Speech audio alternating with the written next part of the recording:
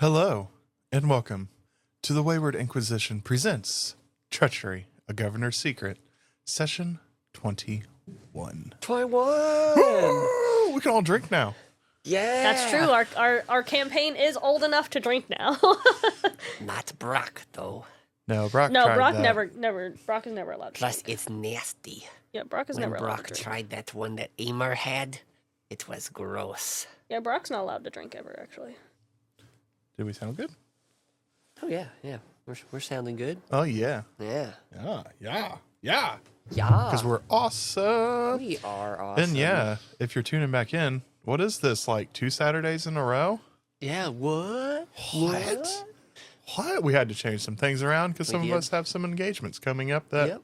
we have to be at. Like vacations and weddings and stuff. Not Yeah. me. I dedicate my entire soul to this. Yeah, Courtney's more dedicated than we are. That's literally, well, that's not true. I would say... sorry, Patrick. We're probably tied. To be fair, he's also the one with children. But yeah, you have a total Hey, legit hey, excuse for hey. Not. Where are you right now? I know, and that's It's a big. a scaling. It's like boop boop boop. You know what I mean? We're all very Yeah. close because clearly we're here. Yes, it's.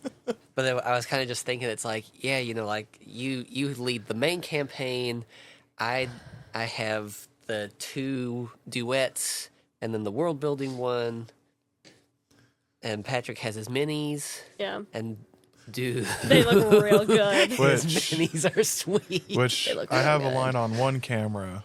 I need to find one more camera to start making the YouTube videos. Hey. Yeah.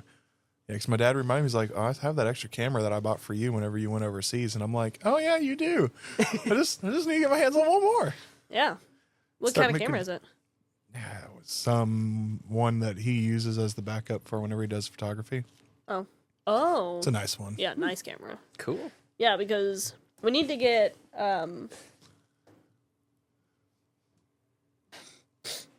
a hard drive. We need to get a hard drive for this Oh, yeah, I'm So- looking into those. so that we can record. Yeah. Because that would make it easier. Oh, like an external one? Yeah, that's how it saves stuff for recording. You have to have that for recording. Yeah.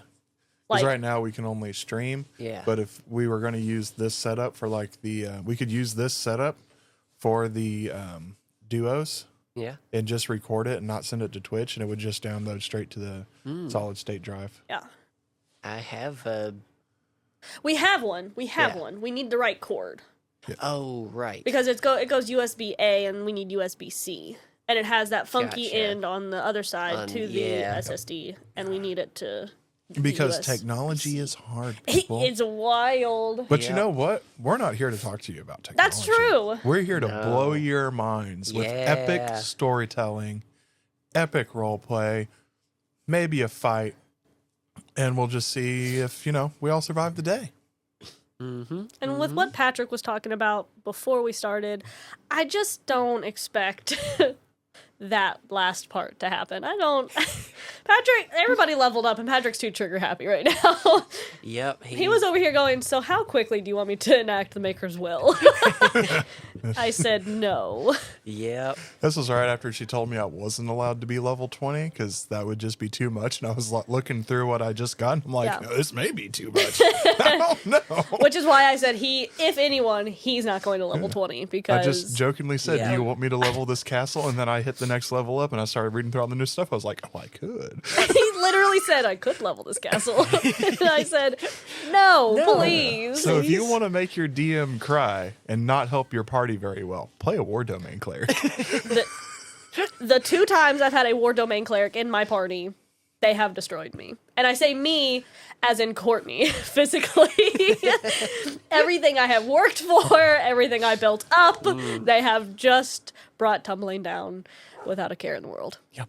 Yeah. Like That's it what were we do best. like Big, it were kids muscly freaks. building blocks. They just punched it. Anyways, roll that recap on the monologue. On the monologue. Monologue. Monologue. Let me make sure it's the right one. It is. Monologue. Monologue. Okay. My least favorite part. There's a lot that happened last time. There's a lot that happened last time. It was a lot of role play, but It was good. it was really good. The party decided to travel to where Tenzin told them, which was Trinia, the capital, which is Fainrisk. And so they made their way there. On the way there, though, Amer told Tyrall that it's probably best that they stop and talk to somebody very important who has not been updated. And so, with very high reluctance, Tyrall said, "No thanks." And Amer said, "No, you gotta." And he instead manned up, prayed a lot, and when we arrived at Delilah's, he explained just exactly what had been going on, which was the fact that he died, was actually martyred for becoming a follower of the Maker and forsaking his oaths to Odin.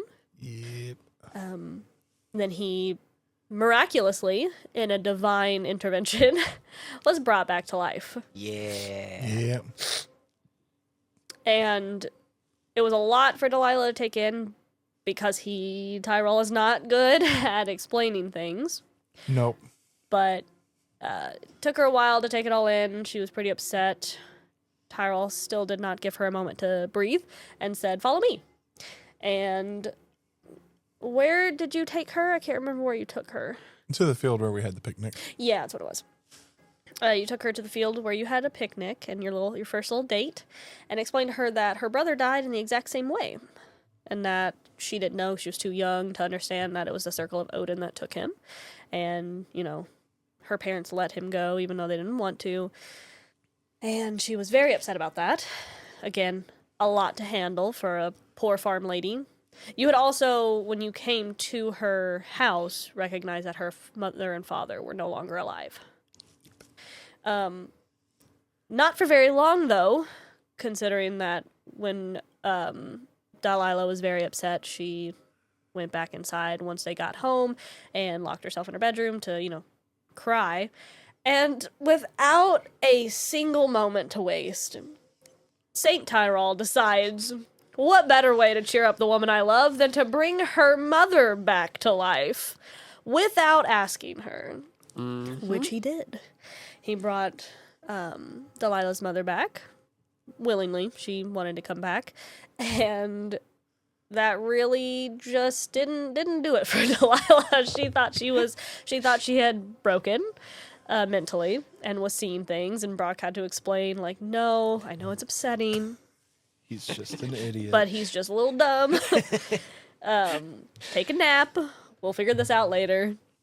And during that time, Tyrall, what exactly did you do during the... Oh, yes, you went off into the forest, as you do when you're upset at Delilah's. Yep. And you went... This is true. He went and found a nice spot to hallow the ground and dedicate it to the Maker to build a church upon. After having an interesting discussion. No, that was later. What was... I went to the woods first. He had a meltdown. Yeah, and destroying trees. Did his hammer broke. Yeah, and then my angel bros came. Right, but then it was talked after some that. sense to me, and then I came back. Yes, you Yes. did do Yes. Yeah, and I you- went somewhere sanctifying. else for the sanctifying. Somewhere a little Oh. bit closer. I thought that was in the same spot. No. Wow, They listen. were different. Yeah. I'm a good DM. I remember things. I'm also the editor and No, the one that I- runs the social media and does everything else. So No, I You'll hallowed, forgive me. I hallowed the ground and buried the yeah, you buried the brick there. The brick, like in the section of woods behind her property. Oh yeah, it was Yes. further away that you. Because I was like, hey, went can I and- build that in your backyard? Yeah, it was.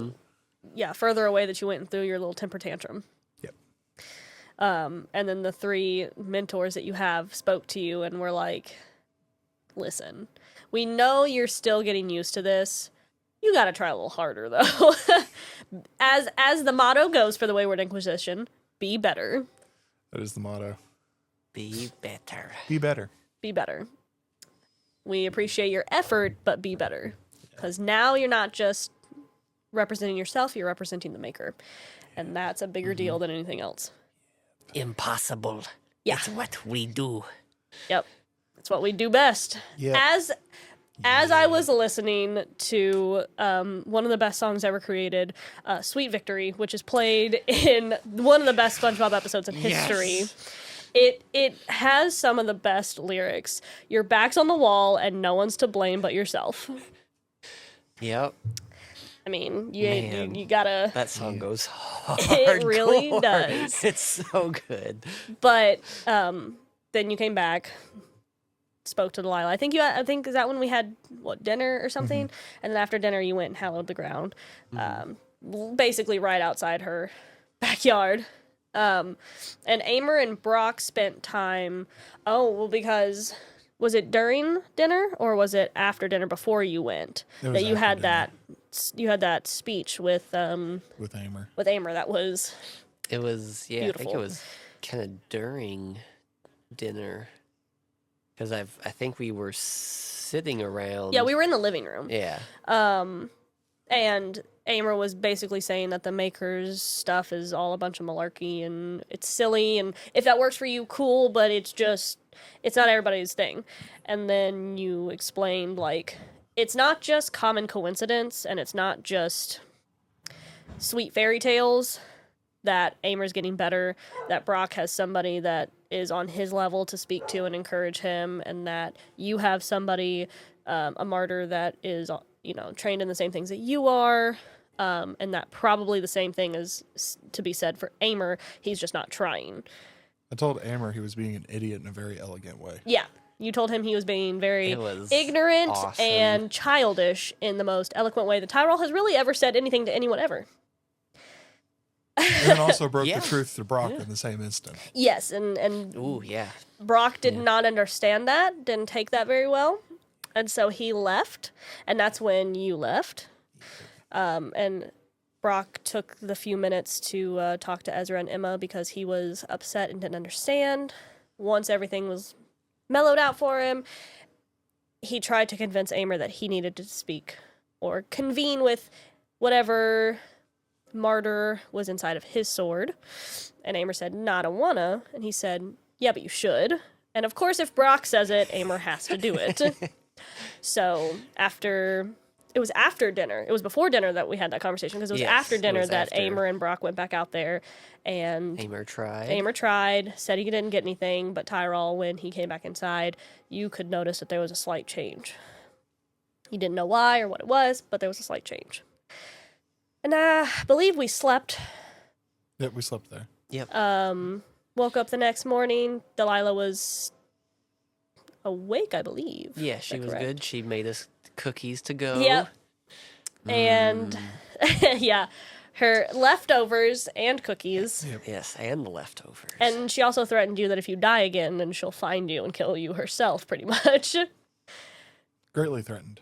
And her mother did ask you, I think it was the same night, that if you were going to break her daughter's heart or something, and you said, only if she's not going to want to follow the Maker with me, and her mom said,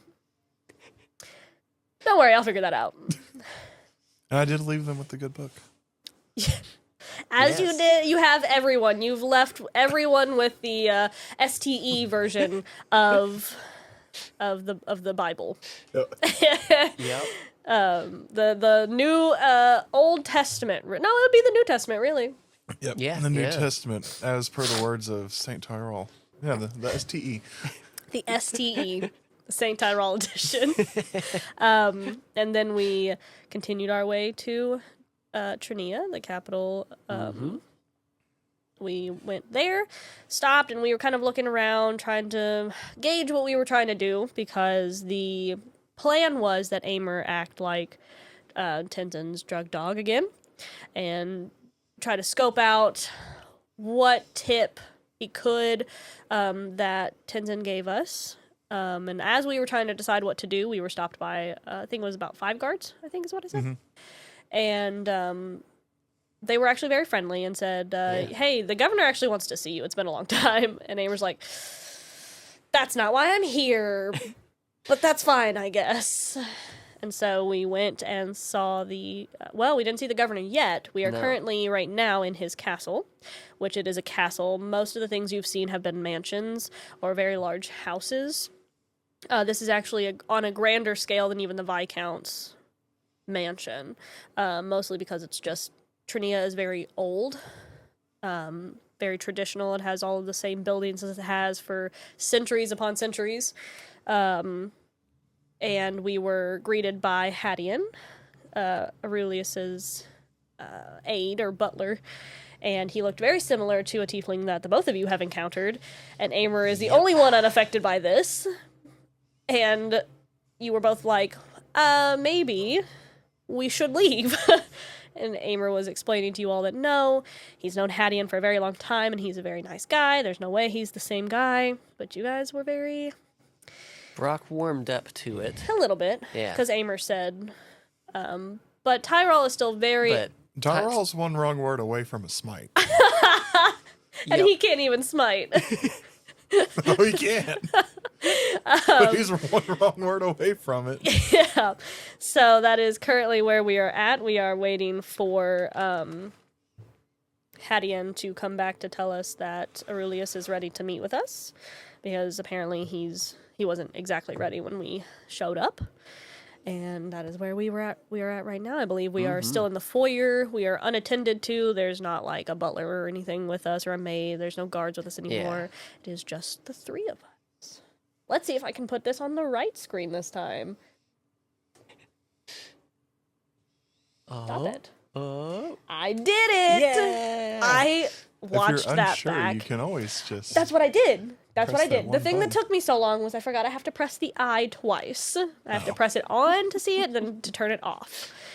I watched that one sequence of me pressing the wrong thing like multiple times because it's so funny. That was really funny. It's so funny. But here we are. Here we are. And I was definitely very sick 2 sessions ago. I'm not sick now, but my nose is like, I think it's allergies. It's definitely season change, and there is just stuff Well, it's going just around. stuff. It's stuffed up. There's nothing coming out. It's just congested. Because, like, multiple coworkers have been calling off sick with something, so there's something's going around. Schools have been closing around here because everybody's been getting sick. No and there's joke. not enough people for Yeah. the schools. The school that I worked at, it only needed to have 10 more kids to be considered Like closed? quarantined for 3 days. Oh, Like nobody could go dang. to school for 3 days. wow. Only 10 more kids. How wild is that? Yeah. That's a good It's been rule. nuts Yeah. in this part of the country. Everybody been getting sick. Yeah. Anyway, So we're just waiting for this audience. well, yeah. Amer, do you have any suspicion about what he would want to talk to you about? And he's like looking around at some of the paintings that are there, some of the statues. Again, it's very old stone. Yeah. Everything is made of the same like slate, old gray stone, except maybe some of the drapings on the coming down from the ceiling. It's very ornate, but old, and it feels cold, but not in the unsettling sort of way. It's just a very old castle. yeah. And so it's trying to be a little bit more, the decorations are a little bit more lively, trying to liven the place up or make it a little more homey, but it's just really hard to do when it's such an old traditional Yeah. castle. There's not very many colorful drapings or anything. There's not a lot of places to put torch lights, but they try their best. There are a lot of statues along the walls, a lot of paintings. There's also, you're noticing a very different weaponry. Some of it looks really modern, some of it looks very, very old, but it looks like it's displayed on the walls and just in general around the foyer where you're at. You can kind of see them going up the stairs and stuff. Like maybe on the left and the right, one or two, there's like plate armor or something, maybe holding a very ornate weapon. Some of them are hung up on the wall like decor. Some of them are more grounded things that they have to be set down or whatever. It's just very odd and unique decor. But Amer's just kind of looking around, poking at some of the things, even though he probably shouldn't. Again, with his hand on the back of his hip, just like, no, I've not really spoken to him in a long time, actually. What happened last time you were here? I was a duke. Like, actually doing my duty as a duke and visiting events and all of that sort of thing. So it's been a long time. So you weren't here doing anything mischievous? I'm always mischievous. But not in the mischievous get yourself locked in a dungeon. No, he's my friend. He's really the only one who's ever been nice. Well, there are other ones who have been nice, but not in the same way. So we shouldn't be worried about this meeting. Shouldn't be. But you know, things are weird right now, and all I can say is that I believe we are among friends. Believe. Things are weird. You know, like a usurper of gods. And the Sickle of Odin. Not being run by Odin. Yeah, I didn't see that one coming, but here we are. Right. So, I can say with all of my confidence that it should, I believe, be a friend. He does look a lot like the other tiefling.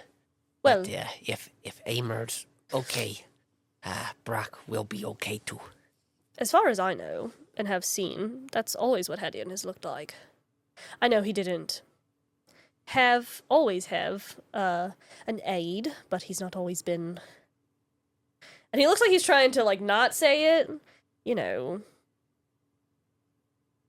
Sick. Sick in what way?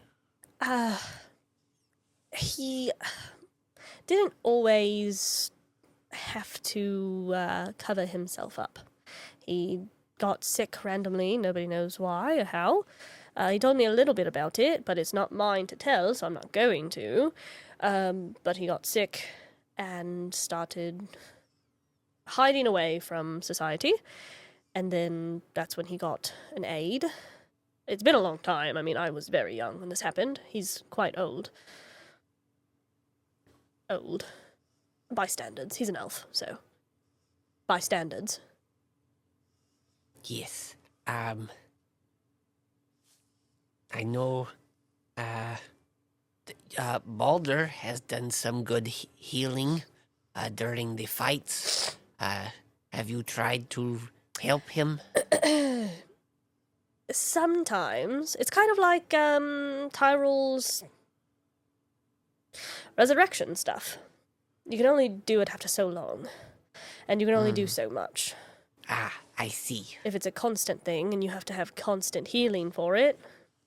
Like, if you keep getting stabbed over and over, I could heal you for a while, but if you keep getting stabbed, I can only do so much healing. You know? Yes, Brock understands. So, it's like constant stabbing to him. It's a perpetual illness, unfortunately. That sounds bad. And doesn't seem as if anything can cure it. So. And he's quite content with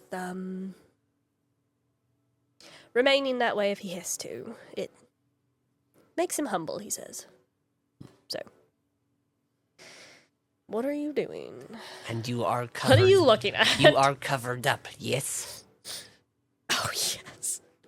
He's wearing his priest outfit now. Okay, good. I'm back in my all white with gold fringe priest outfit. Oh, my God. Would you prefer the toga, bro? No. Nope. I mean, I'm all right. If we're working out, that would be fine. No, I think I'm still all right. Yeah. You say we're amongst friends, so this is all right. Yes. Correct. Yes. Please don't change. Keep that. Perfect. Wonderful. You look like a priest. Tyrall will go around and they'll just be looking at all the weaponry. Be like, that's nice. That's pretty nice. It's very unique, ornate weaponry, but it doesn't look like it's ever been used. And some of them, like I said, are very, very old, vintage, medieval weaponry. Not that we're not technically in medieval times, but it's very old. This spear has just a flint on the top of it. But some of them look like that, but some of them look very modern. Like, from what if you could piece two things together, like, you've seen the vampire guy, the vampire lord, and his is very, I mean, you can't even fathom that sort of stuff, but this seems at least in the same vein as that in Like some way. Gears and stuff. Yeah. There's not gears on it necessarily, but it just seems The way it's like polished and shaped, it's very it's very, very different. And not all of them are that way, but there's just like some, but like how we know what Loki's staff looks like, the Tesseract staff, it looks like that in a way. Some of the weapons look like that, okay. where they're normal weapons, but they just look very advanced. And it's not, you couldn't say like, oh, this is his, but from what you have seen, we have never seen anything like that. You've seen things that you can't understand like that. So you could imagine that it's similar in nature. There's like a branch. Yeah, there has a very theoretical branch. Yeah. Just like before, this might have been the most advanced thing you've ever seen if you hadn't seen that. That sort of thing. Yeah. Stuff is very nice. Do you know where he gets it made? Not really. I mean, it's been a long time since I've been here, but he didn't really have all of this weaponry before. I mean, I know he's been around for a long time, and I know he's interested in vintage things, but the modern stuff I'm not so sure of. Must be trying to make a modern classic then. Could be. Is there like big doors that we're just standing in front of waiting to be ushered in? No, we are still in the foyer. There are big doors behind us, and then there are stairs that go left and right, like old castles are. We're just kind of wandering around.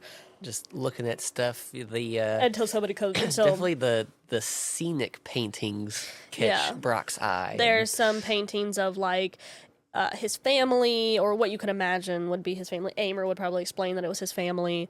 There's some different paintings of really nice places in Indigo North.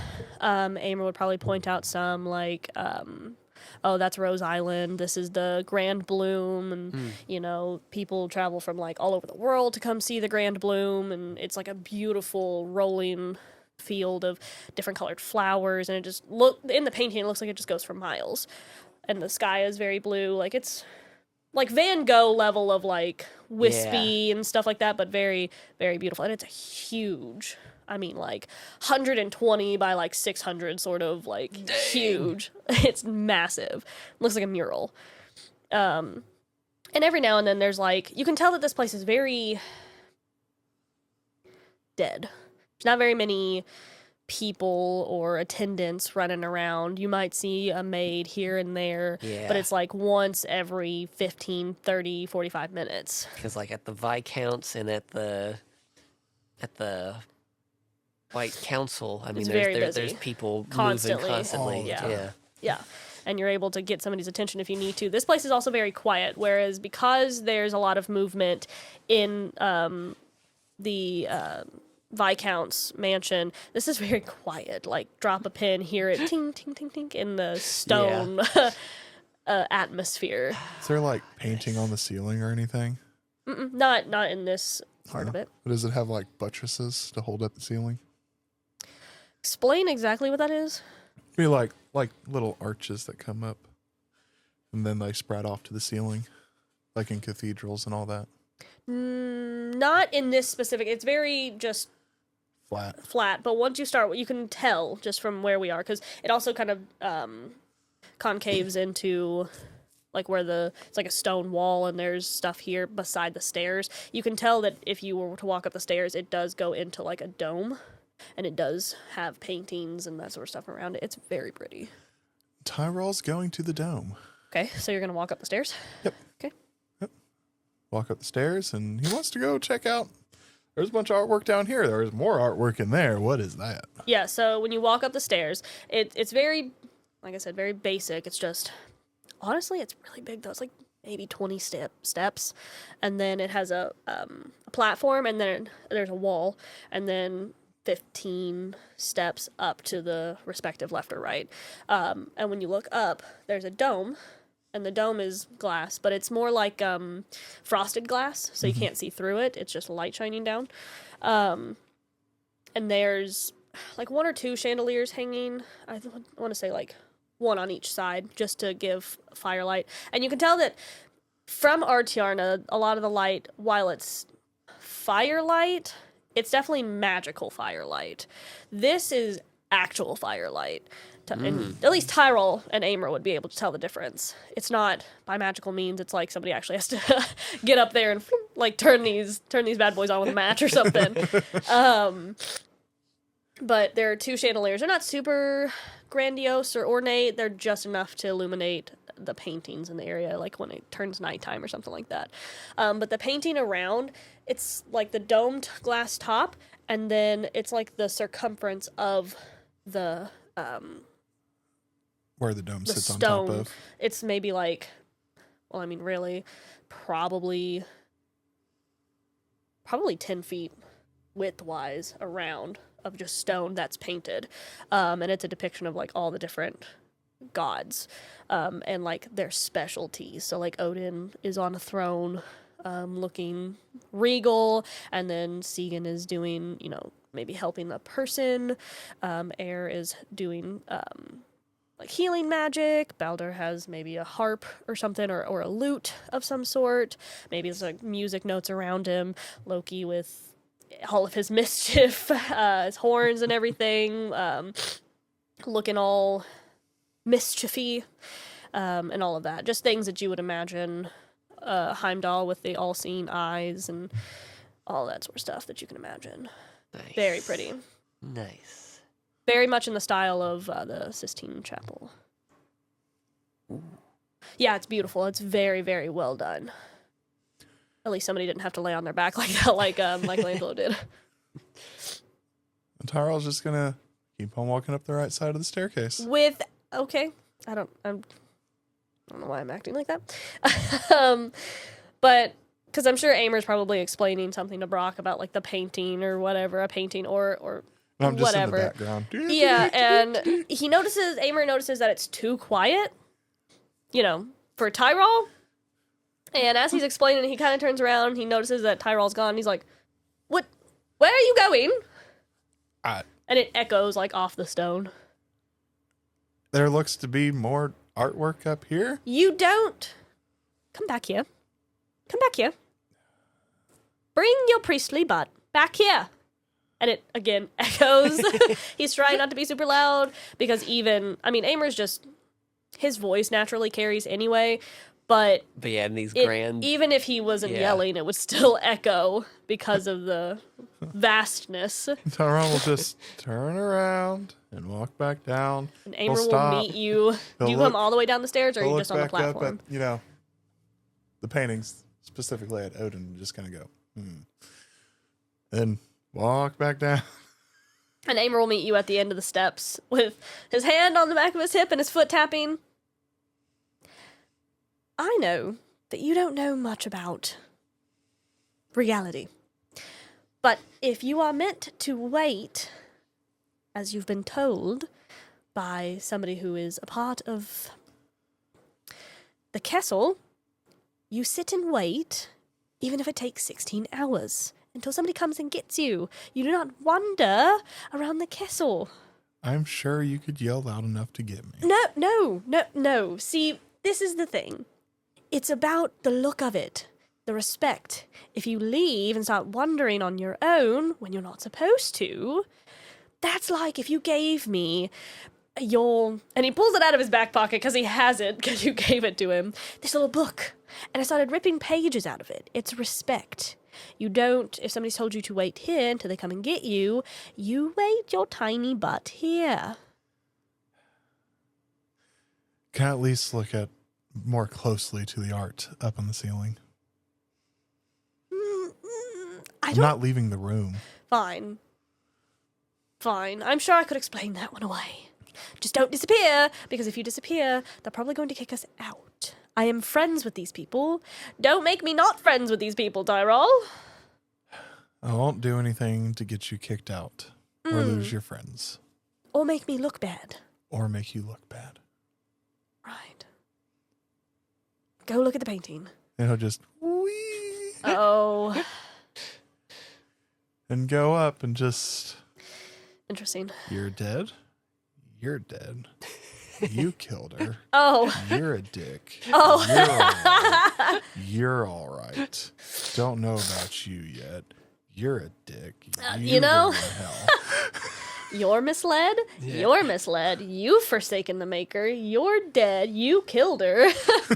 You also had extramarital affairs with somebody I know, and that's weird. But you can tell that, because, I mean, you've never seen any of the gods in person. But the depictions of them, you can see that Segan she's very beautiful, and she's very soft looking. She looks very naturally pretty. And very welcoming, very gentle. Not somebody you would expect Arminius to have fallen in love with. No, that checks, actually. Yeah. That's how it works. Yeah. She has like long dark hair, but it's pulled away from her face, and she has very soft looking features just from the painting. Very long flowing dresses, and it looks like in the depiction she's helping somebody, and she looks like to have a lot of care in her face for the person that she's helping. And Thor is the complete opposite. Thor is very similar to Odin, looking very rough and harsh. Is this a fat Thor? No, Like it's normal depiction of in Norse? it's like an big in between. old, Like like- he's very big, a very large brick wall of a man, but he's not overweight or anything.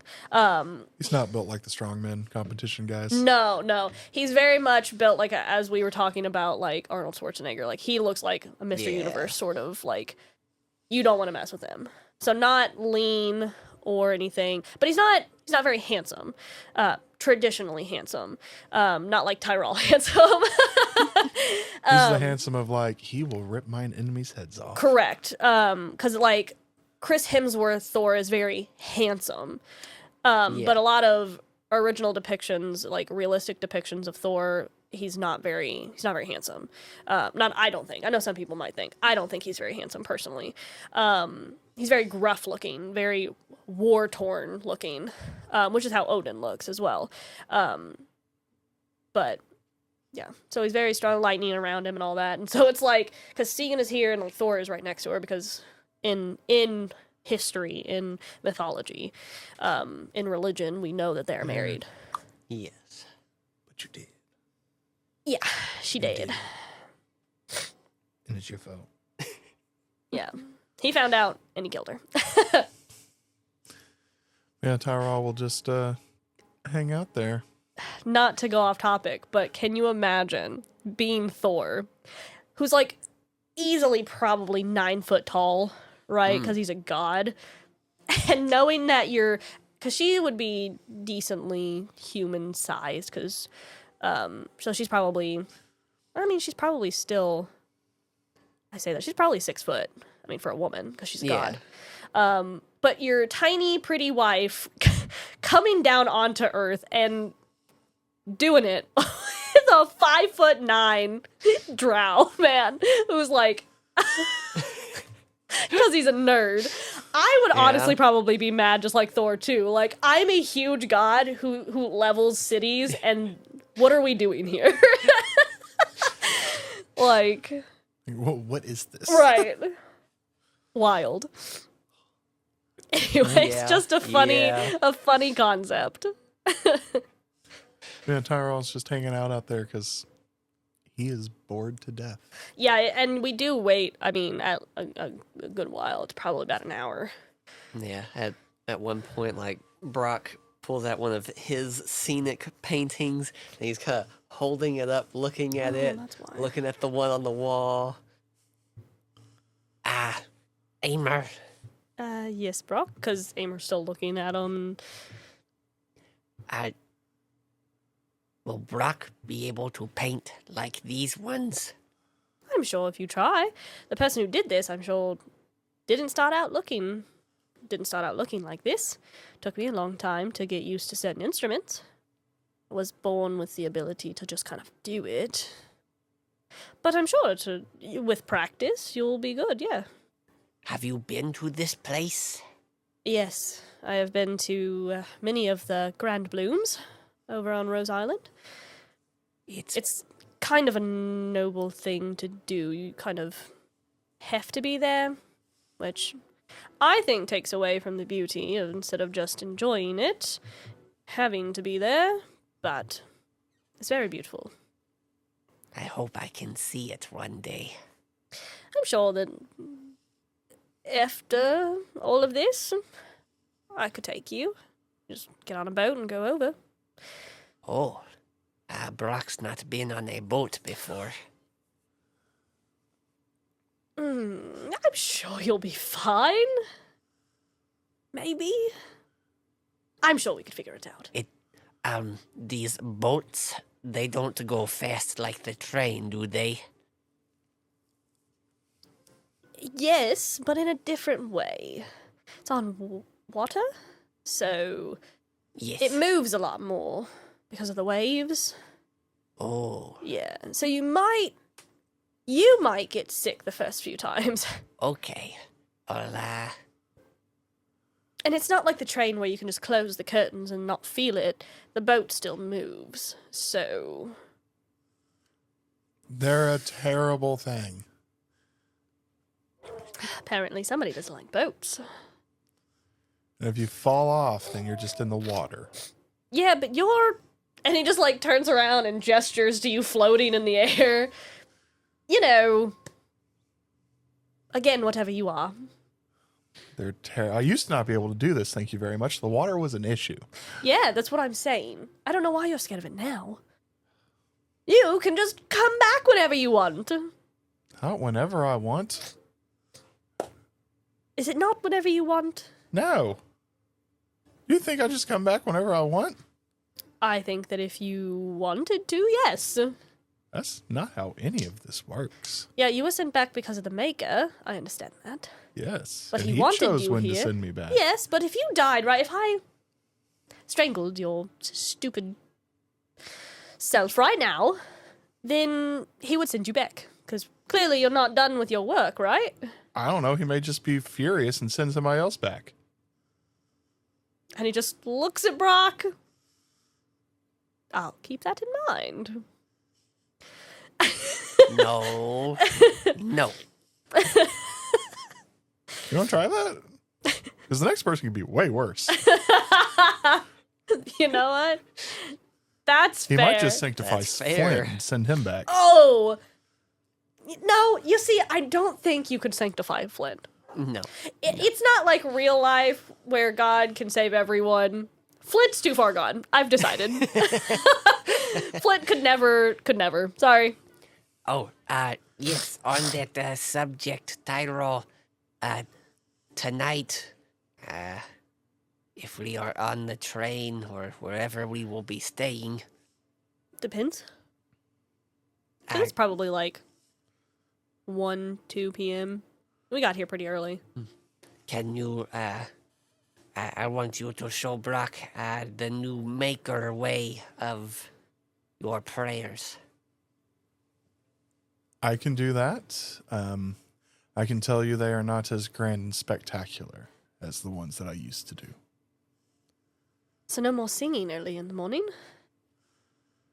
No, but that can still be part of ritual, just not required every day. Just curious. I like it when Aimer sings. Yeah, I've not done that in a while. It's been a weird few months, though. No, we've gone through a lot. Yeah. Yeah, you all went through a lot. I watched a lot of it. was not fun. No.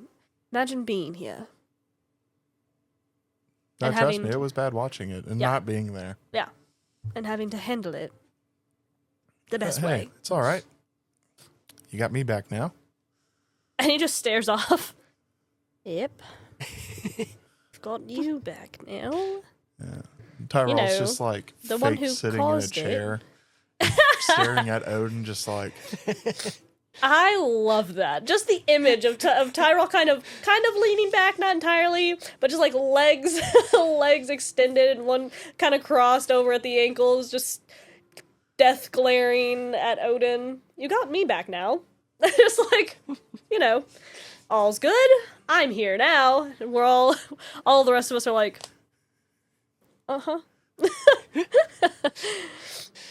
But it's probably shortly after or during that conversation that Hadeon comes out of a doorway, like, because there are multiple doors on the sides because this place is so large.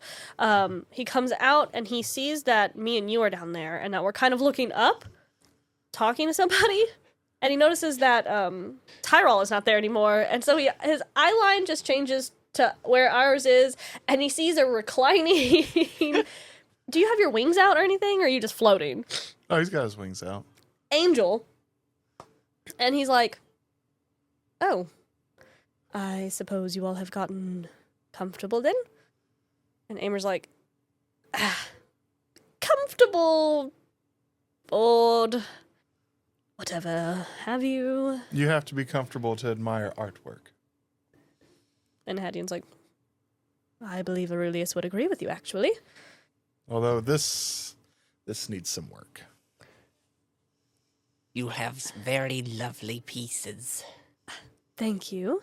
I appreciate that. I have not gathered the artwork myself, but I know that Aurelius would be very kind to hear that from you. I will take that comment and store it away, I suppose. And Amer's like, don't worry about it. He's biased. Just a little bit. So, we going to see Aurelius or no? You- And he just watches. Yes, if you would like to follow me, we will go up to him now. And he walks up the stairs, looks at you oddly, nods, and walks up the left flight of stairs. If you will follow me, then. And we do. Mm-hmm. Finally, right, Tyrall? Finally. And as we're walking down the halls, again, very tall and long hallways lined with very large windows. Some of them are stained glass, which is really nice. But it looks like most of them have been frosted so that you can't see out. Probably more so people can't see in. And you notice that there are curtains. Some of them have been drawn, some of them have not been. And on between all of the windows, every few window, there's like a table with some more vases, decor, what have you, drapings on the ceiling. But again, there's more of the weird, normal, it's like an on and off spattering of very normal weaponry and then very advanced weaponry. It seems to be a recurring theme. And there are ornate doors as we pass, here and there, probably bedrooms, bathrooms, what have you. But he takes us down what seems like a labyrinth of hallways until we get to a study throne room sort of thing. It's like a mixture. And he goes up to the door and just kind of knocks on it, waits. And Amer's like, so is he still likes to keep people waiting? And We have been waiting for quite some time. and Hadeon actually does chuckle a little. He's like, he does enjoy his dramatics still. Very subtly, but does enjoy his dramatics. And finally we hear a come in, and he opens the door, and he doesn't go in, he just lets us walk in first. Amer will walk in first, I'm sure followed by you, Brock, and then followed by you, Tyrall, right? With a very to Hadeon. Yeah. He just has his head bowed. He does feel that you look at him, and he looks at you, and just kind of like gives you a questioning look, but follows in after you and closes the door. And this is a very large room. Not nearly as large as the foyer that we were in, but it's looks to at least gather 150 or more people if needed. But it does look more like a study. But the seat he's sitting in is very nice. You can tell he probably spends a lot of his time in here specifically. Along the walls are like really tall bookshelves with like a ladder that goes around them. And behind him is a really nice window with a balcony. And to the right, there's a really, there's an open doorway, with a balcony, and it has this really large, I mean, it's huge. It takes up the entire balcony, wind lance that's made of really sleek dark metal. Looks real. The design looks really old, but it looks like it's fairly newly built. Say a wind lance? Yeah, a giant wind lance. Nice. And there's the drapings on the ceiling, different colors, maybe like a regal purple and a blue or something like that. And he's sitting at this really nice stone mixed with wood desk. It's very well built, nice. Looks like it's been here for a while. And again, very nice seat that he's sitting in, and you can tell when you look at him, he is, like Amer said, fully covered. He's in a really nice robe, like a silvery gray, like a light gray, trimmed with black. Maybe it has a couple of different purples or blues on it. And he's covered in, it's like not a hood. It's like a draping around his face. Very much this was taken from, what's that movie I was telling you about? Oh, King Baldwin, the Sixth of Jerusalem. Yeah. Very much inspired from him. He's got gloves on and everything, and he does have a mask. But there's like eyes and a nose, but there's no mouth. And it looks like it's carved out of steel. But it has ornate, kind of like those old, what are they? The acting masks.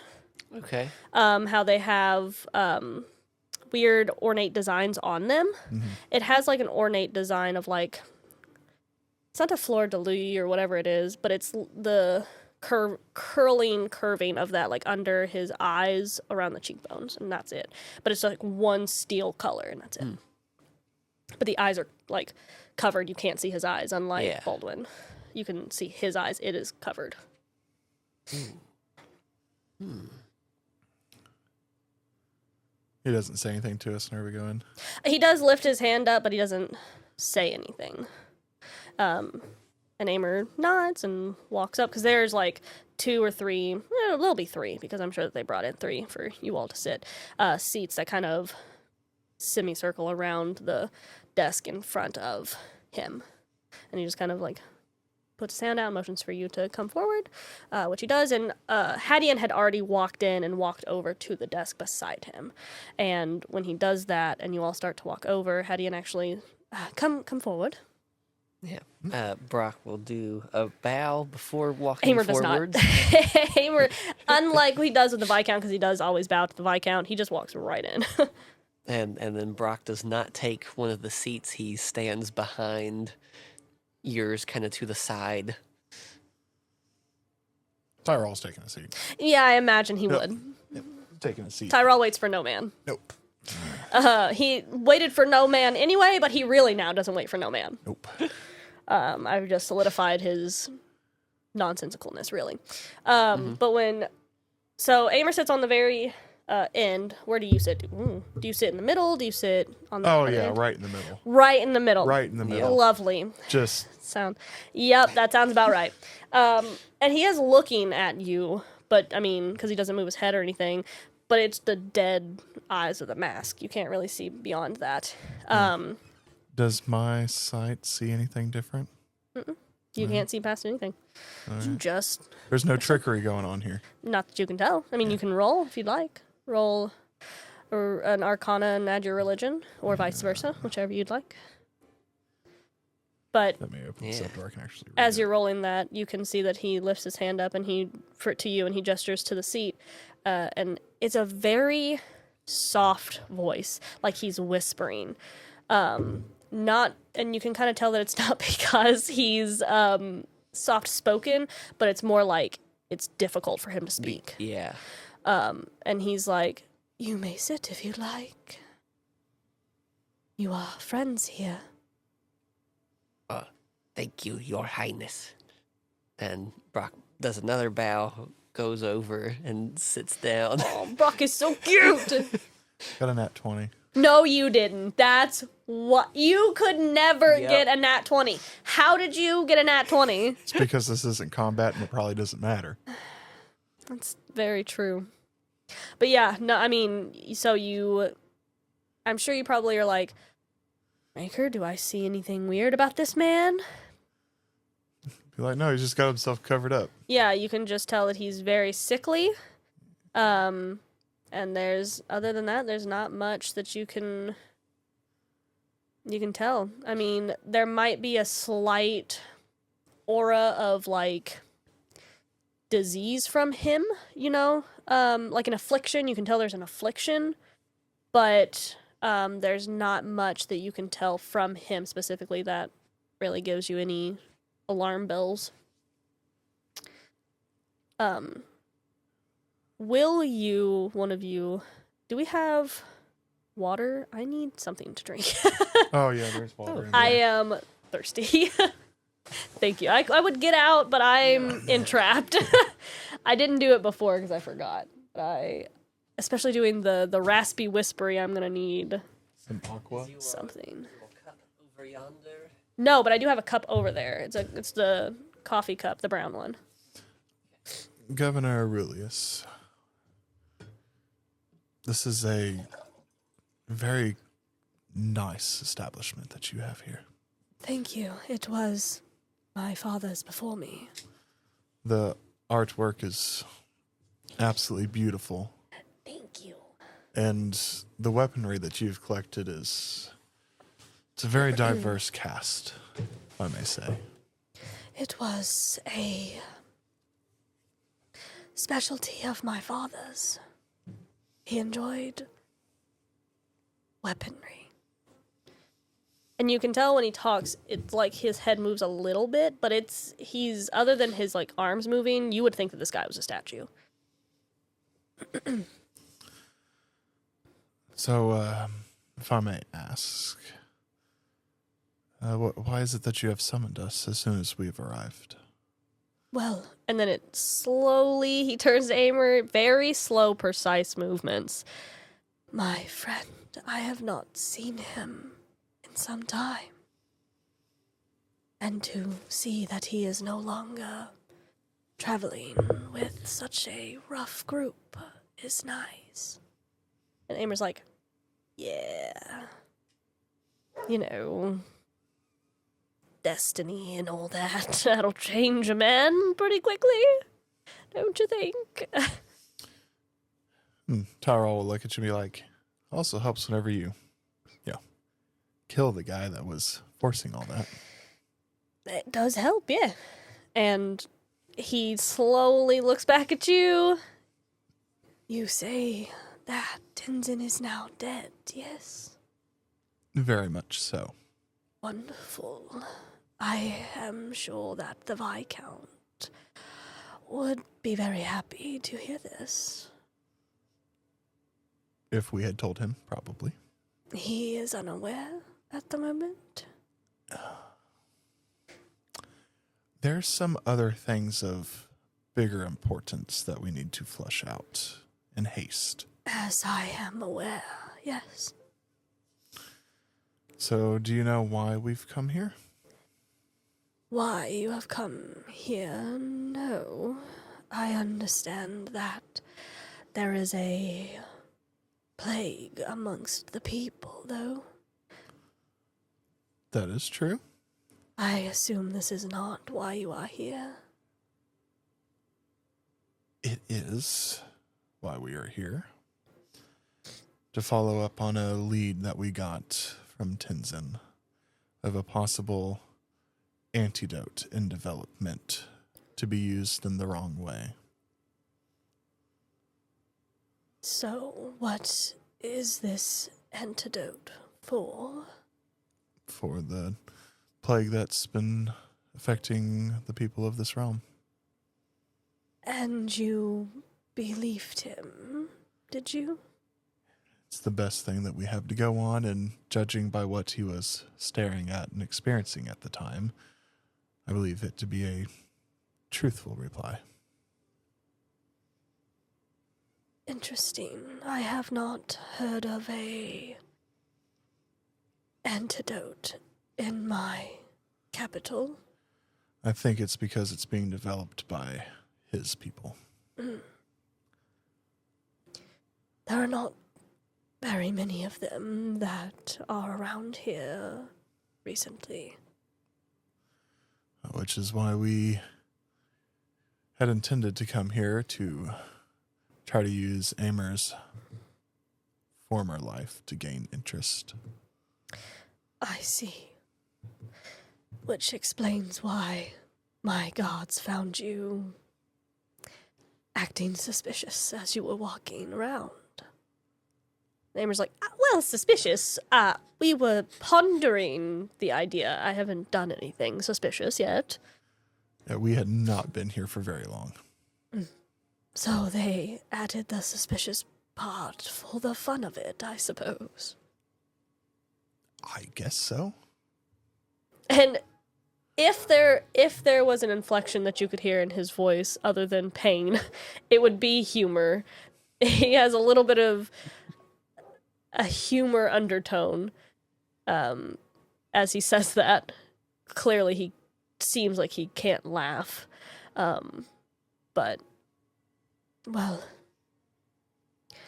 I will keep my eyes out for this. Though I do not expect to see anything from this group if Tenzin is dead. Well, it's the best lead that we have to follow. And we're hoping and praying that we can find something out from it. That would be nice. The plague is afflicting very many people. Many people in my kingdom. State itself. So we can trust that we won't be stopped by any guards trying to figure this out. Should not be, no. If you require time to look around, you are more than welcome, or I could send my guards out to do that for you while you attend to other things if you need. Look at Amer. Is there anything else we need to attend to here?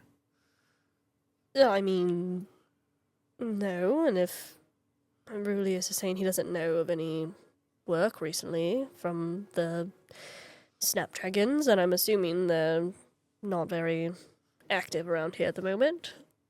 Maybe he has the wrong... I can't imagine that Tenzin's intel is wrong, but maybe, I don't know, he said it or was told wrong by whoever. Tenzin's not really the one not to follow up on leads, though. He doesn't ever want to have the wrong information. But Aurelius is very... While he's speaking about him in third person, while he usually doesn't go out or whatever, he's very well aware of what's going on in his own kingdom. So, and Aurelius kind of raspily speaks up. There is a lot of unfortunate thieving and murdering happening in the capital recently. Mostly unfortunate progression of the plague. We have done the best we can to try and quarantine these people so it does not continue to happen. But suddenly people get sick and lose their minds. I do not wish for this to get out, especially for the Viscount's help. I wish to make sure that nobody would blame him for this cause. Well, we are here to try to find an answer to why and to stop it. Now, can you tell us where these crimes are being committed? It may help us to track down our own things. My gods have told me that it is too sparse to really track down. We aren't sure exactly how they are coming in contact with these afflictions, since they are caused by these flowers. But we know that it is obviously because of the food we are retaining. We have tried to wash our food appropriately, but it is difficult. We're not sure where this is coming from. Where is the food being brought in from?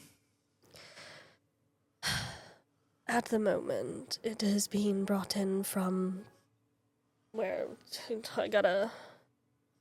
What is this? Hold on, I hate flipping things. North, south, east, and west?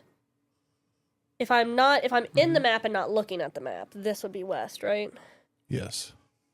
Yes, if I'm you are in the map, not looking at the map. Because Yeah. looking at the map, this would be west. If I'm in the map, this is west. Right? No. If I'm in the map... If you're looking at the map, this is west. So if you're in the map looking the opposite direction. I don't know, help me. Hold on. If you're in the map, west would be your right. Okay, so it's east.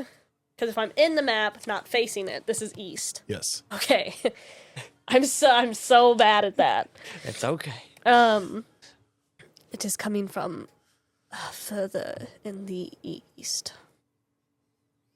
All of the food. Has it gotten worse since you started getting food from there? It's hard to say. We went from having no issues to having massive issues suddenly. How long ago did this In start? the West. I hate you. You said how long ago? Yes. When everyone else started experiencing this issue, of course.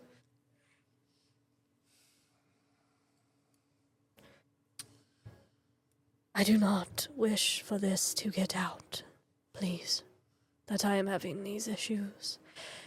Not for my sake necessarily, but for the Viscount's benefit.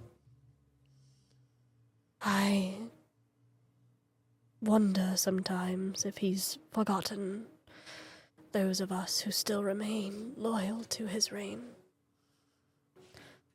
He is dealing with many crises at once. I understand. I only run a small portion of Indigo North, and he runs all of it. I can only imagine his difficulties. Oh, that's so loud. Crunch as I turn the page. Courtney, Yes. I'm going to cast a spell, Okay. which is detect poison and disease. Okay.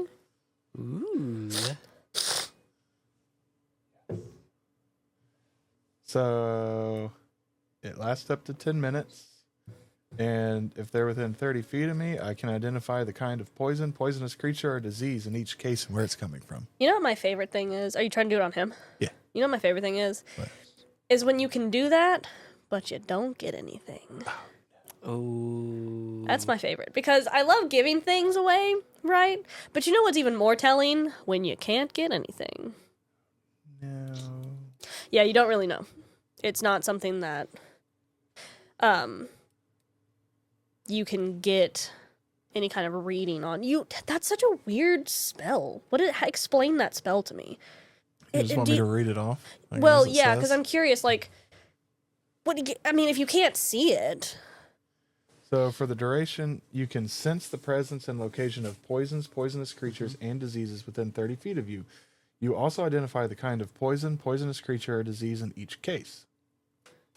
So if he had, like, if we're going off of Baldwin, if he had leprosy, you would be able to tell he had leprosy even if you can't look at it? Yeah, Is that what that's saying? It's Yeah. kind of like a Like a sense. mental. That's so weird. How can you detect leprosy? I mean, it's just weird.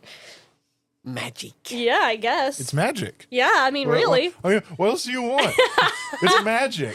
You're right. I said I was casting and spell. It's magic. What more do you want? I said I was casting and spell. You're right. My bad. I can smell your leprosy, sir. I mean, to be fair, you probably Good one. could. Good one, Nicholas. Forgive me for asking. I was just curious because that just seems weird. Magic. Yeah, I understand. But apparently it don't work in this case. No, you cannot. There's nothing that you can tell from him other than the fact that he is ill and diseased from some affliction.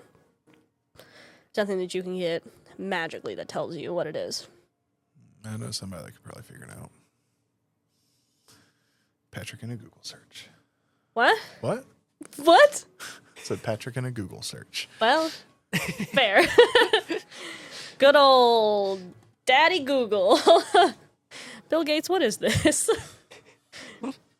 But, yeah, you can't get anything. All right, that's disappointing. Good try, though. Good thinking. Is there any part of the city that you would suggest us starting in? It doesn't seem to be anywhere else but the capital. You may look elsewhere, but the high rate of crime and insanity is currently in the capital. Well, to the capital we go. That's where we're at. I know. But we need to be like in. Yeah. We're currently To the in the streets. castle. Yeah, to the streets. Yeah. There's nobody insane in here, right? Except for that like purple tiefling. Except for you. Don't even with me. Oh. Don't with me. Just don't. I read through his original notes last night when I was planning this, and it said he's awkward and doesn't know how to interact with people. And I was like, that has stayed true this whole time. Yeah. And I've been mad at him for that. Forgive me. Because that is just Tyrall. Just, he doesn't, all he knows is Yeah. religion. He has no idea how to interact with people at all. It's almost like I wrote him to be that way and play him that way. Yeah, and you have done a phenomenal job, because man, Yep. does it irritate the snot out of me sometimes. And Aimer. And Aimer is really the only one who knows how to handle people. Which is why he gets so exasperated with you, because he's like, what are you doing? Stop it. You can't just wander off. You've got to stay here. No. Why? I'm ordained by God. I can do whatever I want. No. But But yeah. all right. Well, Amer, is there anything you would like to talk to your old friend about? I mean, how have you been? You know, with your everything going on there. And again, you can tell that there's like, in his body language, there's like slight hints of humor. Like, he finds it funny the way Amer's just like, that. How's that going for you? Well, I have been increasingly tired. Amer's like, that's not what I was looking for, pal. How has your travels been going? Well, we started with more of us in this party. I killed one and blew up a train along the process. And then we started to figure some stuff out. And then I got martyred and died. Kind of goes without saying. And then they kept on going with somebody else. And then they had to kill another party member because they got possessed. And Amer's just like... He's like slowly wilting as this continues on. But they found out some other stuff about some of these things going on. And you can tell Hadeon has his hands behind his back and he's standing upright, shoulders back, real regal and everything next to Aurelius. He's been there the whole time. And as Tyrall's explaining this, he's not looking at you all. He's just going. There, he's trying to contain himself, but he keeps like puzzling it over. Amer went to take care of a meeting that I had set up before I was killed. And it wasn't going well. And I came back. And then it went okay after that, but still not the best. And then I tried my best. We killed Tenzin, which was a very good day. And now we had to go do some other stuff at a farm. It's a little personal. And now we're here. And Amer is fully, like, doubled over, like, folded in half on his own lap, like, arms dangling beside his legs, just completely gone. And Hadeon is, like, fully turned, like, his head is like, what journey did I just go on? And Aurelius is like, that sounds like a lot. It's been a lot. They've had it far worse than me. And Amer finally shoots up. And his ears are like full attention. I'm so glad you finally said that. Thank you for admitting how horrible you've had it and how easily you've had it. And you came back and just took on everything like you've been here the whole time. Thank you for finally admitting it. To be fair, I watched everything.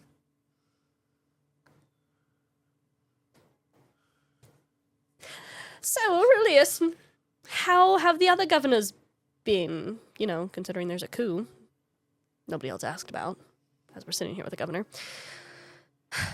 How have the other governors been? He says with, like, the strangest, like, should I act like I know what I'm saying, or... Oh, no, there's the word tiefling here. I'm not bringing that up. You know, if you're sussed out by a tiefling who looks similar, that is up to you. But Aurelius, kind of tilts his head just a little bit. That is an interesting question, Amer. The governors seem to have a plot of their own. I know that you are aware of it. Amer's like, can't hide anything from you, can I? No. Understand that your father runs the Aster Holly, and I am very aware of what goes on there. As well, I have been approached by Governor Darkglow. So, of course, I would know what is going on.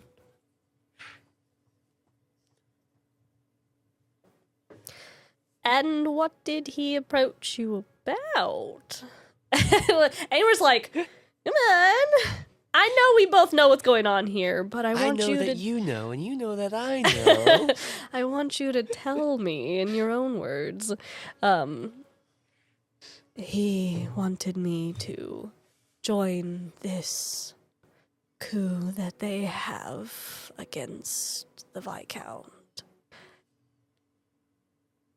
And, of course, I declined. I am not a part of this desire to overthrow him. He is a good man. And your father is not. Namer's like, ain't that the truth? That makes, like, Brock has just been sitting there at, like, full attention, but head down, in his servant mode, Yeah. because he's also before a governor.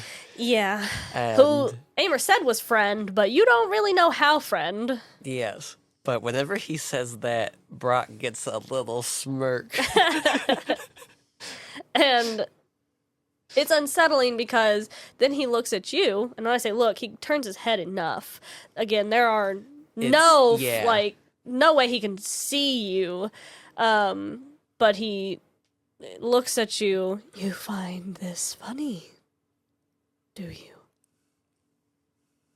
Oh, my apologies, Governor Aurelius. No, apologies needed. You find it humorous that his father is bad. He is a bad man. And it sounds like he's like whisper laughing. Like if it was Amer, he would be laughing as he's saying it. Yes. But this man cannot laugh. So you can tell that he's not trying to be reprimanding. He's trying to show you that. And Brock's head will come up some. Yes. He is very nasty.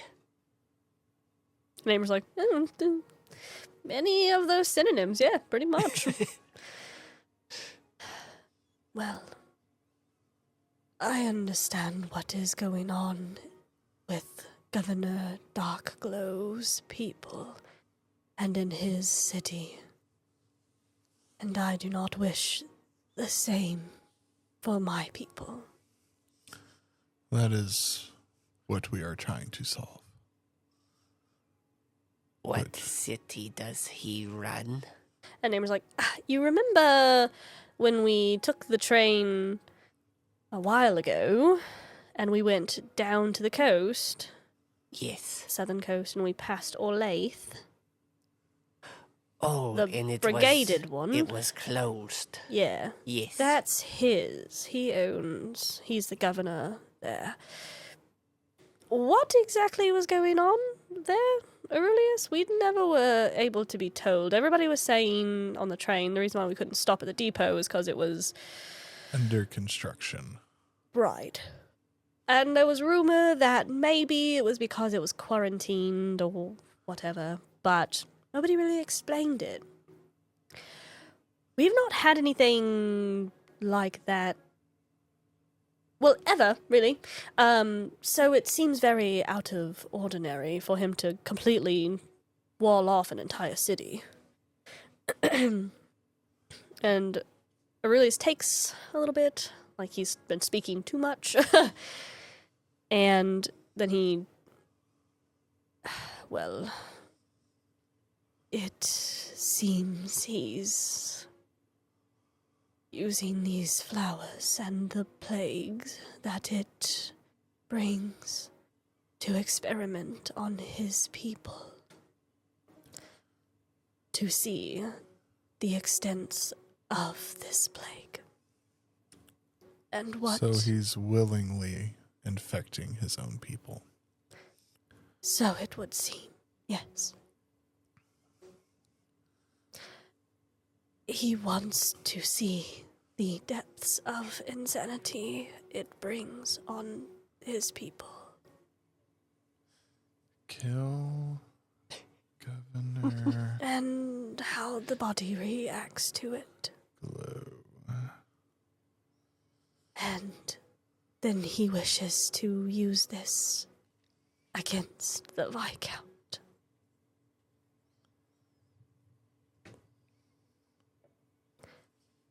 To say that he tried to get help from the Viscount, but none was given, will make the Viscount look very bad. So I guess the best thing that we can do is to find this antidote and disperse it discreetly. And quickly. Yes. All right. Well, Governor, is there anything else that you need from us? Just to be on the lookout. I expect there to be an attempted assassination on the Viscount soon. Ooh.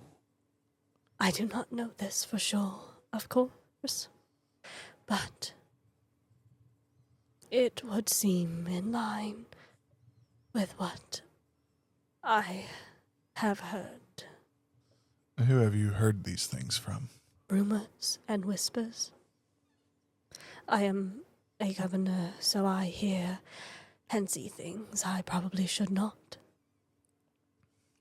And the head just kind of turns to Brock. Doesn't say anything.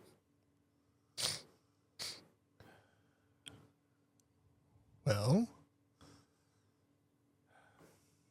I guess the only thing we have left to do is to go try to find what we can. As expediently as you can. And do not worry, as he's still looking in Brock's direction. I will not tell Silas where you are. It's Waylon, right? Yeah. Yeah. Mm-hmm. Governor Waylon. That would be much appreciated. He is curious of your disappearance, though. None have escaped his cells before. Not for so long. At least not without a body. So he's been looking for me. Subtly, yes. It is not so like one to defy his reign as you have. And then he just looks at Aimer very slowly, turns his head. But I understand that you have help. And Aimer just curls in on himself a little bit and looks away, looks at his nails, just kind of looks around. Yeah, so we should go out to the streets, shouldn't we? Yes, the governor needs his rest. Tyrall will stand up, kind of adjust himself, reach into his pocket, produce 2 of his little books. And he'll Of course. hand one to Hadeon. And Hadeon's hands have been behind his back the whole time, and he tilts his head when he looks at it. And what is this you're giving us? And he does take it, but he's like, what is this? His hand doesn't burn or anything. It's good. No. Oh, okay. He just takes it, and he looks at it. It's a book of truths that will be brought to light once this unnecessary And Aimer's like, is done. Behind him, there's just a head I'll rolling Put one back. down in front of the governor and kind of push it in front of him. Governor Aurelius, it has been a pleasure, and I will pray for your health. If you need me while we are still in the city for anything, let me know. I could be of some service. Thank you. I appreciate your care and kindness. And if you wish to stay, you may stay here for as long as you are in town. I'll look over at Aimer and like, never stayed in the castle. I mean, I've stayed here plenty of nights. It's really nice. If we want to, then we don't have to spend money, Yes. which much of what we don't have. I mean, I got money, it's just everybody looks at it funny. You are pretty loaded. Yeah, your money doesn't count. That's what I said. Everybody just looks at it funny and second guess all of it. Yes. You're like, why does this look different And with this? Brock stands up and he stands at a relaxed Yeah. attention. Good. And you all can definitely see that his eyes are a little misty as he looks at the governor. And, thank you, Governor Aurelius. For what, friend? For being nice. Well, in a time where being the enemy seems to be what is popular, being a friend is more important. And he just kind of lowers his head a little bit, raises it up a little bit. And yeah, this is probably one of the few times that Brock does a bow genuinely. Out of respect and not out of need or necessity. Yep. That's really sweet. And as we go to turn away and walk out, Aimer stops. Just out of curiosity, friend. What is that? You've not always had that, and it's massive. What is it? And he's like gesturing to the wind lance out there, just chilling on the balcony. And Oh, shoot. I meant to do that. And instead, I got caught up with my books. what? I was going to go look at it, but then I was like, oh, no, I need to give them their Bibles. You can go look at it still. It's not like we've left. You can go look at it if you want. Yeah, I want to go look at it. I want to go investigate it. And as you walk over to it, he's answering Amer's question. That is an ancient wind lance, my friend. Amer's like, yeah, I know what it is. Why do you have it? It wasn't here. It has been a long time since I've been here, but wasn't here last time I was here. And Hadeon follows you over to kind of let you observe it and make sure you don't touch it. Mr. I was floating in the sky to look at the paintings and then judged it. But that was a piece I was given from Arminius Sambamak. I asked him to recreate one for me in honor of my father. Amer's like, hey, Tyrall, get away from that right now. Get away. I'm not going to destroy it. I am just admiring something that is better than the armor that he made for me. Arminius is already very mad at you. Don't make Yes, it I worse. know. That's not what I thought it was, but You are in a bad place with Finnick Sambamak. And Amer's like, no, not we.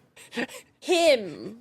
And he like gestures over to the tall angel man. Brock does a little. we've had our ins and outs with each other. Quarrels. Very much quarrels. Very much quarrels. They do not like one another. Their personality is very much oil and water. They just... I remember I had to kill one of our members, and I destroyed one of his trains in that process. He wasn't happy about that. And his head turns toward you very slowly. You are the one that destroyed the train. Yes. Before or after your resurrection? Oh, way before. I was still part of the circle at that point. I see. And just slowly turns right back to his resting position. But at one point, we were on good enough terms that he did make me some wonderful armor. I didn't have it for very long. A whole day. It was longer than a day. Was it? Yeah, 'cause I got it before we got on that train. I don't remember that. Yeah, because I got it. No. No. Because I got it before we got on the train to go south. Okay. And I was captured in the south. And then whenever they killed me, my armor just appeared back on the stand. He was like, Yeah, he was like, huh? That idiot. Hasn't even been a full week. I hate you. yep. Let me just smelt all of that willow steel real quick and use it for something that actually will work, please. So yeah, it's been an on and off relationship, and we didn't leave on the best. Actually, he was more mad at me last time than whenever I destroyed the train.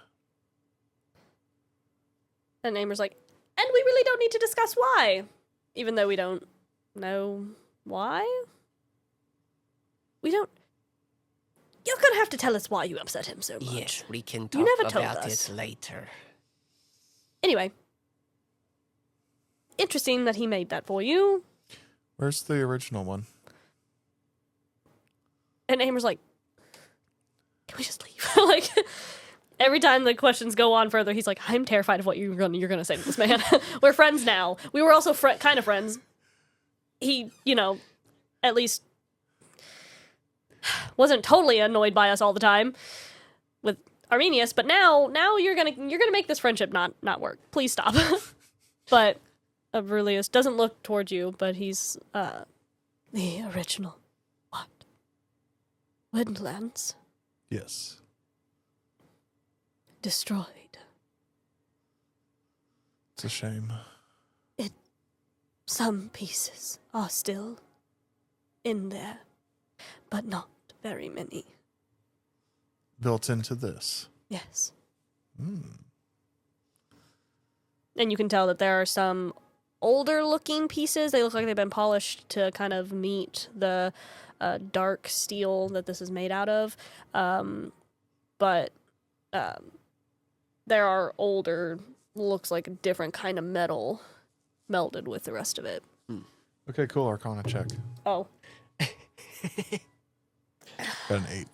An 8 on the Arcana check? I got an 8 total. Wow. Yeah, I mean, you can definitely tell that just because you're used to it, it definitely has some kind of residual magic from Arminius in it. But as an overall, you can't really tell. Just a really Much. nice made thing. Mm-hmm. Yeah, You can tell that it's fully functional. It has like some large arrows that are really ornate and nice on like a shelf. Would you call it a shelf? It's not like, it's a vertical shelf, I'll call it. They're like something you would put. Like an arrow rack. Yeah, rack, thank you. Yeah. On a rack. Like behind you or something like that. Maybe like 4 or 5 of them. And they're forged in the same, they are like silver tipped, but they're forged in the same black steel. And it's like, what is the specific, you know how Tyrall's hammer before was? Yeah. What's that kind of forging where it has the... Damascus. Is that what it is? Where it's the different color swirls and stuff like that inside of it? Yeah, it's different. The very specific way it's that they very do it. different. Like you put different types of metal in there to get patterns, and then whenever it's etched, like Yeah. the different metals will take a different color. Yeah, and it's like a rainbow sort of effect, Yeah. but very dark. That's what it looks like. That's what the the wind lance itself looks like, and the arrows, but they're silver tipped. Nice, nice. Very, very beautiful. But it's very simple looking, but very beautiful. Well, Definitely looks lock functional that steel. To the back of my mind. May need that later. Ooh. For huh? For what? I don't know. For why? For usurping. For killing usurpers. But yeah. Hadeon just kind of Come on, Tyrall. Oh, makes yes. a gesture I'm for sorry. you to follow the rest of them. He will follow on his way out. And Hadeon looks back at Aurelius. I will show them to the door then, and I will be back to help you lie down. And he just bows, and Aurelius just gives a acknowledgement of a hand up as The only Hadeon... thing I picture is Yeah, no, really. It's, from the movie. yeah, no, literally. It's just like he's very slow with his movements and tired. But Hadeon opens the door for you guys. Aimer walks out first. Brock follows. You last, of course. And then Hadeon shuts the door. And as we're walking down the hallways again, he does inform you all, if you wish to stay, just let me know, and I will get some rooms ready for you. That would be very nice. Will you be staying for tonight, or will you be returning early on? Will you be having dinner with us? We'll probably stay tonight, and it might take us a couple days. I wouldn't plan on dinner tonight since we don't know what we may find. But if there's any way that there could be, I don't know, just some food that'll be fine cold in our rooms, depending on what time we get back, that would be much appreciated. I can manage that for you, yes. So whenever you'd like to return,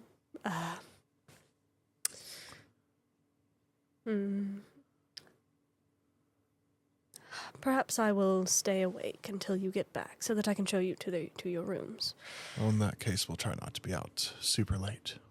Because I am sure that even though your friend has been here before, you might get lost in the labyrinth of what this castle is. Your castle's very big. It is very large, yes. But it's been in the family for a long time, and if you travel the halls every single night, you get used to it.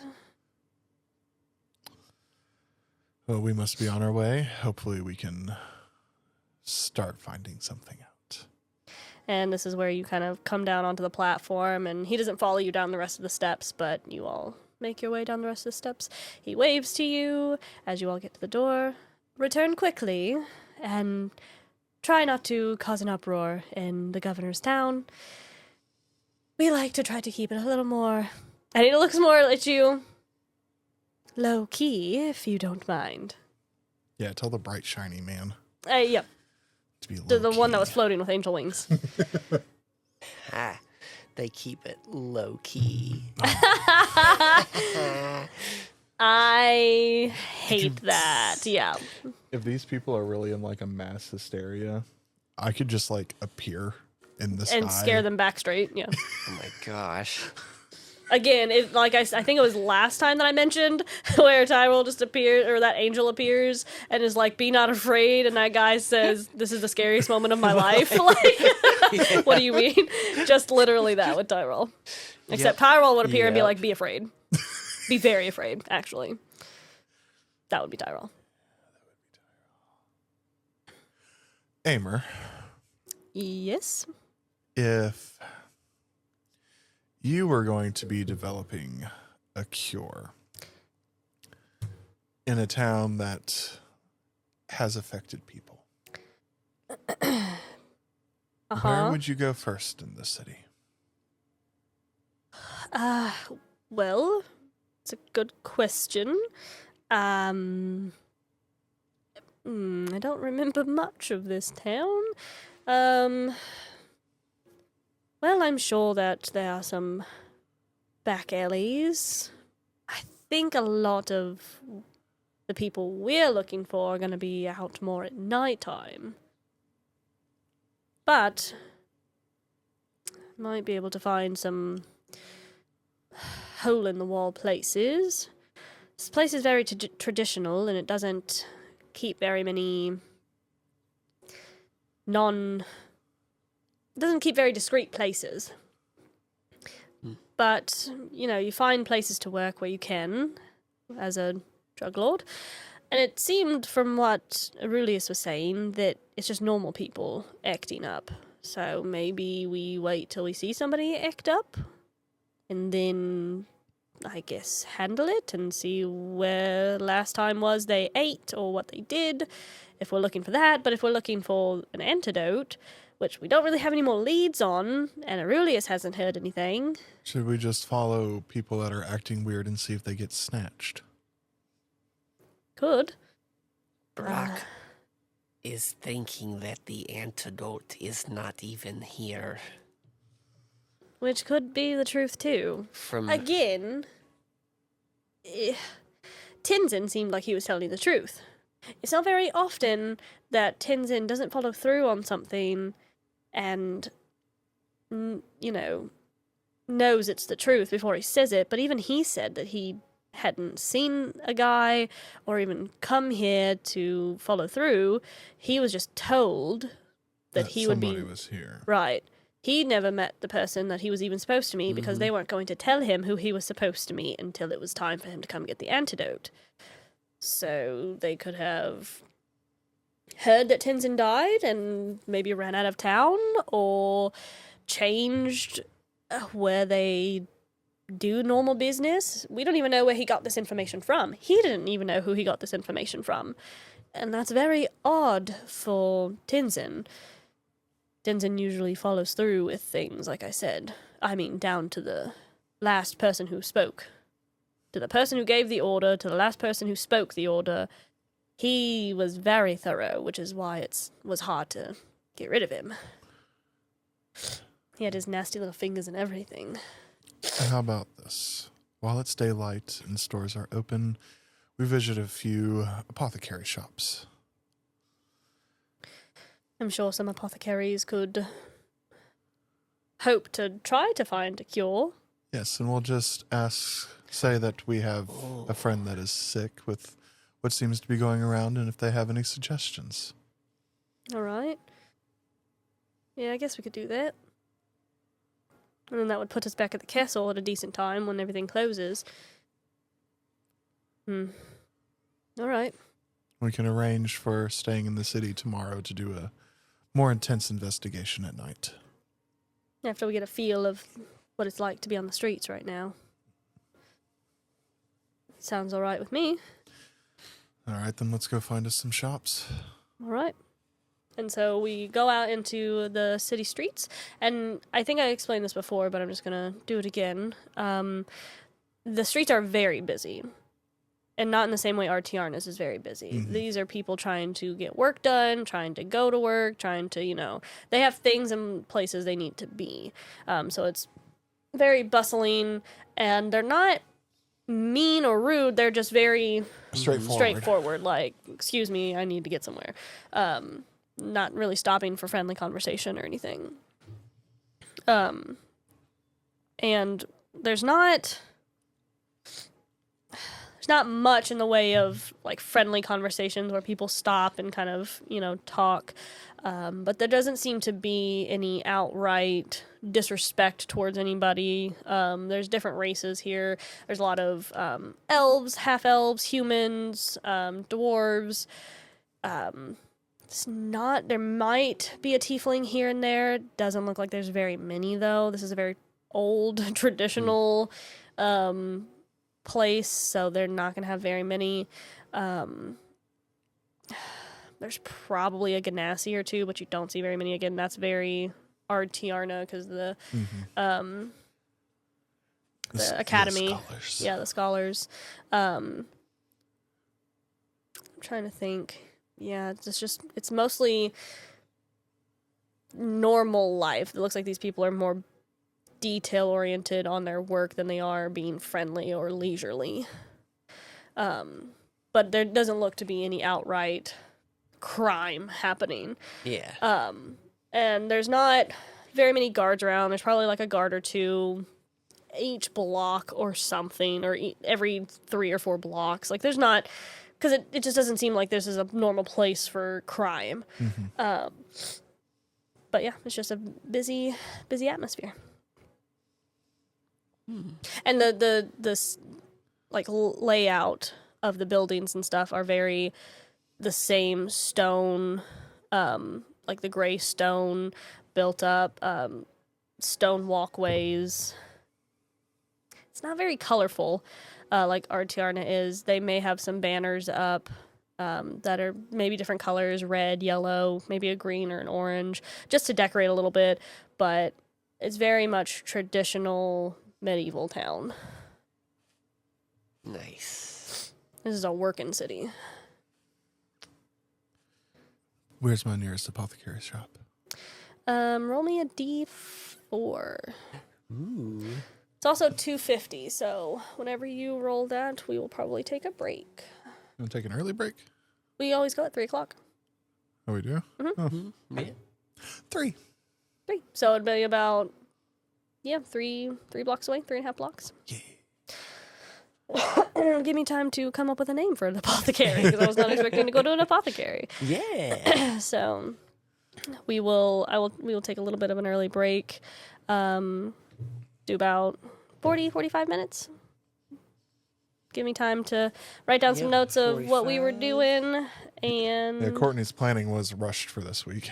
it was. I was not expecting to go immediately into that was planned like this week, I think. Yep. It was It was Wednesday. It was. Yeah. Yeah. Monday. It was, It was Monday. Monday. Monday Yeah. night. That was when we did Beep Boop Up. Yep. And then we had our business meeting. Yep. Talk about rescheduling because of doohickeys and whatnots. Dookies and So, yeah, we will be back in 45 minutes. Give me a little bit more time to plan around what you all are doing. My improvisation skills are not as turned on right now since I didn't have 2 weeks to plan. It's all good. But yeah, so we will be back in 45 minutes. yeah. See Bye. you later. See you in a bit. You were stuck as in like something was No, stuck over no, there. I'm still talking about Sanguinius. Yes, we went on a lore trip throughout the break. Yes. 40K. Love it. Because we're awesome. It's because we absolutely love the Imperium because they're so cool. Yeah. Men. Men. To be fair, I don't necessarily care about the men. I care about the Primarchs, which are men. They are males, and they're amazing. They're so cool. Anyway, We are looking for an apothecary shop.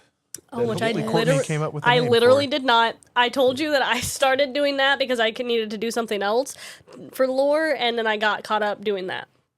I sometimes hate All right, so the Razzle Dazzle Apothecary Shop.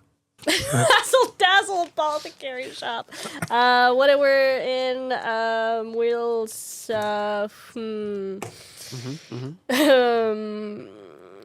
keep talking. Hey, why don't you do the recap for me, Patrick?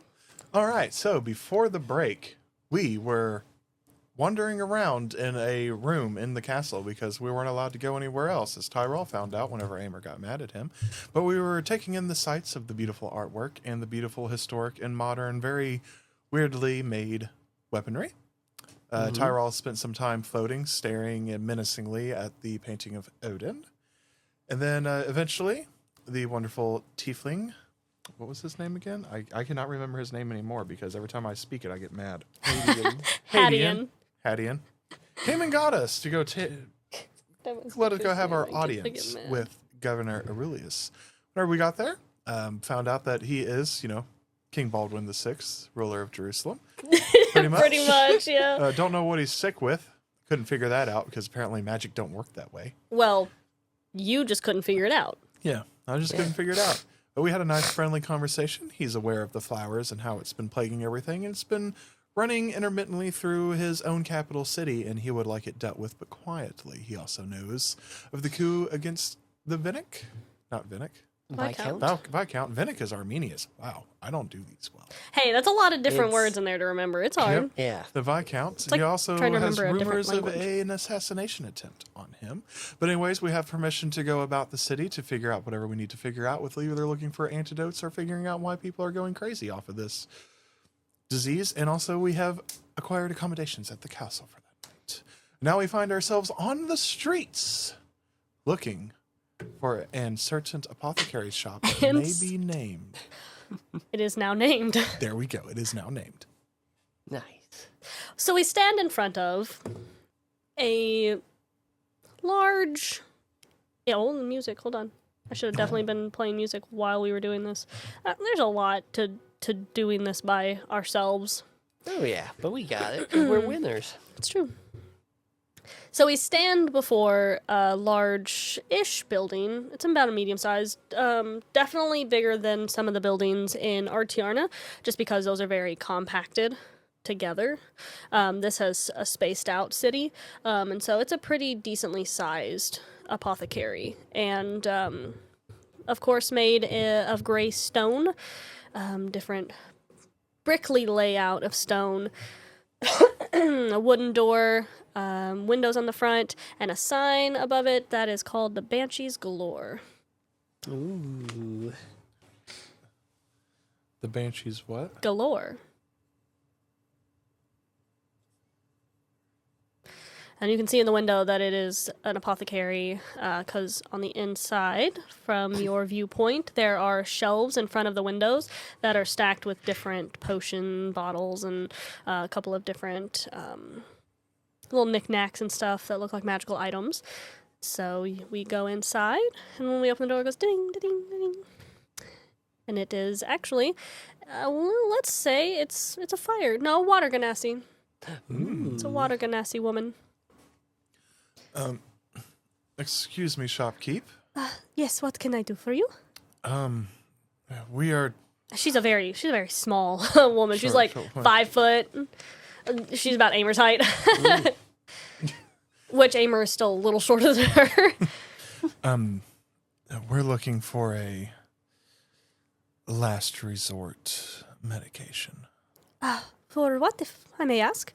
So that way I can help. Our friend that we took in, it started almost like a cold, and now seems to be losing his mind. We've had to confine him to a room, and we're looking for anything that can make him better. We ventured this far to even come here. We've never been here before, but that's how out of answers we are. And you say this started because he was sick, and now all of a sudden he is mad?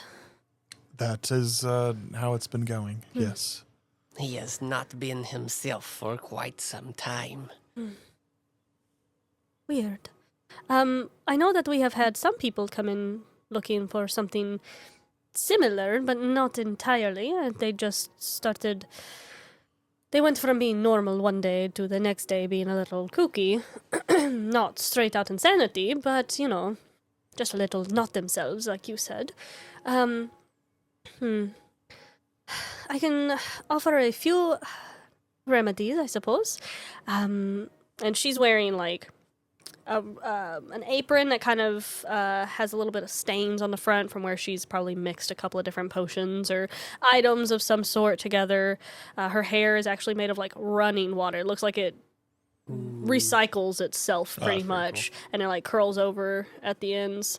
Very, very cute face. She looks very young, but you can tell just by the way she carries herself. She is older, but she looks younger. She's got baby face.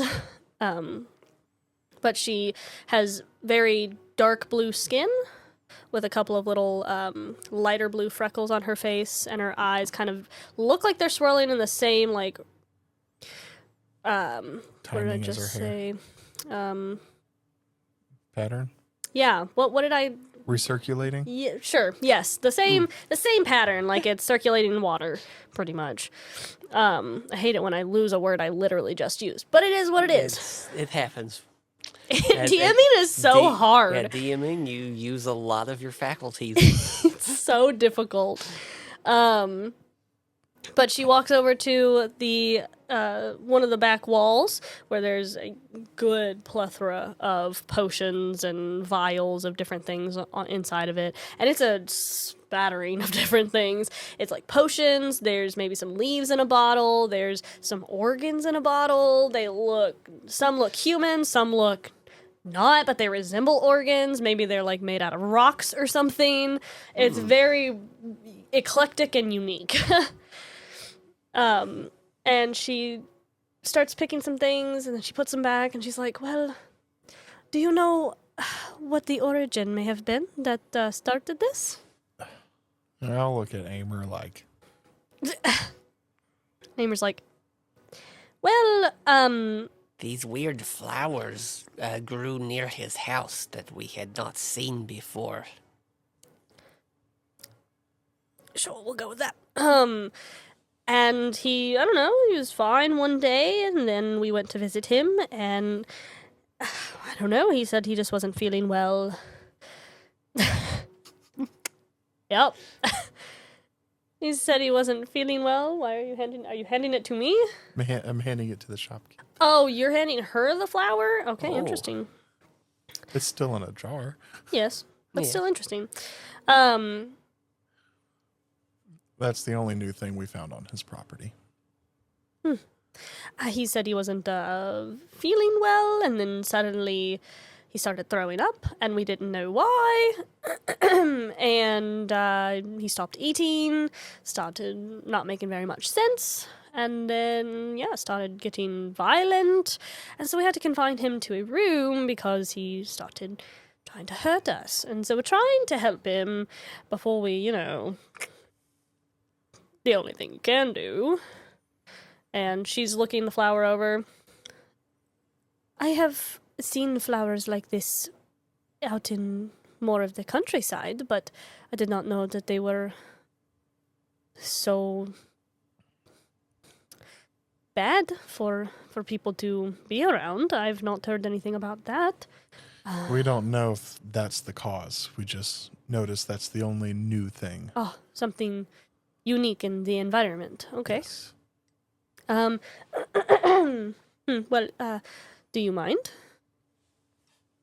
Hands the jar. She opens the jar, picks one of the flowers out, and the roots kind of move around like they're trying to find some source of nourishment, or they're very sentient, it seems, and she pulls it out. I don't know if you should touch that. Ah, well, if there is an antidote for it, I am sure it will be fine. And she looks very nonchalant about this. And she kind of tips it on the side, the flower, so she can look at it. And then she... yeah, I don't really know. And she just kind of shoves it back in, gives you the jar back. Well, bouts of insanity... It seems more of like a priest to help with that. I can do something about the violence. Maybe calming some of his emotions. I might have some potions for that. I can obviously do something about the nausea and him not eating. Maybe I can give him something that will pick back up his appetite. We'll take something for his nausea. All right. And she picks like a little, it's a pretty small sized bottle of blue liquid. She's like, put a drop of this in some water and have him drink the water. And do that about 5 times a day so that he gets less dehydrated and all of that. And the medicine will be covered by the water. And he should be good to go after a few days, maybe a few weeks. Just depending on how severe the nausea is. Thank you for your assistance. Of course. How much do I owe you? It's a small bottle. Potent. So maybe 5 gold. Hands her the gold that is unmarked. Yep. You hand her the gold that's unmarked. Yeah. The unmarked gold. She goes to put it in her little... It's not really a register, but it's basically a register. And as she's pressing buttons, she looks at it and she's like... I don't mean to be picky. I appreciate the coin, but it is unmarked. Oh, he comes from far away. And Brock will hand out 5 normal gold pieces. Oh, thank you. Here. Sorry. Don't think that the shop owner would be very happy if I gave him unmarked coins. What am I supposed to do with these? I don't know. Maybe mark them. I don't have marking equipment. You have a god. Maybe just be like, hey, Emriel, do you think you can just zap these coins and mark them for me so I can use them? Maker, my guy. Zap my coins. Yeah, like Put your something. little face on here for me.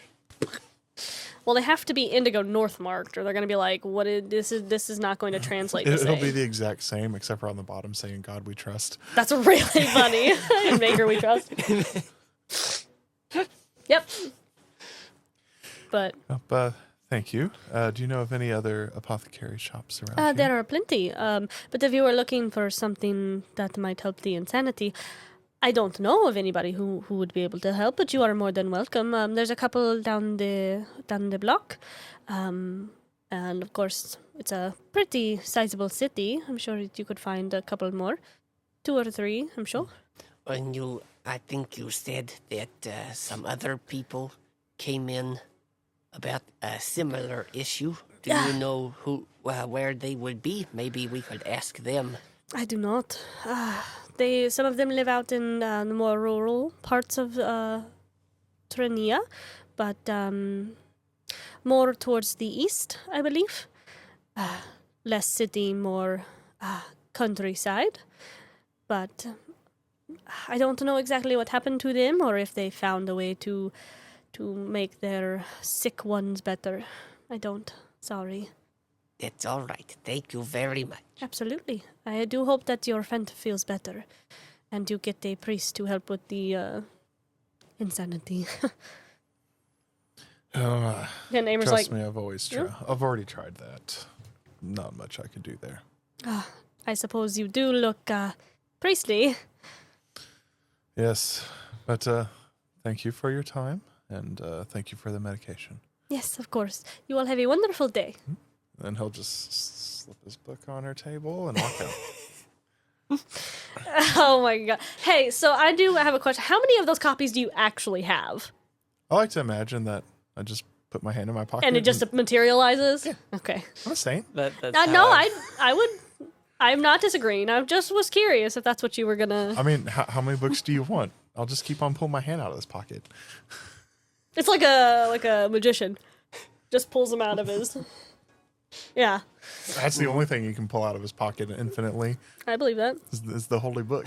That's true. You don't even have to ask God for that one. It just appears. No. Yeah. Yeah. Oh. He's like, I know you need this.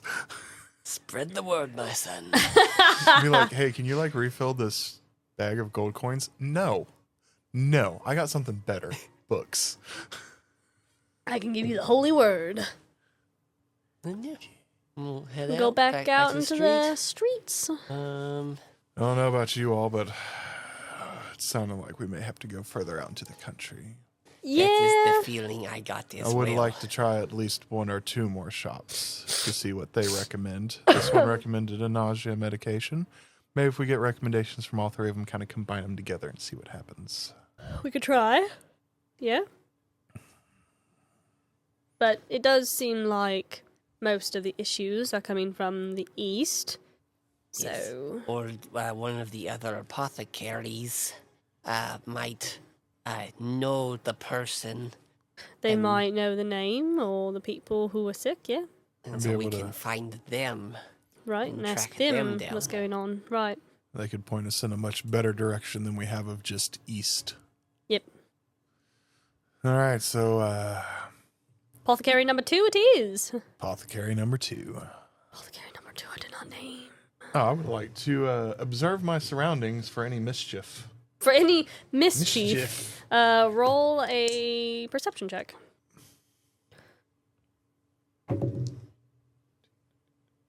22. Ooh. Oh, yeah, that's pretty good. You can tell that there are some people who are a little bit more stagnant, where a lot of people are moving around. There's probably people who are lingering a little bit more than others, maybe watching some people, but there's nothing outright going on. You wouldn't be able to suspect if they were trying to start something or if they were really just waiting around to meet somebody. Nobody looks off the rocker. Not that you could tell just by looking. It's not like obvious insanity where people are like tweaking and twitching and ticking. No crack sparrow. No. Captain Crack Sparrow. No. All right. Well, everybody seems to be all right in this section of town. Let's keep on going. Somebody's going to have to know something eventually. And if not, we'll have to be the ones to know something eventually. Seems like we're always the ones that have to know something eventually. Other than Arminius, he knows more than we do about everything all of the time. But That we is can't very talk to true. him anymore. So No, you two can talk to him more. you know, I don't want to since I am affiliated with you. He can talk to him more. Yeah, Brock. I don't think Brock can do any wrong in Arminius's eyes. Luckily, these apothecaries aren't him. Hopefully. On to the next. Yeah. So, walking down the street, seems to be like people are a little bit more insistent about getting where they need to go. But it is getting to be a certain time of day where maybe it's. We got there about, 1, 2? I think it was 2. Yeah, probably got out of the castle at 1, down into the city at 2. No, we were at the castle at about Yeah, 1. we were at the castle at 2. Yeah, 2. Yeah. So it's probably, I would think, after the meeting with him and everything, probably about 5. Oh, so it's winding down for normal Yeah. business hours. Yeah, 5:36. Got that traffic. Mm-hmm. Good after work traffic. Yep. And we're starting to smell more foods, like people are carrying food home, or making dinner or something, because people Tavern actually or live in something. this area, whereas Artiarna isn't really a inhabited living city. Looks like people maybe live up above some of the establishments and that sort of stuff. Very Beauty and the Beast, Belle, all the people up top and all that. But it's probably maybe a good 20-25 minute walk for the next one, winding around the city and everything. And it takes on the same aspect as the other one, very basic building with a sign. This one only has about one window, maybe a window above the door or something like that. And it has plants outside. And this one is called Dandy Brandy Apothecary. Yeah.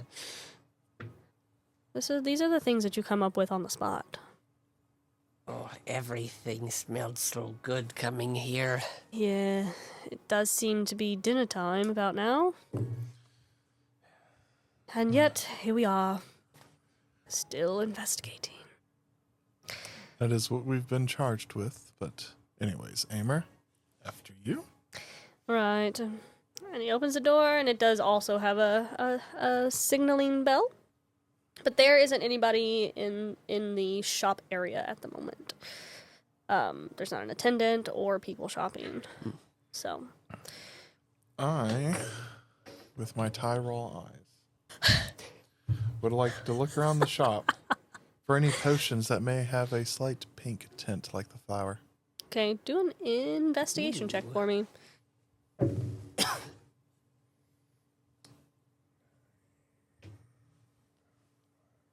12. There are a couple of different potions that are different variations of pink. Like there's probably like a magenta one, maybe a dark purple, a very light pink, like mostly water, but with a slight pink tint to it.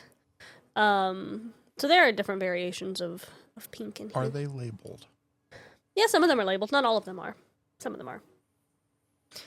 And different things, anywhere from Pepto-Bismol to maybe like smell good, like a permanent smell good, for stains or something like that.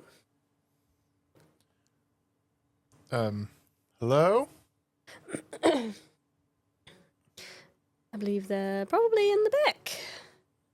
Because you can hear a little bit of rummaging around, and then it's maybe about 5 minutes after you're like, hello, that tiny little gnome man comes out. Ooh. And he's, yeah, literally. He's around middle age. He's not super old. He's like, what can I do for you? We're wondering if you can help us take care of one of our sick friends back home. Well, what are you looking for? He's started to be kind of like cold and flu symptoms. Started throwing up, stopped eating, and now he very seems nice. to be a little... Oh, so he's starting to lose his mind. Yes. Is he? We did go and investigate around his house to see if there was anything new out of the ordinary. And this is the only thing that we found that we didn't recognize. An old Bum, bum, Yes. bum, the It's jar. very pretty. jar. This is a very pretty flower. Think I can help with maybe. I could probably do something about the violence, and I can probably do something about the I've got some weed killers if you think it's a weed and he's allergic to it. Could you pour some of that in here and see if it fixes this thing? Well, I mean, yeah, we can try. And he goes over and there's a ladder that is like on the end, and it does like slide across so he can get to all the potions because it is stacked very high. That's where I could just reach up there and grab it. That works too. And yeah, it's at the, like around the top shelf. You get it down and it's a green potion. It's a pretty decent sized bottle, very ornate design. And he hops a few times for you to give it to him. And when you hand it to him, the bottle is pretty good. Like, it's very small to you. But for him, it's like... Yeah, it's like a good size. And I know people do gnomes differently. I imagine gnomes to be very small. Mm-hmm. Like... A garden gnome. Yeah, like a lot... 2 feet. Yeah, like a tops. lot smaller than a halfling. I'm pretty sure gnomes in actual D&D lore are about the same size as halflings. Gnomes and halflings are. Yeah, I about the imagine same gnomes height, to be yeah. a lot smaller. But, like, you're also supposed to be able to take a gnome and cast Reduce and then fly away with the mage hand that can only lift 5 pounds. Exactly. So, they're not big. No, I imagine gnomes to be very small. Like, at the max 3 feet, and that's very tall for... It's kind of like if you're 4 foot, 5 foot, that's really tall for a halfling. Yeah. Like, I imagine them to be very tiny. 3'8". Yeah. I'm pushing full foot. What? No.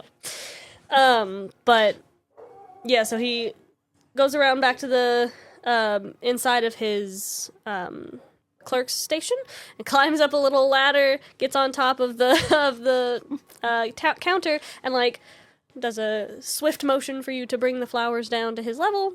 And the jar is like... It's pretty good size compared to him. And he, like, pops off the lid, like, unscrews the little potion bottle, and does a quick tilt of the bottle, and a drop or two goes onto the flowers. And they, like, suck up the liquid and then spit it back out, and it's no longer green.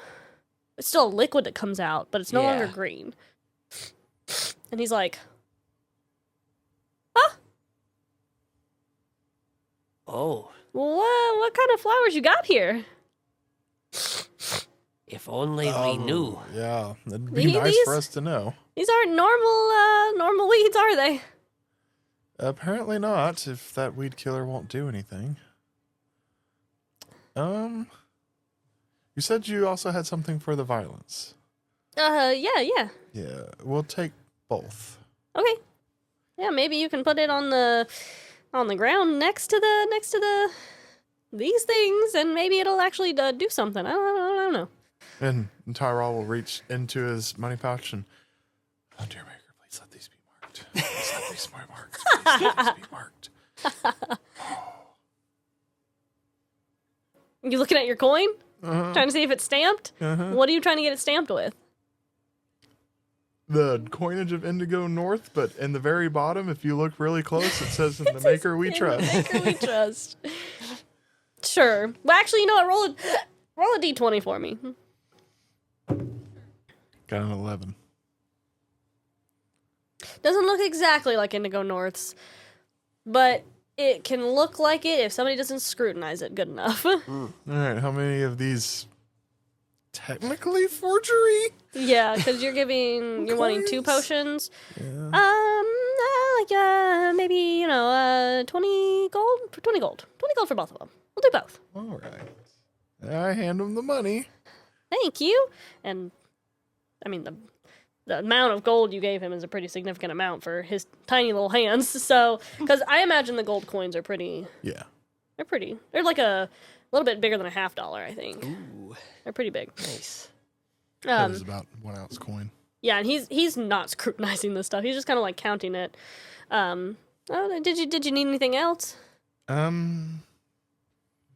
We had heard that some other people around here had friends and family suffering from something similar. Has anyone else come in? Maybe we could go talk to them, ask what they've done. No, I don't think so. No, not that I can think. I know a lot of people come in here complaining that, they've had upset stomachs and all of that stuff and vomiting and nightmares, but nothing really, no. Nothing out of normal. I'm sorry, did you say nightmares? Yeah, nothing out of the normal. Some people come here and they can't sleep. They have nightmares. Has that been increasing lately? No, The past year? No. I've only worked here for the last 8 months, so not really, no. It's kind of been about the same. All right. Well, Oh, well, thank you very much. I'm taking the words right out of his mouth. as everybody leaves, he takes out another little book and does this, and it gets smaller. And he just sets it down and be like, "For your soul, my friend," and then walks out. Thank you. I just looks at the book. What is this? Neighbor's like, just a question. Do you Yes. gotta give those to everyone? Yes, actually, I do. Oh, When we get outside, Brock reaches into the pocket to try into Tyrall's pocket? Yeah, into That's Tyrall's really pocket. funny. What type of potion was the violence like? Bring down It's just to a the- calm emotions. I don't feel anything in this pocket. How? Or, well, that is a stupid question. Of course, I know how you're doing it. Yes, because the maker allows me to do it. He is the maker. He just makes them in my pocket. Can Brock have one? Actually, yes, Brock, you can have one. Yeah. And as we walk, because, yes, I think we should head east now. I mean, we can't do it right now. I think we should go Oh. back and take a Yes, we take should a nap and get some good rest, go and stay then the we could night go.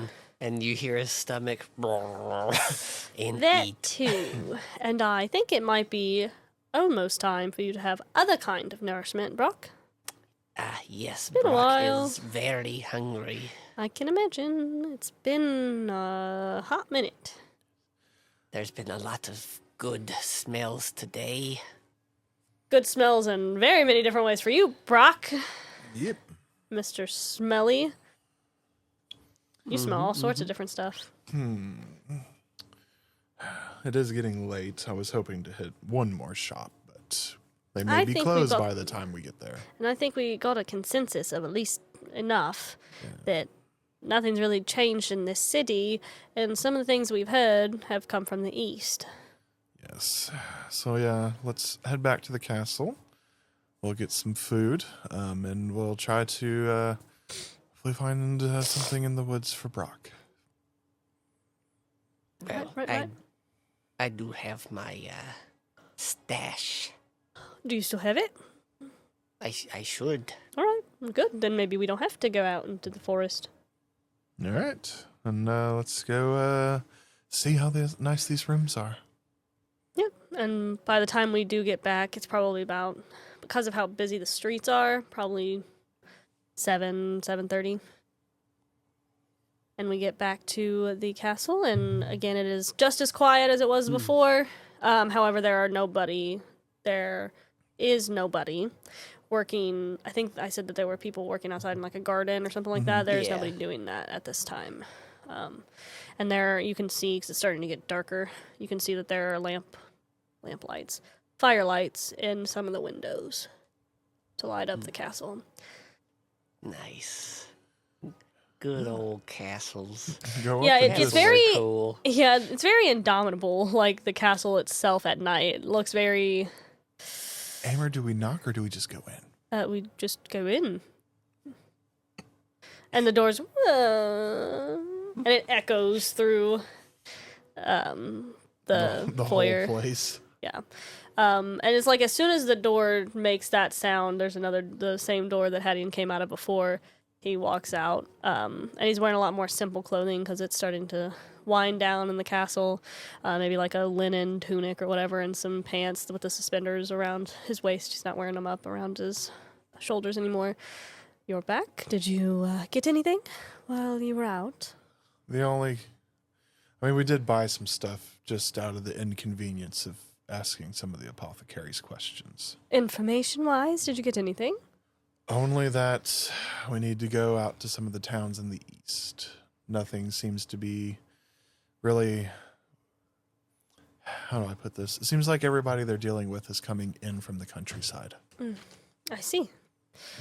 That would follow suit with what we understand, so... Perhaps tomorrow we can arrange for a carriage to take you out there. That would be wonderful. And, Hadeon, I do have one question. What is that? It pertains to this lovely establishment that you have here. The castle? Yes. How long has this castle been around? Far looks longer than I have. ancient. Far longer than I have. It's been in the family for a very long time.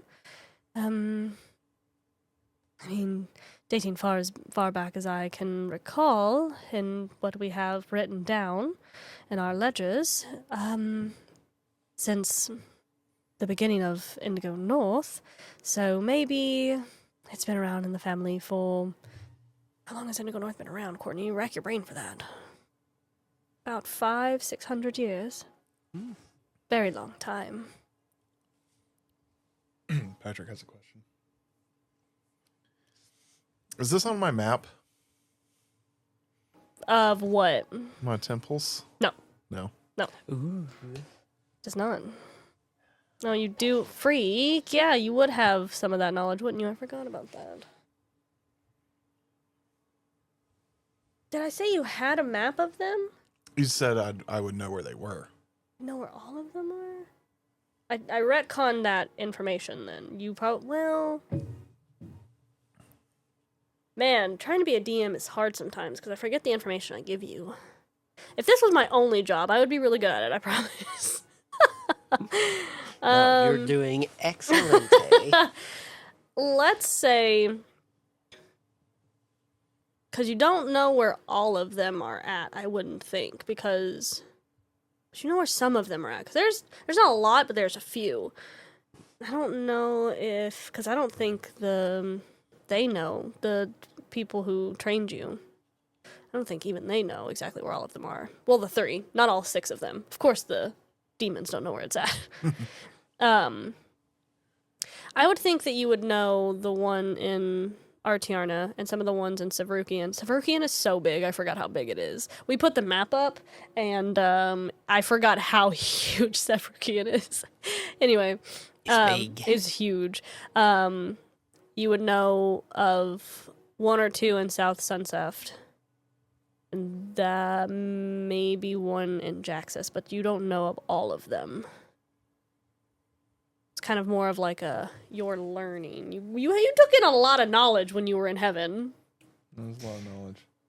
So, but no, that is not on what you have written down so far on your map. Hey, I was just interested since this castle's been around for so long. It's been around for a very long time. So I have to remember that this is a technical prequel to the other ones that I've done, and this is pre-dating Tauren and Cardamon and all them, and Maldarian becoming king. It's very impressive that the castle's been maintained this well throughout those centuries. It has been very well taken care of, yes. But as I said, Trinia has only been reigned by Aurelius's family, so it is easy to keep it maintained well if you care about its heritage. So it's easier to make sure it's been pristine. It is quite a marvel and a testament to how it's been taken care of. Well, I appreciate that, and I shall forward on your compliments to Aurelius another time. If you will follow me, it is getting late. There is food within your quarters, and you may eat at your leisure, and whenever you are finished with the plates, just leave them outside of your door, and someone will come and grab them for you. Thank you. Yes, follow me. And he walks up the stairs and to the right instead of to the left, as he'd taken you earlier. And it probably takes just a short walk before he shows you to 3 doors that are boom, boom, boom, right next to each other pretty much. I mean, there's a good separating between them, but you're in the same hallway at least. And he gestures to the doors. If you need anything, just call down the hall, and I'm sure if I am awake, I will hear you. Sound carries, so. We have noticed that.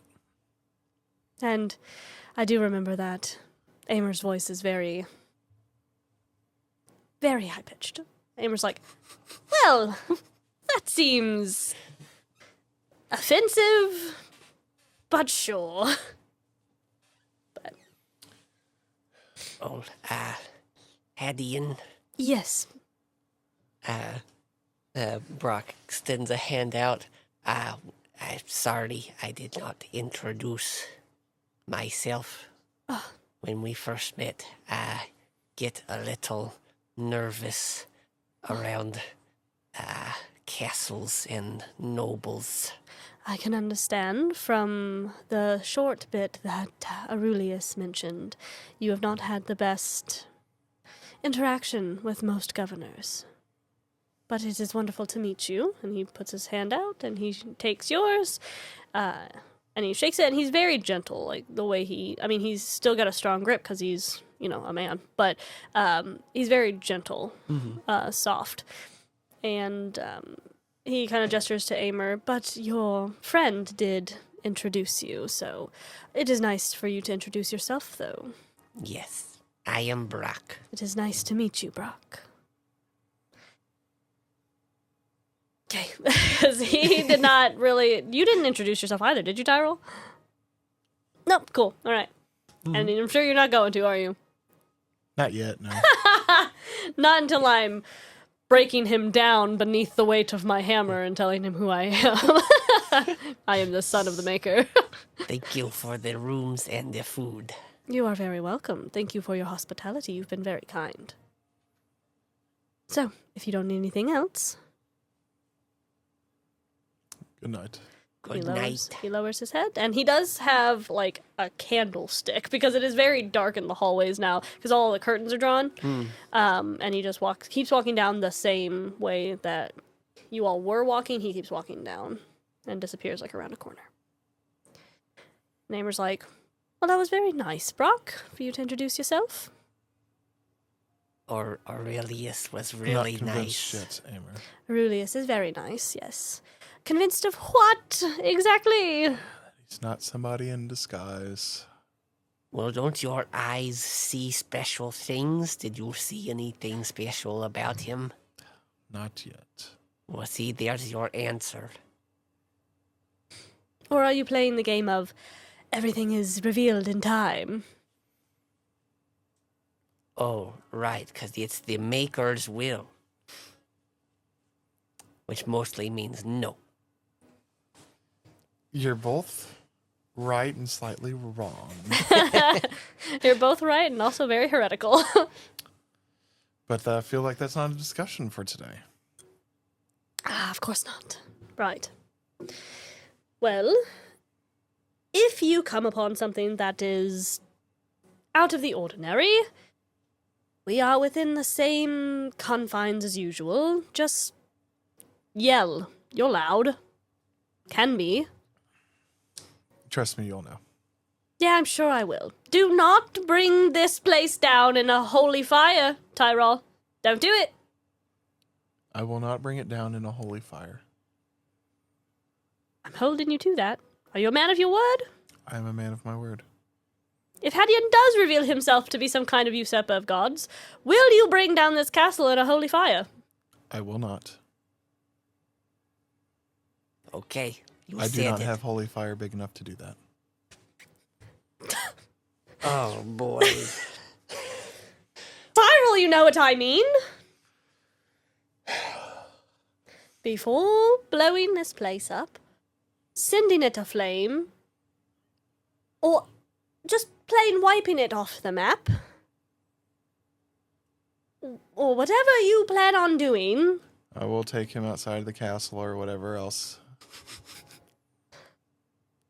Do not cleanse my friend without talking to me first.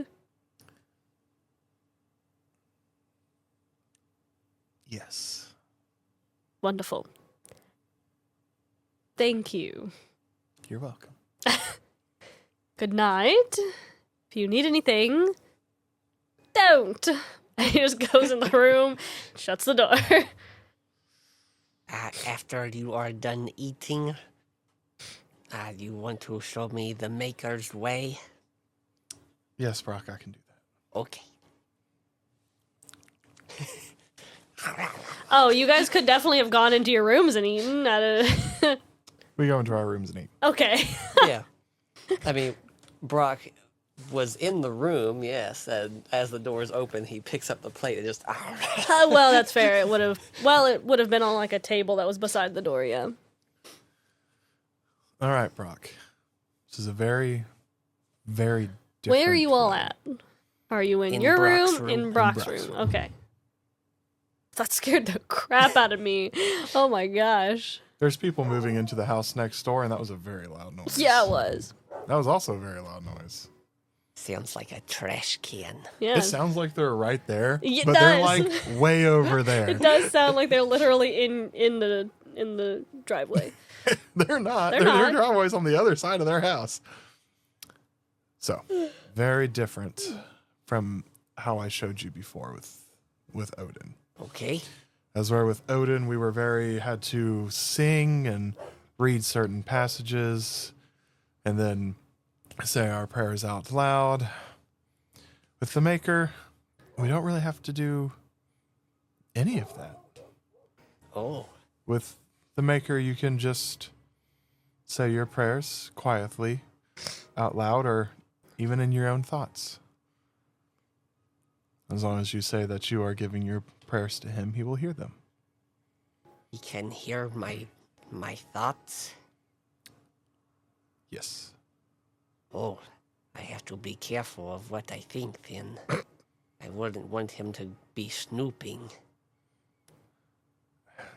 Brock, see, how do I explain this to you, Brock? Without Aimer there to translate. The Maker is God, Yes. above all the pantheons. Yes, he is Odin's papa. He made it. Full circle. So, what that means is that he has all power. Yes. And in that means he knows everything and can be everywhere and hear everything. Oh. Okay. Hi. Yes, I'm sure he heard that. Good. Yes. But if you want to thank him or ask for aid for somebody or anything like that, all you have to do is think it in your mind. Okay, Brock can do that. Just for in Brock's terms, you can just say, "Hey, Maker, that was a really, really good dinner that we just had. Thanks for allowing us to have that." And that would be it. But you can just do that up here. Oh. Yes, this is a lot different than with Odin. It is very different than with Odin. So, the next time that we are somewhere a little bit more devoted to the Maker, I'll show you what an actual service would be like. Oh. That would be neat. Cannot wait to see that. And I want to see Tyrall's dramatization of a church service. But other than that, that's the very basics of it. Oh, it's very simple. It is very simple. It's made for everybody, Brock. I like that. Very simple. Now, if you don't mind, I only ate about a fourth of my dinner, so you can have the rest. One more thing. Yes, Brock. What did you do to Arminius? Good question. I told Arminius that a wrong that was done to him in the past will eventually be righted. Oh. And it brought up painful memories from his path. Ones that he did not necessarily want to be reminded of at the time. Brock understands that. Are you fine to be in your own room tonight? Yes. And do you still have your stash? It's a bit less than what I remembered, but we were on that train for a good while. Give me the jar. Oh, okay.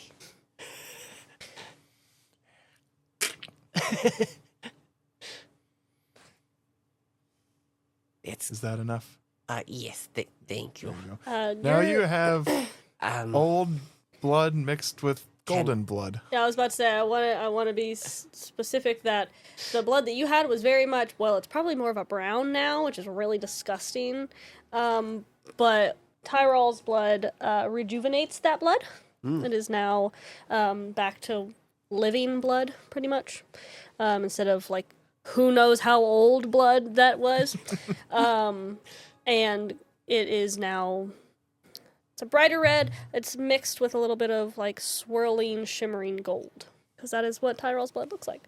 And you can see that it's still kind of dribbling down his thumb, and it is definitely like a gold essence. Yeah. Can you... One more thing. Can you wait around till Brock drinks this to make sure Brock does not blow up? Yes, Brock. That I will is a very stay around. solid concern. I will stay around to make sure you are fine. Thanks. So he doesn't blow up. Oh. He didn't even, yeah.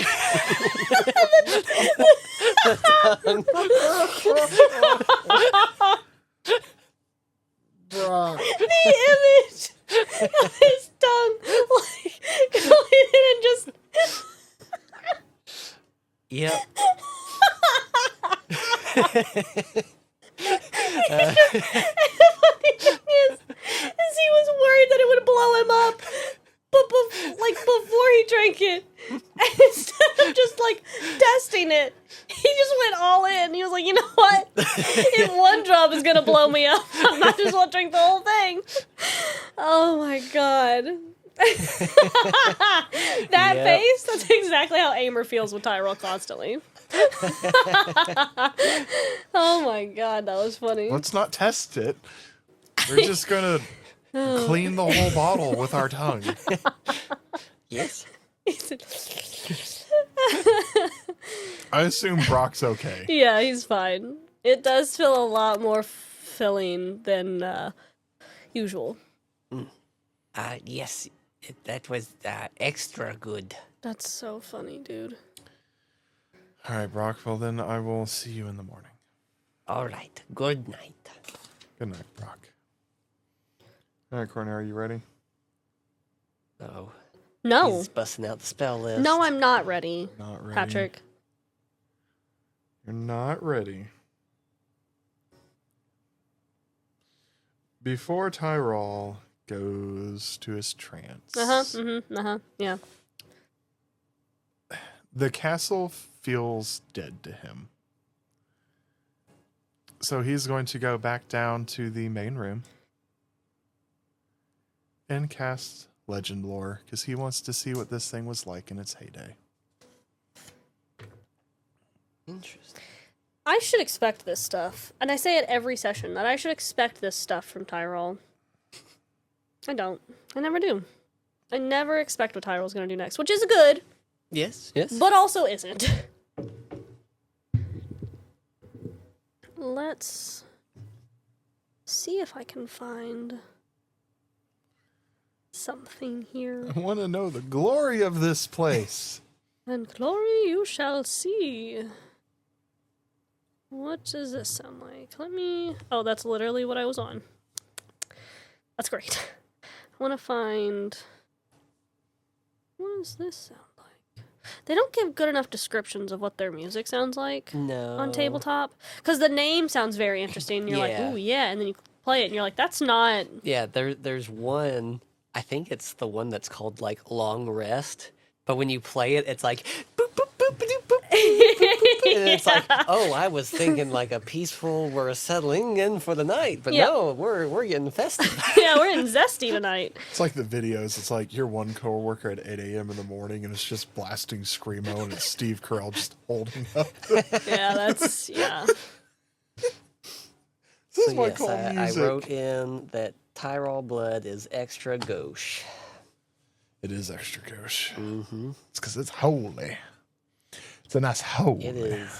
It is kosher. Beautiful. It's wonderful. Kosher. It has been through all the proper rituals. See, like, this is Hall of Angels, but listen to this.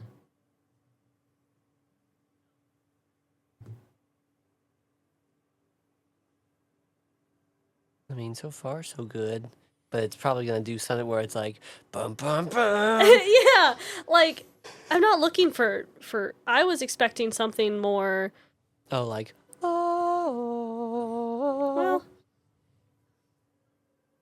that There we sounds go. about right. Yeah. There we go. That's right.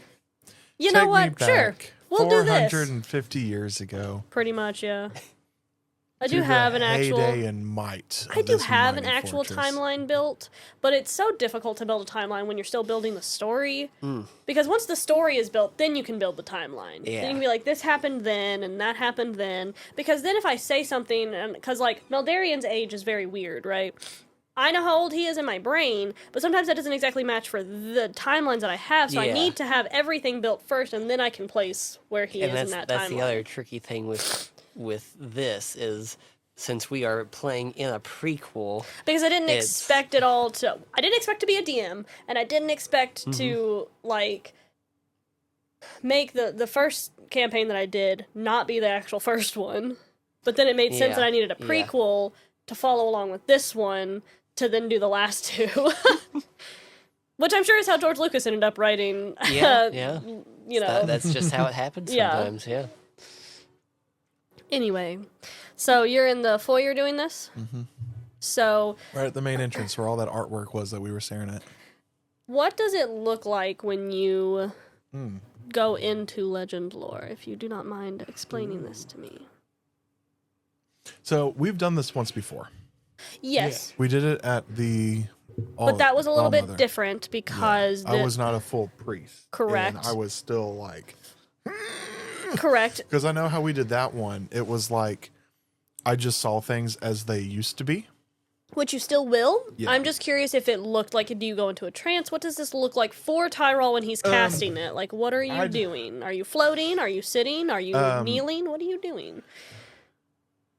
Because I know what it'll look like once you Yeah. are 'cause in there, but what does it like, look when you cast it? when I cast it, I'd say that like a golden film goes across his eyes to where like if anybody were to see him, like there's no pupils or anything. It's just like a gold overcast. Like if somebody has like really bad like what do they call it? The white clouds over their eyes. Cataracts. Cataracts. Yeah, but but it's like gold. the whole thing but gold. Yeah.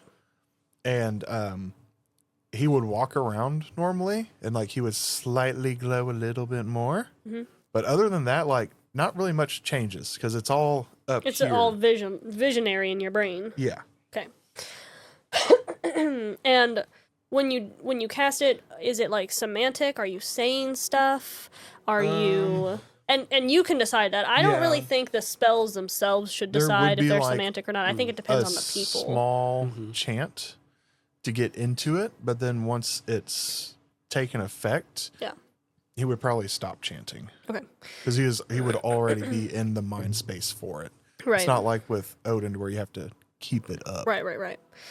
like begging. Yeah, pretty much. Don't have to beg with the maker. Yeah.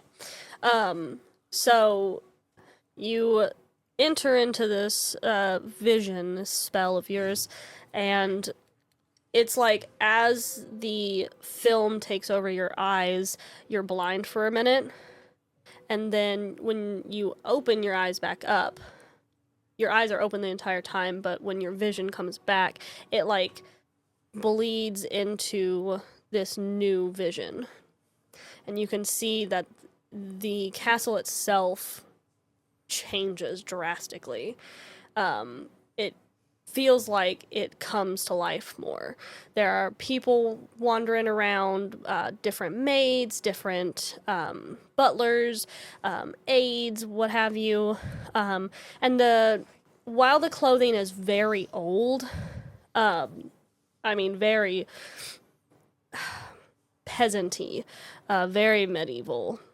Some of them are wearing the long linen dresses, and maybe some ties around the waist or something. They have little bonnets on. I mean, it's very, very old. But they seem to be very lively and in very good spirits, and all of them are either human or they are elven. There's no half-elves or anything that you see. It's human or elf. And all of them are of the same pale skin, blonde hair. You can't see the women's hair, so you don't know because the women's hair is covered. But the men all have very long hair, braided very finely back away from the face. And they're in very nice, but still more peasant-y attire. Like a very well-pressed linen tunic with a vest on. The vest's not super nice, but it's nice enough to be seen that you work in the castle at least. And there's not the... You notice that the weapons that Aurelius had displayed, there's not any of them, really. There might be maybe like some swords on the wall or something, but it's not the main decor piece like it was with Aurelius. Yeah. And it looks like all of these maids and butlers are very friendly with one another. They stop and they chat. There's really colorful rugs everywhere to kind of liven the place up with color because it is made of stone.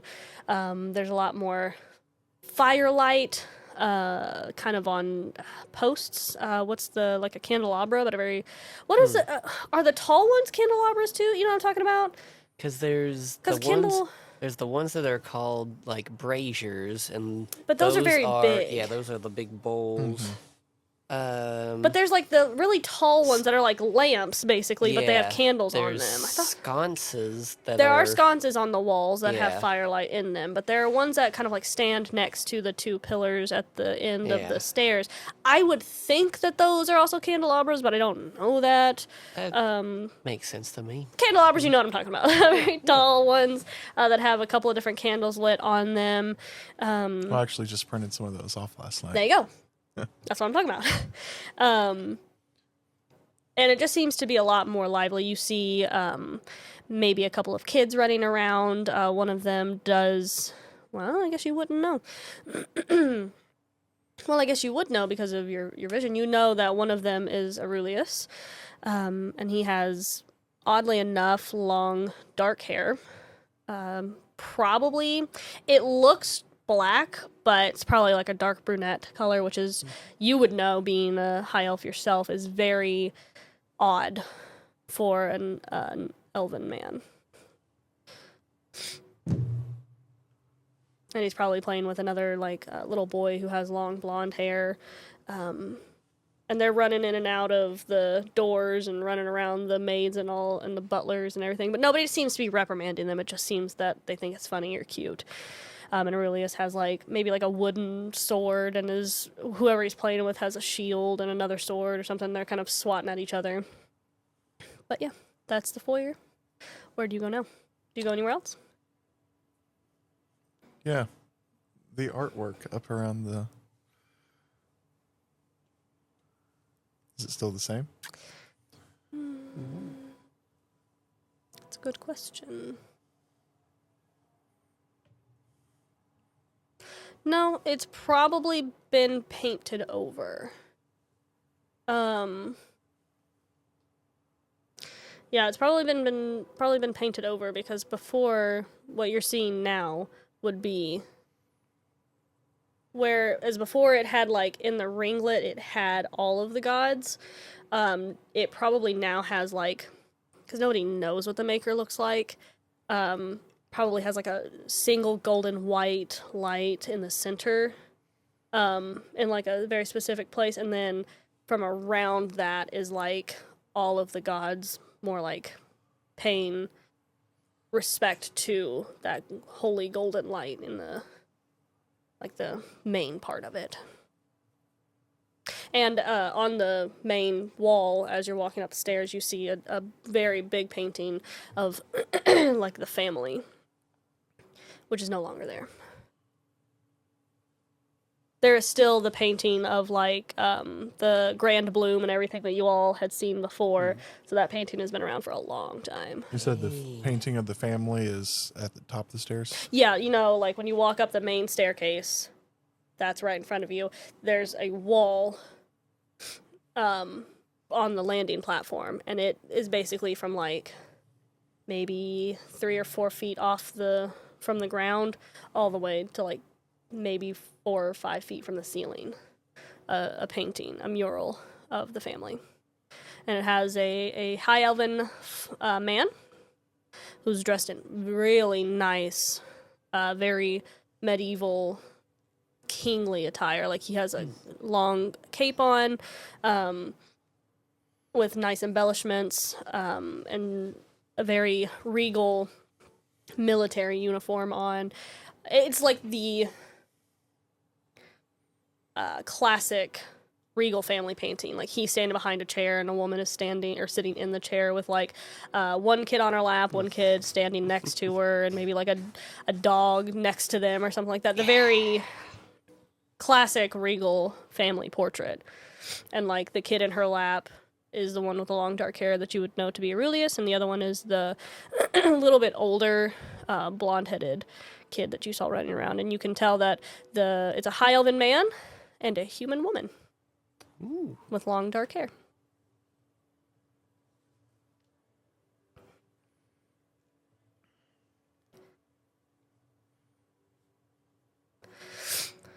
But it looks like the older elven son, the one with long blonde hair, looks to be like a carbon copy of his father, and Aurelius looks to be like a carbon copy of his mother.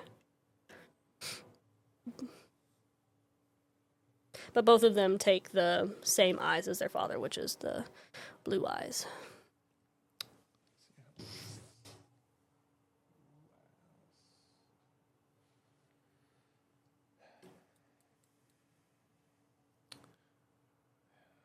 I don't want to be intrusive to the rest of the castle this late at night. Wow, that's wild. That's so respectful of Tyrall. Yeah. Well, he did just promise Amer, not to screw everything up for him. So That's still very surprising for Tyrall, honestly. it was very surprising for Tyrell. So he will stay in the legend lore, just back to his room, just to see all the nice colors and any of the staff rummaging about and all that. Because everywhere else is probably going to involve him having to barge down doors to see. Yeah. Yep. Yeah. And you promised Amer you wouldn't do that. And Hadeon did say if you make enough noise, he would hear you. Yep. Yeah. It's kind of his job. So, no, that's casting time. It doesn't say how long it lasts, so once I get back to my room, then I'll end it. Okay. Nice. Yeah. So the next time we go to an apothecary shop, I'm going to need some paint remover. Oh, well, I think, I want to say, as somebody who knows a little bit about art, if you get paint remover, you will probably also remove the paint underneath it. Mm-hmm. But you don't know if it was painted over, or if it was, like, Torn out. casted over, or if it was could have been torn destroyed out. Yeah. and then rebuilt. Yeah, sounds like I need to talk to Aurelius at some point. And then also, yeah. Or Hadeon. Or Hadeon and Aurelius might be like, well, what do you mean you're gonna remove paint and They the might also image be of like, our what are gods?" you doing? What Restoring heresy? things to their beauty. What heresy are you doing? Yeah. You say we're heretical. On what grounds, Sir Heretic? Smite. No, Tyrall will then go back into his room and, take 4 hours to rest. to dust thou trance. Thus thou trance. Nice. Cool. So then, while you are trancing, you do not get a normal trance. Ooh. Because I would say about an hour into your trance, you're just relaxing. Nope. Anyway, you're just relaxing and trying to recoup from the day. And you start to hear a voice that you maybe recognize but can't fully, because it's just kind of like whispering into your your My consciousness. unconscious consciousness as you're relaxing. And then it's like you get strobes of vision, like just randomly. You can't make out any of them because it goes so fast, but it's like different images. And you hear this voice. It's not speaking a language that you fully understand, but you can tell that it's some kind of heavenly language that you know, but can't tell what she's saying. But it's definitely a woman's voice. And it starts to become more insistent and more insistent as these random images are shown to you. And then it all stops, and it converges onto an image of a woman you've seen before.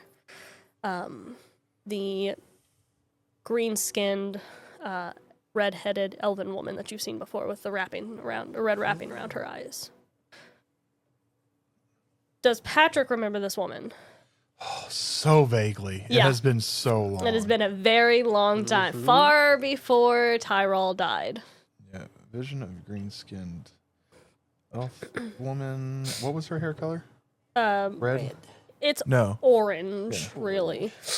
It's not like Delilah's kind of red, and it's not like the Vampire Lord's kind of red. It's more of like a... But she has Fiery the red wrappings around her She has a eyes. red wrapping around her eyes, yeah. And she looks wild. Like, her hair is kind of everywhere. It's very long, but like some pieces are longer than others, and it's kind of sticking up in some places. And while she looks crazy, she doesn't have a crazy face about her. She looks monotonous in her expressions. And you can really only see like the upper portion of her. It's not like you can see a full body of her. And while you hear those voices, her voice,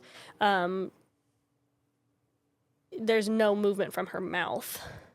And then it's all quiet. And she explains that the gods, they are dying. Who is now? I know of 2 that are already gone. Who is the next to be under attack? They are already dead. Your Heimdall. Do you know who is next? Not next, no. Scotty and Air. They are dead. Gone. Who's left alive? Good question. I believe. You would think that I would think of this, but I didn't. You all always ask questions that I don't have the answers to. So if you and you and you, and I said... Did you say tier or air? heir. Sorry, because you said 2 are dead. Who was the other one that I said was You dead? said Heimdall, Air, and Scotty. Yeah, I'm talking about. You said you know of 2 that are dead. Odin and. Oh yeah. For some reason, my brain was not adding him to that list. So that would leave the All-Mother, Hela, Baldur, Loki, Tyr, and Mimir. Thor. And and Thor. I skipped over his name. Thor.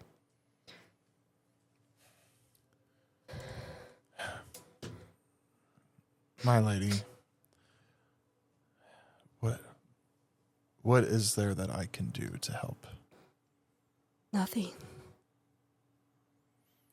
This is their fate. Who exactly are you? Perhaps you should ask the Maker. Knows all and sees all. I will ask him. I do not know how long it will take me to get my answer, but I will find a way to help at some point, and I hope that I am not too late.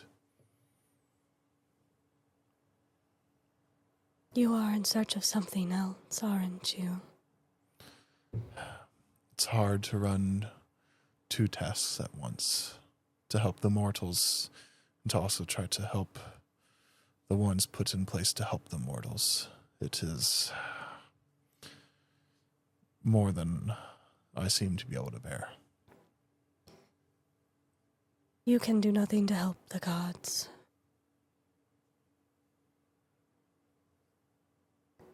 That is bigger than you. That is also not the reason why you were sent back. No, I was sent back to help my friends on their quest, but to also restore the truth to the world. You are one small stone in a long line, a long path of destiny. All I can hope to do is make sure that my stone does not sink. Stop what you can here. Help for the future. This may be out of bounds for you, but do you have any help for us? Or do I you only cannot carry interfere. messages? That is not my job. Is there any other news that you would give to me? Yes. And it's like a vision of a map appears.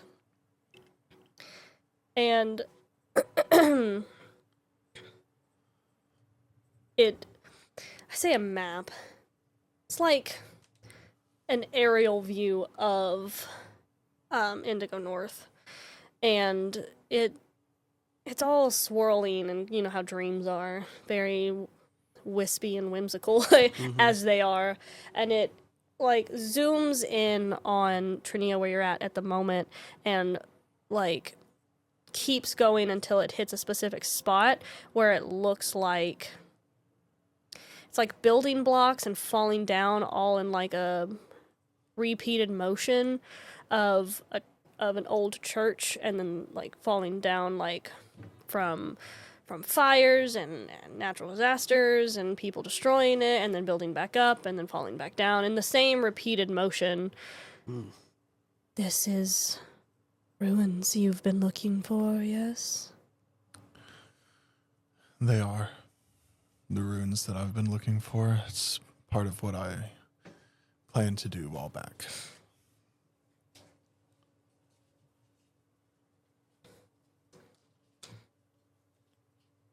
You are close to this one.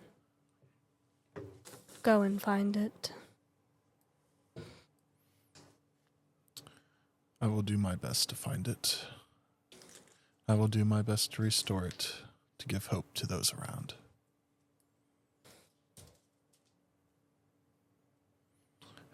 Is there anything else before you leave me? No, just remain vigilant. Yes, my lady. Right back into your normal trance.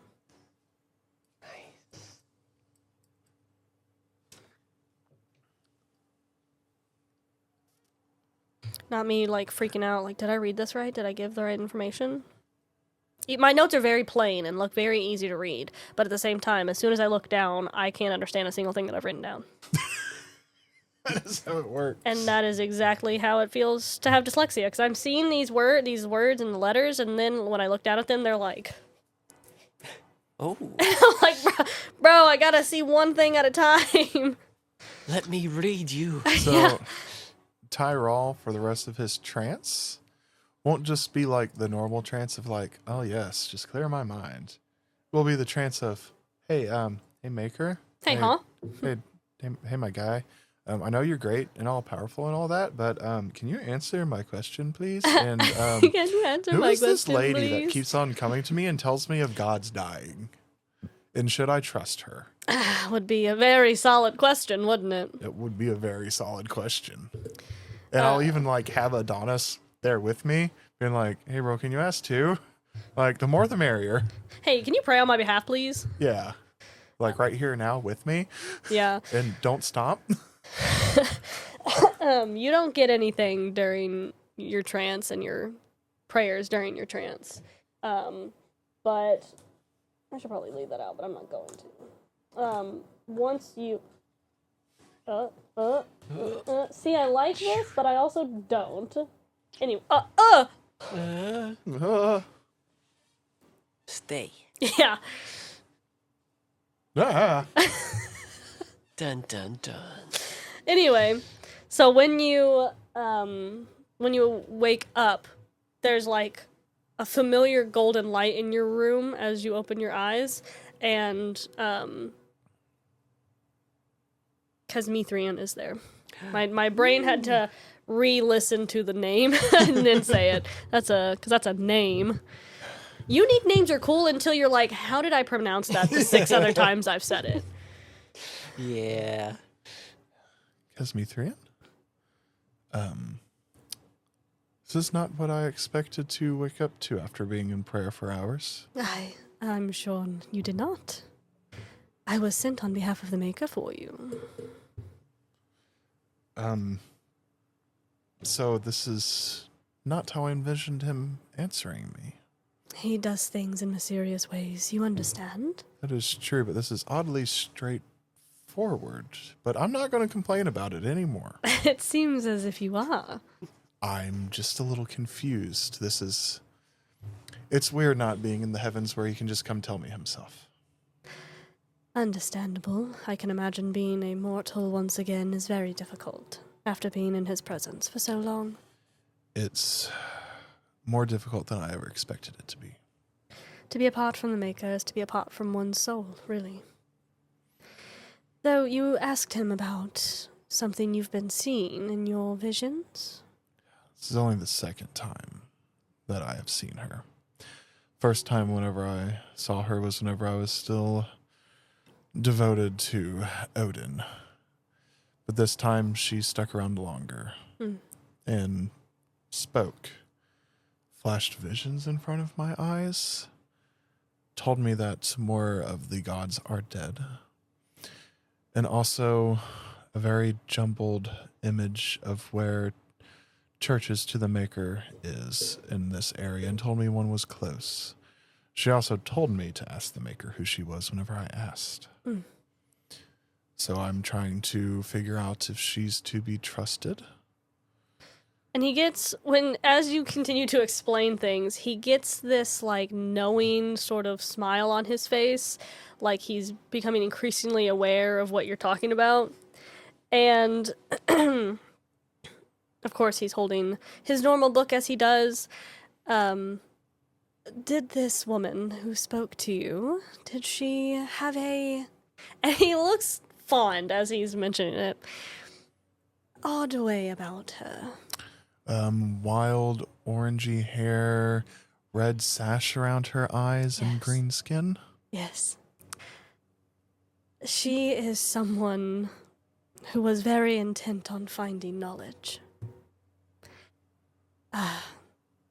We call her the Oracle. She was very, very intent on gaining truth, and at one point called upon whatever made Siovana and wanted answers. The Maker found this to be very endearing. She had been through an exponential amount of things and would not stop bothering him. Of course, the Maker does not get bothered by anything. However, when he continued to send us down to speak with her, not specifically the ones you know, but other ones, myself included, she refused to take our word for it and wished to speak with him herself. So she is insatiable, but she is to be trusted. So she is on our side of this. She is an oracle of the Maker. Then I will take the visions and the warnings that she has given me to heart. As well you probably should. Now, I think that with the death of the gods that the Maker has given these people, I should try to give them another form of hope. Perhaps. And as well as taking what she says into account, don't tell everyone the information she knows. For she has some information not even I know. She is very special to the Maker. And he reveals things to her, and only her. So whatever she tells me is for my ears only. Perhaps.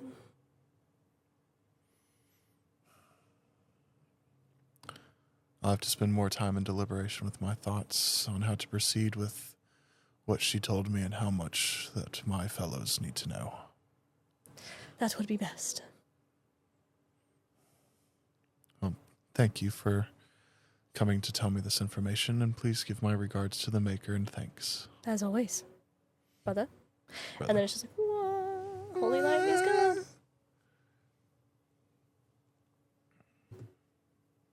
All right. What time is it? We came back around 7:38. Took like an hour to eat. You all talked for 45 minutes maybe. So you probably went to bed about, what, 10? Yeah. And you only tranced for 4 hours, so... However long that is. 10, 11, 12, 1, 2. 2 in the morning. It's 2 in the morning. Well, then you did take time, was probably about an hour and a half or so, to do the legend So it's lore thing. 3:30 in the morning. So probably, yeah, about 3:34 in the morning. 3:30 in the morning. I got some time. Tyrall will What leave does this his sound like? room. We're just going to press this and see what it sounds like. Don't be too zesty. Give me that zest. Don't be too zesty. Give us the right amount of zest. Yeah, I want intrigue, not zest. Yeah. This is pretty good. Tyrall will leave his room Yeah, that's pretty good. Okay. and go through the corridors to the main gate. Or... What? Who are we waving at? Solid 10 D&D. Oh, hi! But He will go out the front doors of the castle, and in pure Tyrall fashion, or whatever, he is determined to find something. yes. He will sprout his wings and fly above the city, and try to get to that bird's eye view to try to see if he can rummage together whatever that weird conglomeration of map sky view thing that he was just shown in his vision, to see if he can try to figure out where that church was. I gotta write this down. I gotta figure out how long you can fly and what you can do while you're flying. In my mind, he can't use any spells while he is flying. Because Yeah, because it would be a takes concentration thing. I would everything think. he has to fly. Yeah. especially on the mortal plane. Yeah. Um, But as soon as he wants to do anything else other than fly, you got to pack them babies up. and I would think that if you were trying to carry anybody, it would Significantly shorten my distance Yes. and time. You can't see that bird's eye view that she was talking about, or that she kind of showed you, but see, you're getting too zesty, dude. Like, chill out. That music be zesty. It is. Why are you so zesty? It's like, "Bah, bah, bah, bah, bah, bah, bah, bah," and it's like, bro, I don't need all of that. Good grief.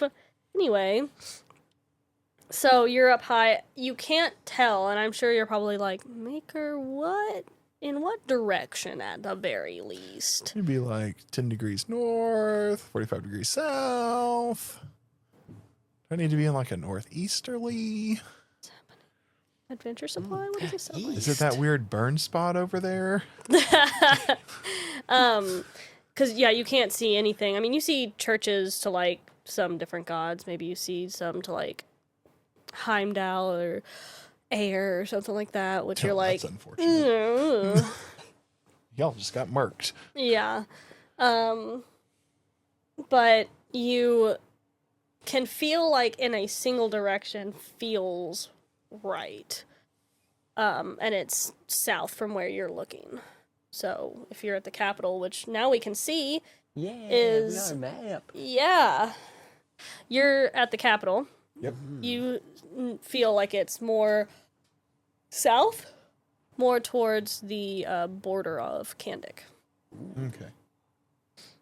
It's so much nicer to have a map up so I can show you all. Yes. Like, It's I mean, very far. does very far, yeah. Oh, she said it was close. I mean, you are close. You're not over in Grander. You're not over in South Sunset. You're in the same. You could be in Hauser Yeah. Like and we take have you a been. month to get up there. You could be in Hauser and then your friend get taken all the way back to Jupiter where he was from and get martyred. Hey, we've been there, done that. I'm just saying. Yeah, so you're thinking, not right. Probably a little bit more about here. Oh, my hand is shaking so bad. It's all right. It's a far distance and it's a small target. Yeah, it's probably about there-ish. Oh my god. Perfect. I say as it goes over all of Trinity. Yeah. Oh. Oh my goodness. This is why we can't have nice things.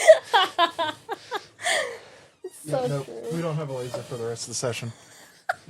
Where did it go? Did it fall into the pocket dimension? The abyss of stinky stomachs. Mmm. The other elemental plane. Oh my god. Yo, how are your hands so steady? What? He is a mechanic, and you would need to have steady hands. It's more close to It go was over. kind of more towards the dip No, on no, the right. yeah, right there. Like in that area. That's insane. My hands shake so much more than I thought they did. Holy crap. I'm an artist. That's true. I have a very good grouping whenever I go to the shooting range. I mean, like, that's wild. Wow, I got learnt today. That was crazy.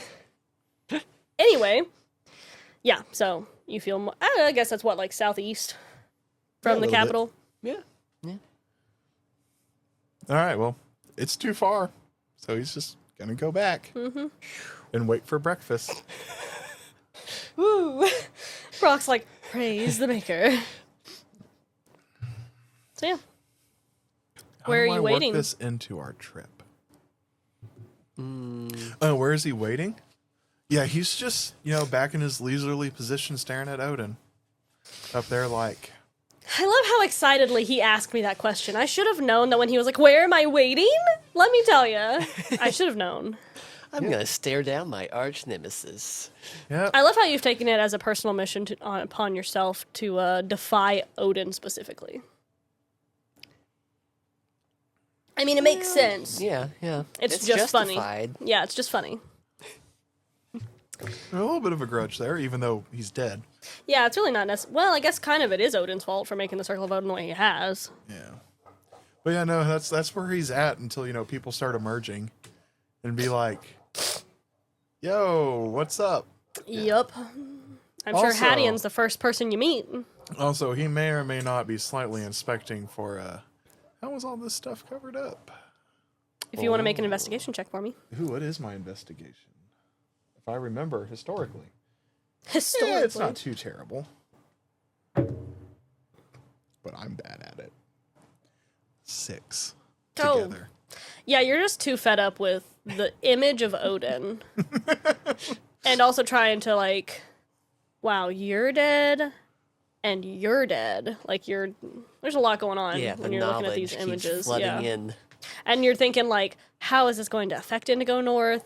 And I'm pretty much the only gateway to an actual Something. religion for these people to believe in.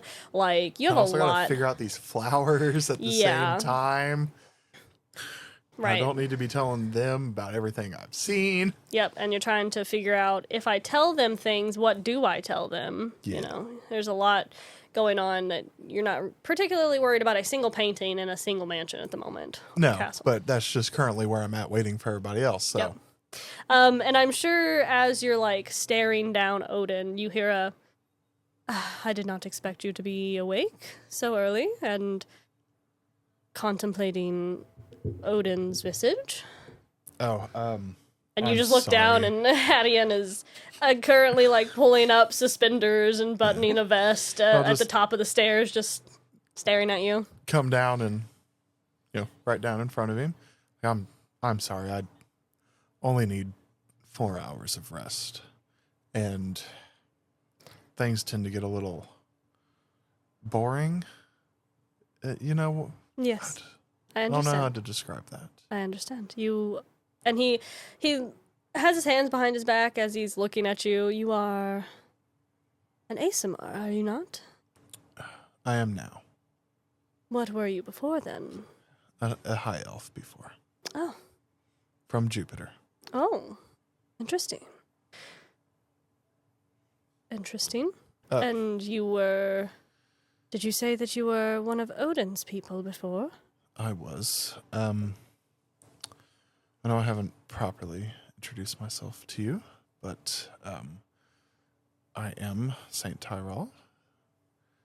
A saint of, and he just kind of pulls out of his little pocket the book you gave him. The maker, I would assume, yes? Yes. And Yes, he puts that the is little book true. back in his pocket. But seeing as you are old acquaintances with my friend Amer, there's no need to put the saint in front. It's just a formal introduction. From now on, you can just call me Tyrall. But yes, I used to be affiliated with the Circle. Well, I would assume you would if you were a priest from Jupiter. Yes, it was a interesting part of my life.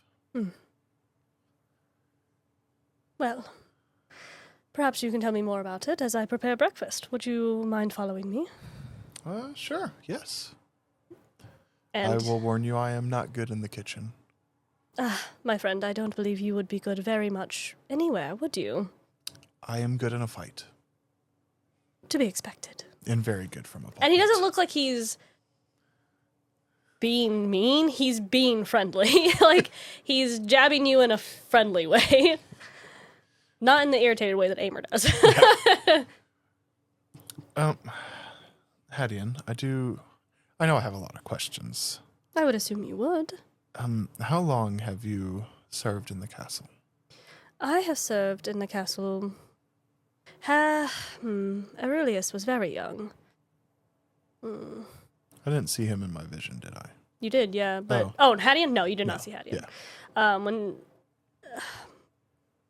But the way high elves age is very different than how most people age. I believe he was, I say young, of course, probably in his early 50s, which you would know. While that's old for humans. It's It's not not old old. for Yeah. elves. So when he says young, he means because how worlds are shaped for people is the world you're in, and he's surrounded by a lot of high elves, or at least a high elf society. And so old to him is different. Old and young relatively is different for him. Which Tyrall would get. Yes. And it would be weird for you, Tyrall, even being remade, to know that a tiefling is counting his old and young based off of high elven society, because that's usually very protected by high elves. And especially not a knowledge that is intimately spoken of by tieflings. Because I believe tieflings age about the same as humans, if I'm not mistaken. Pretty sure, yeah. But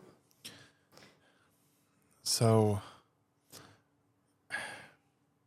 I get these visions sometimes about the past. and as you're talking, he's just like, he like rolls his sleeves up and he puts a little apron on and he starts making breakfast. So I've seen this place as it was when Aurelius was a child. Ah, so you saw it in its glory then. Very Yes, beautiful. It was beautiful. And there's something that bothers me. What happened to the family portrait at the top of the stairs? Years ago, Aurelius was unhappy with the depiction. Once his father and mother passed, it was difficult for him to accept, and the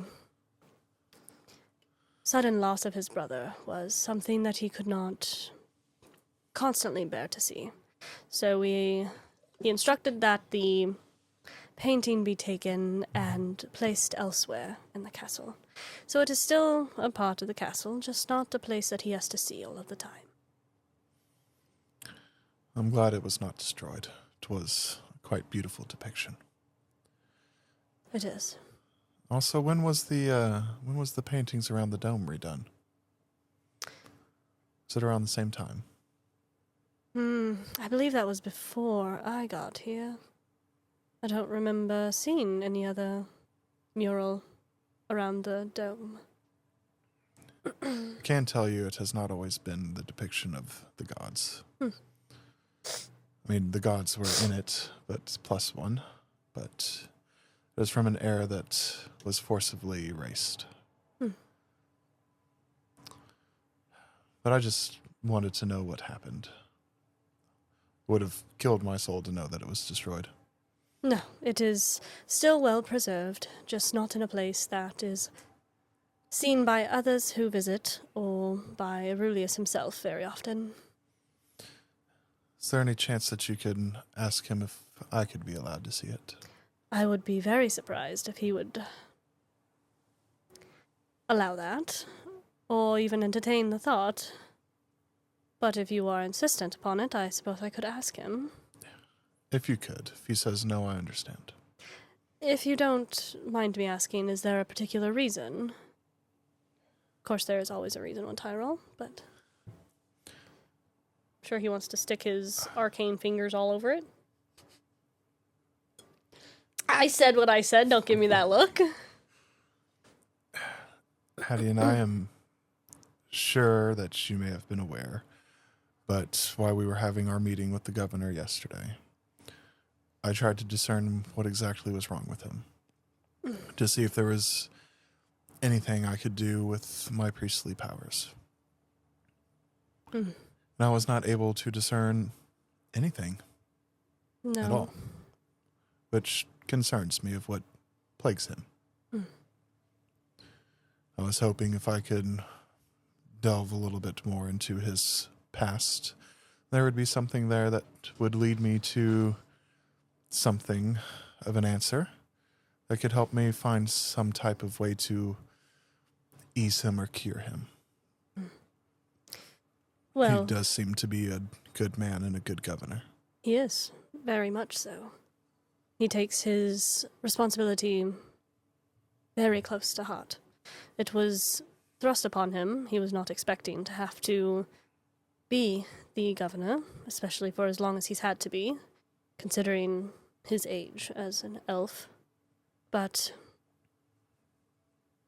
his illness, as far as I'm aware, came on suddenly. He was just ailed by something. Nobody's certain how or why. It was just a sudden ravaging of his body, really. And it manifested in physical wounds on his body.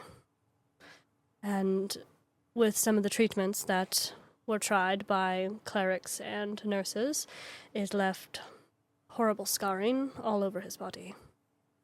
And in the sight of being a governor, one does not wish to upset his people with the way he looks. Being a governor is a very vision-heavy job, as I'm sure you can understand while traveling with Aimer. No, I definitely understand. It's very much about image.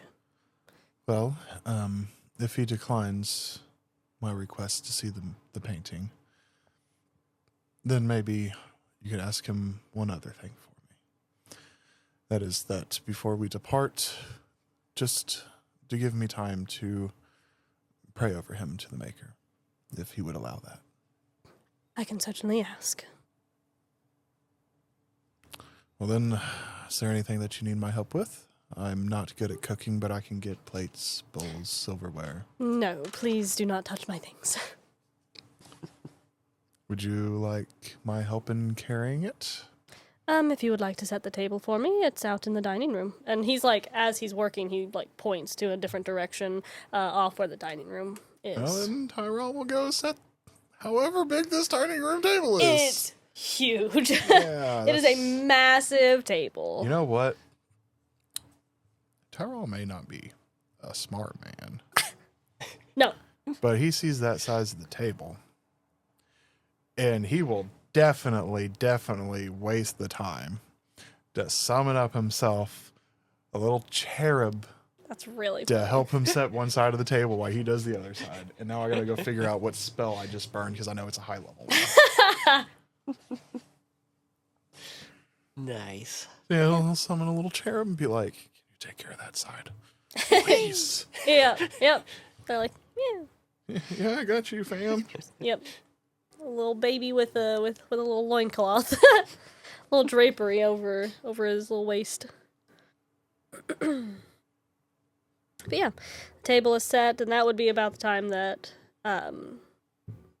we both wake up, really. Well, no, yeah, you'd probably have to wake Amer up. Because he's in a bed. He's in a cozy bed. These were nice beds, by the way. And he's somewhere that bet. he knows he's safe. Oh, yeah, the man Yep. is gone. Yeah, he just had the best sleep in a year. Mm-hmm. He is out of it.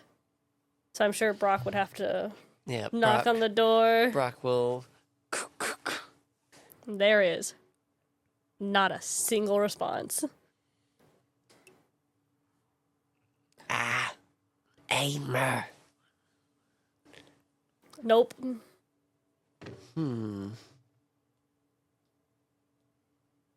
This will be probably the first time I've ever used them in the campaign. Oh, your lockpicks? That's Yep. so funny. I mean, yeah, roll a sleight of hand for me. Add that to it.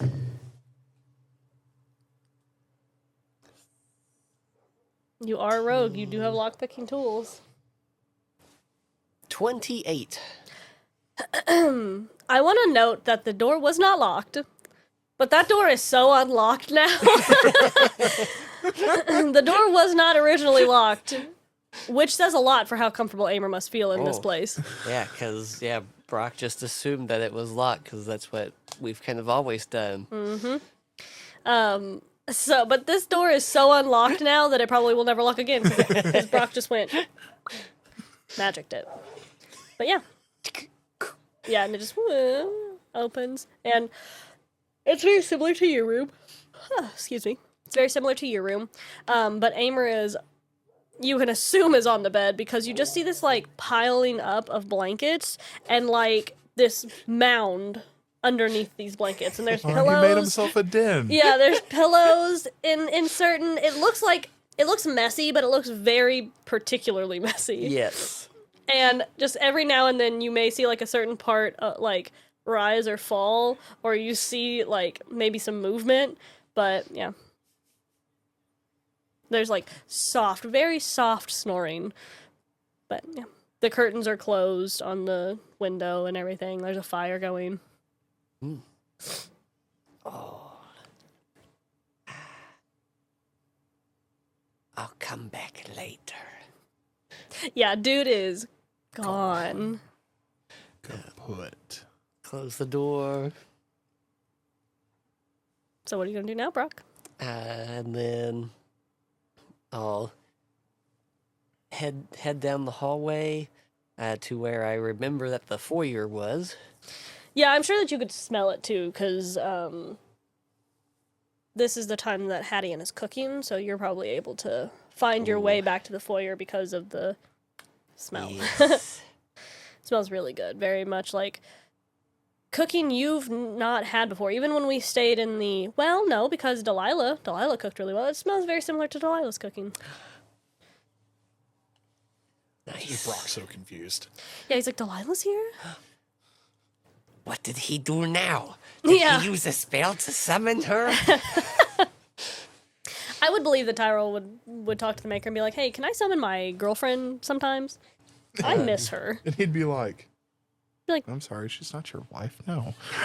yeah, no. And yep, Not until you're wholly matrimonied, no. I'll find Tyrall in the dining hall at the massive table. Probably halfway down the table. It's huge. Yeah, it could fit Yeah. up to like upwards of 250 people easily. His cherub on the other side just set Yeah. like the 40th spot. Which is funny because you literally only needed to set like five plates or something. He just said set the table. Yep, he sure did. Yep. I'm setting the table. And you're doing as you were told. You're right. And yeah, Brock sees this cherub and is like, Brock, um, don't eat the angels.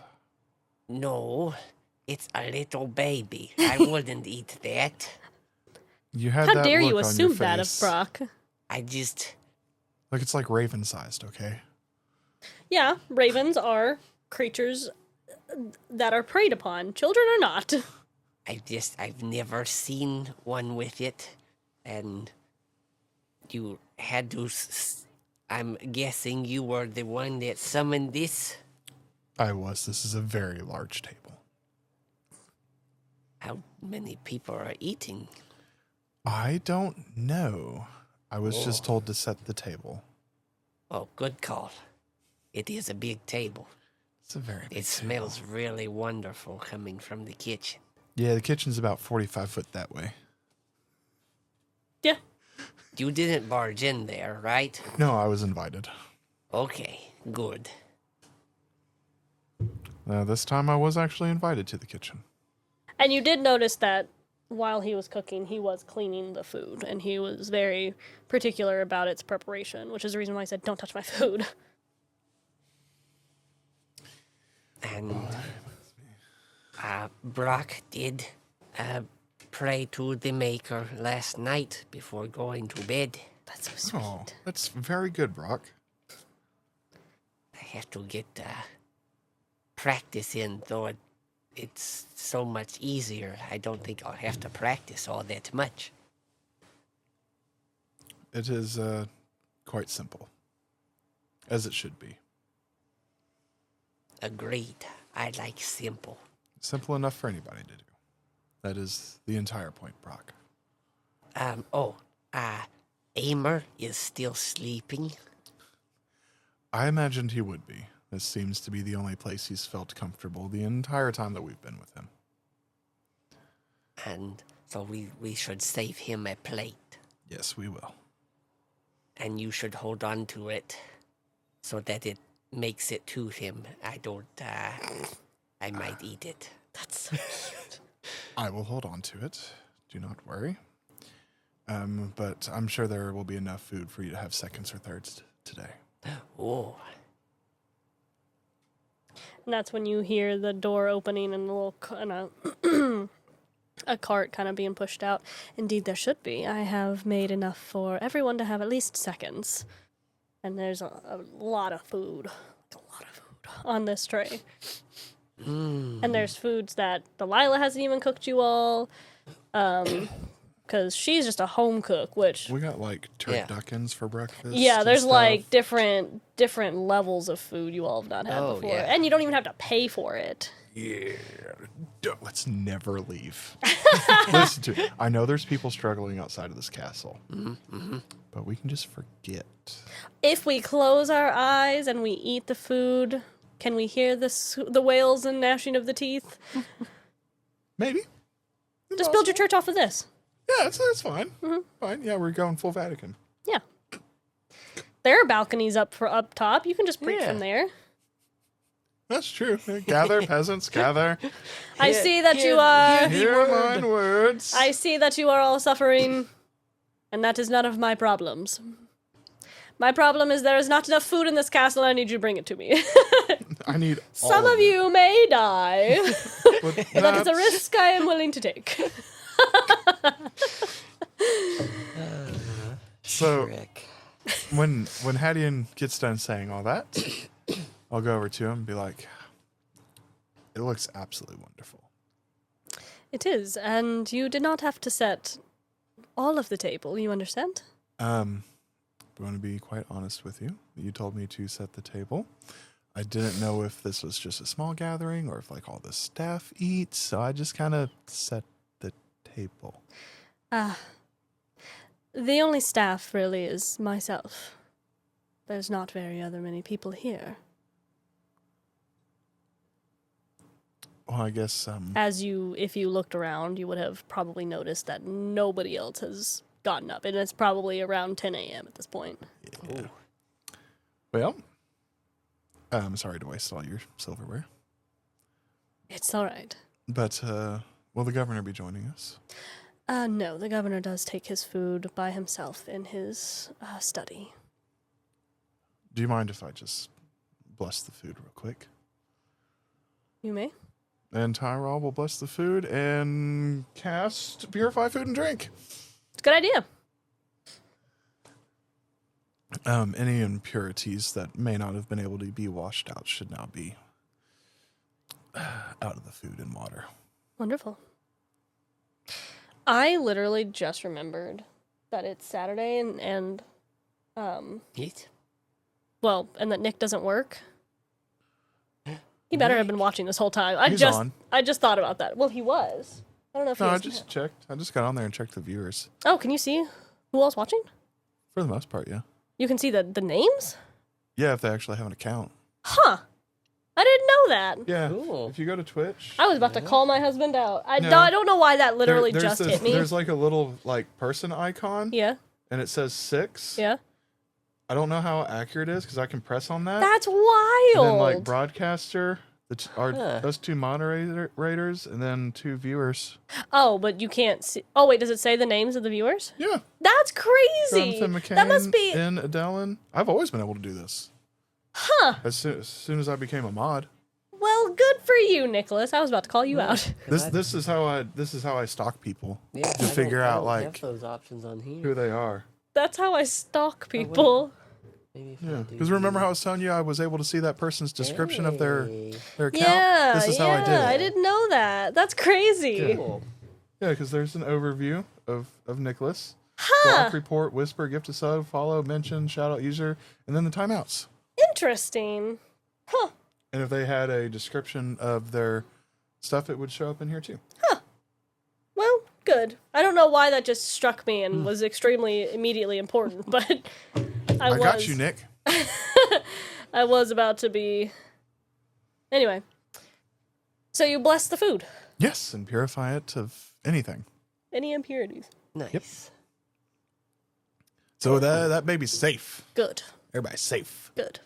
Well, like I could do that over a whole country, Yeah, if only. if only.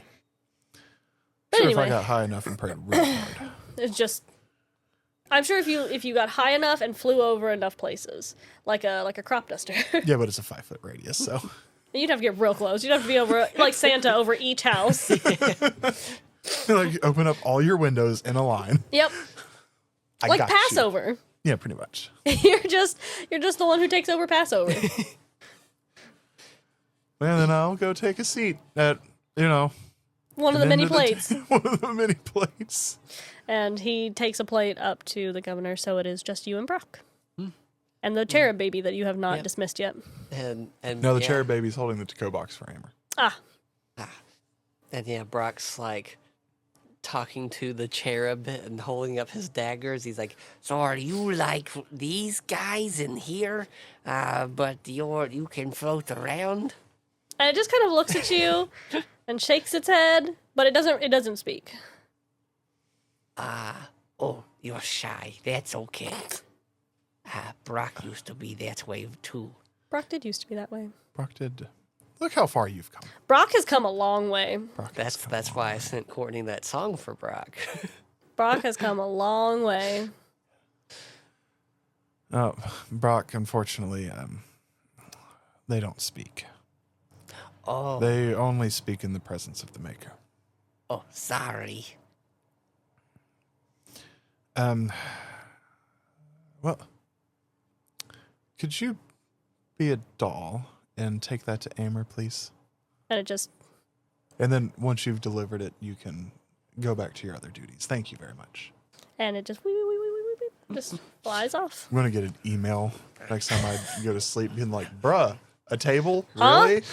Really? You are unable to summon them anymore. Your subscription has been Yeah. canceled. You have abused this power long enough. Thank you, sincerely, the Maker. I have revoked all of your chair privileges. All right, Seraphim's next time. Hey! I have no hands. I'm only eyes and wings. Yeah, like, What do you want me to do? be not afraid. This is the scariest moment of my life. You just keep going up the ranks. Like Yeah. they keep banning you from one, so it's like, oh, here, let me summon this planetar to carry this then it's our just- shopping spree. Yeah, and then it's just Amriel comes down. He's like, "Can you stop?" You know what? I'm summoning you next time. Yeah. You know what? You're here. Take this. I've come on behalf of the Maker. He made a mistake. Yeah. I'm sure Amriel just looks down from heaven all the time and is like, Why? "This one." Really? So, Brock, have you had a chance to practice your reading any? Yeah.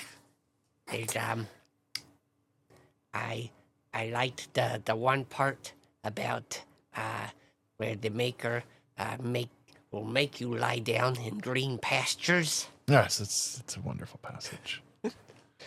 It's a wonderful passage. I did give you the expanded version. The expanded version. Everybody else is just getting like the New Testament. Brock got like the whole shebang. That's fair. Brock and Amber probably did get the whole The Bible. whole shebang. And so did Governor Aurelius. He got the whole shebang. So if This is a little Catholic churchy. So not everybody gets all of it. That's really funny. Only we have the parts we took out. so if the Maker is the biggest god and the first one, why is he like in the shadows? So the Pantheons were there to be intercessors while he continued his creations. He thought it would be best for the mortal plane to have others that could be more real, more present, to be an in-between. Oh, so it's To further just show his power. okay. So it's like how the Viscount is the Overwatch, and then the governors are beneath him. Yes. That is exactly how it works. Okay. And just like there's those that would turn traitor, it was modeled in the heavens. And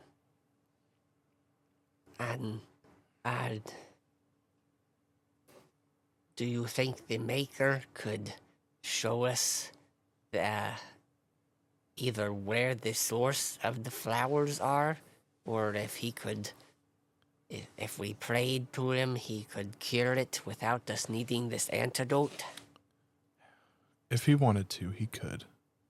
But that is not currently in his plans. He is gearing up for something different and a bit closer to home. Okay. That's part of the reason why he sent me back, was to help you all figure that out.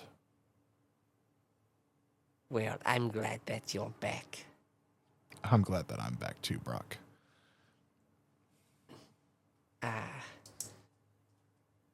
Is it weird being back? It is extremely weird. It is... how do I describe this? I left the most perfect place ever made. Where there's no issues, where there's no problems. It was Where I could literally beautiful. walk up to the center of the city and talk to the Maker, one-on-one. And now I have to do it through my mind and angels coming to give me his messages. It is... I'm still not used to it. Oh, on the topic of messages, did your other thing make it to Tanya?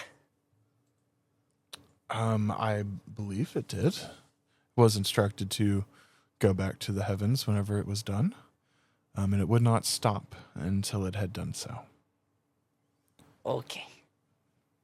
So hopefully Tanya can help Flint take over. And actually, Brock, that reminds me of something. We should warn Tanya and Flint of the attempted assassination. Oh, yes. Although I will need some time, probably tomorrow. I'll send another cherub with a message. Or no, let's see. Tanya was sent to Holifont. So I should probably send another Holifont. So she knows they're from the same person. Oh, good thinking. I may have a demon deliver one to Flint, though. That seems more appropriate. Send one that has bad teeth. That also seems like the best idea. You know what? I think I have just the one for him. We'll take care of that over the next few days. Flint first, then Tanya, because I believe Flint has a bigger network to pull from by now. Oh, And it'd also probably be harder for Tanya to slip away. yes. She's very busy. So we'll take care of that whenever we wake up tomorrow and get that set in motion. But for now, we need to head east. So eat your second helping, and you can eat my second helping in the other half of my plate. Yeah, Brock, there is so much food here for you to eat. Like so much. Like, there is so much food for like, until you are round. Yeah, make sure you do some push-ups or walk a little bit while we're on our way. Like that one time when you ate and you were literally a circle afterward. That's how much food is here. And it's free. Free. And it's free, yeah. Free.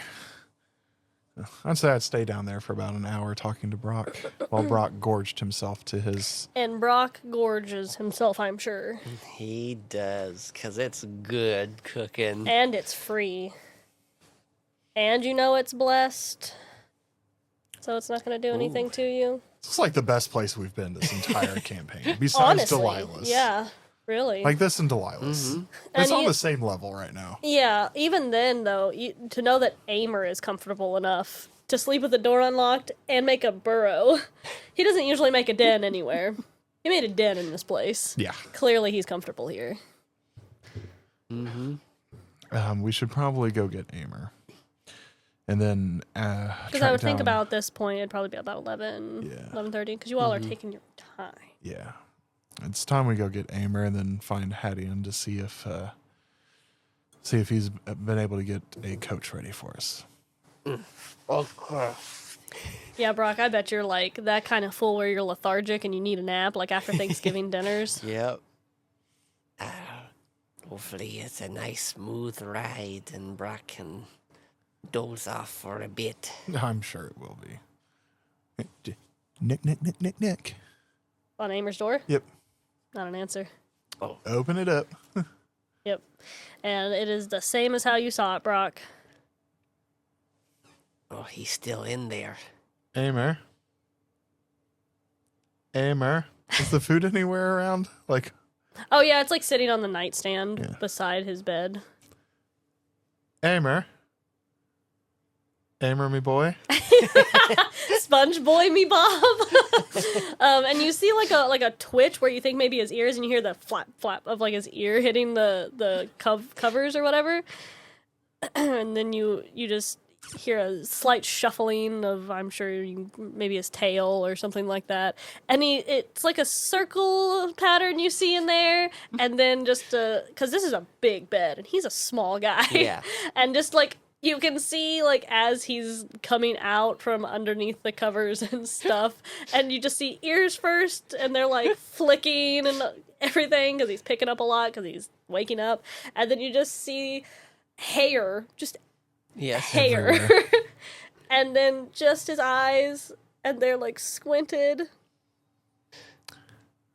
Yes.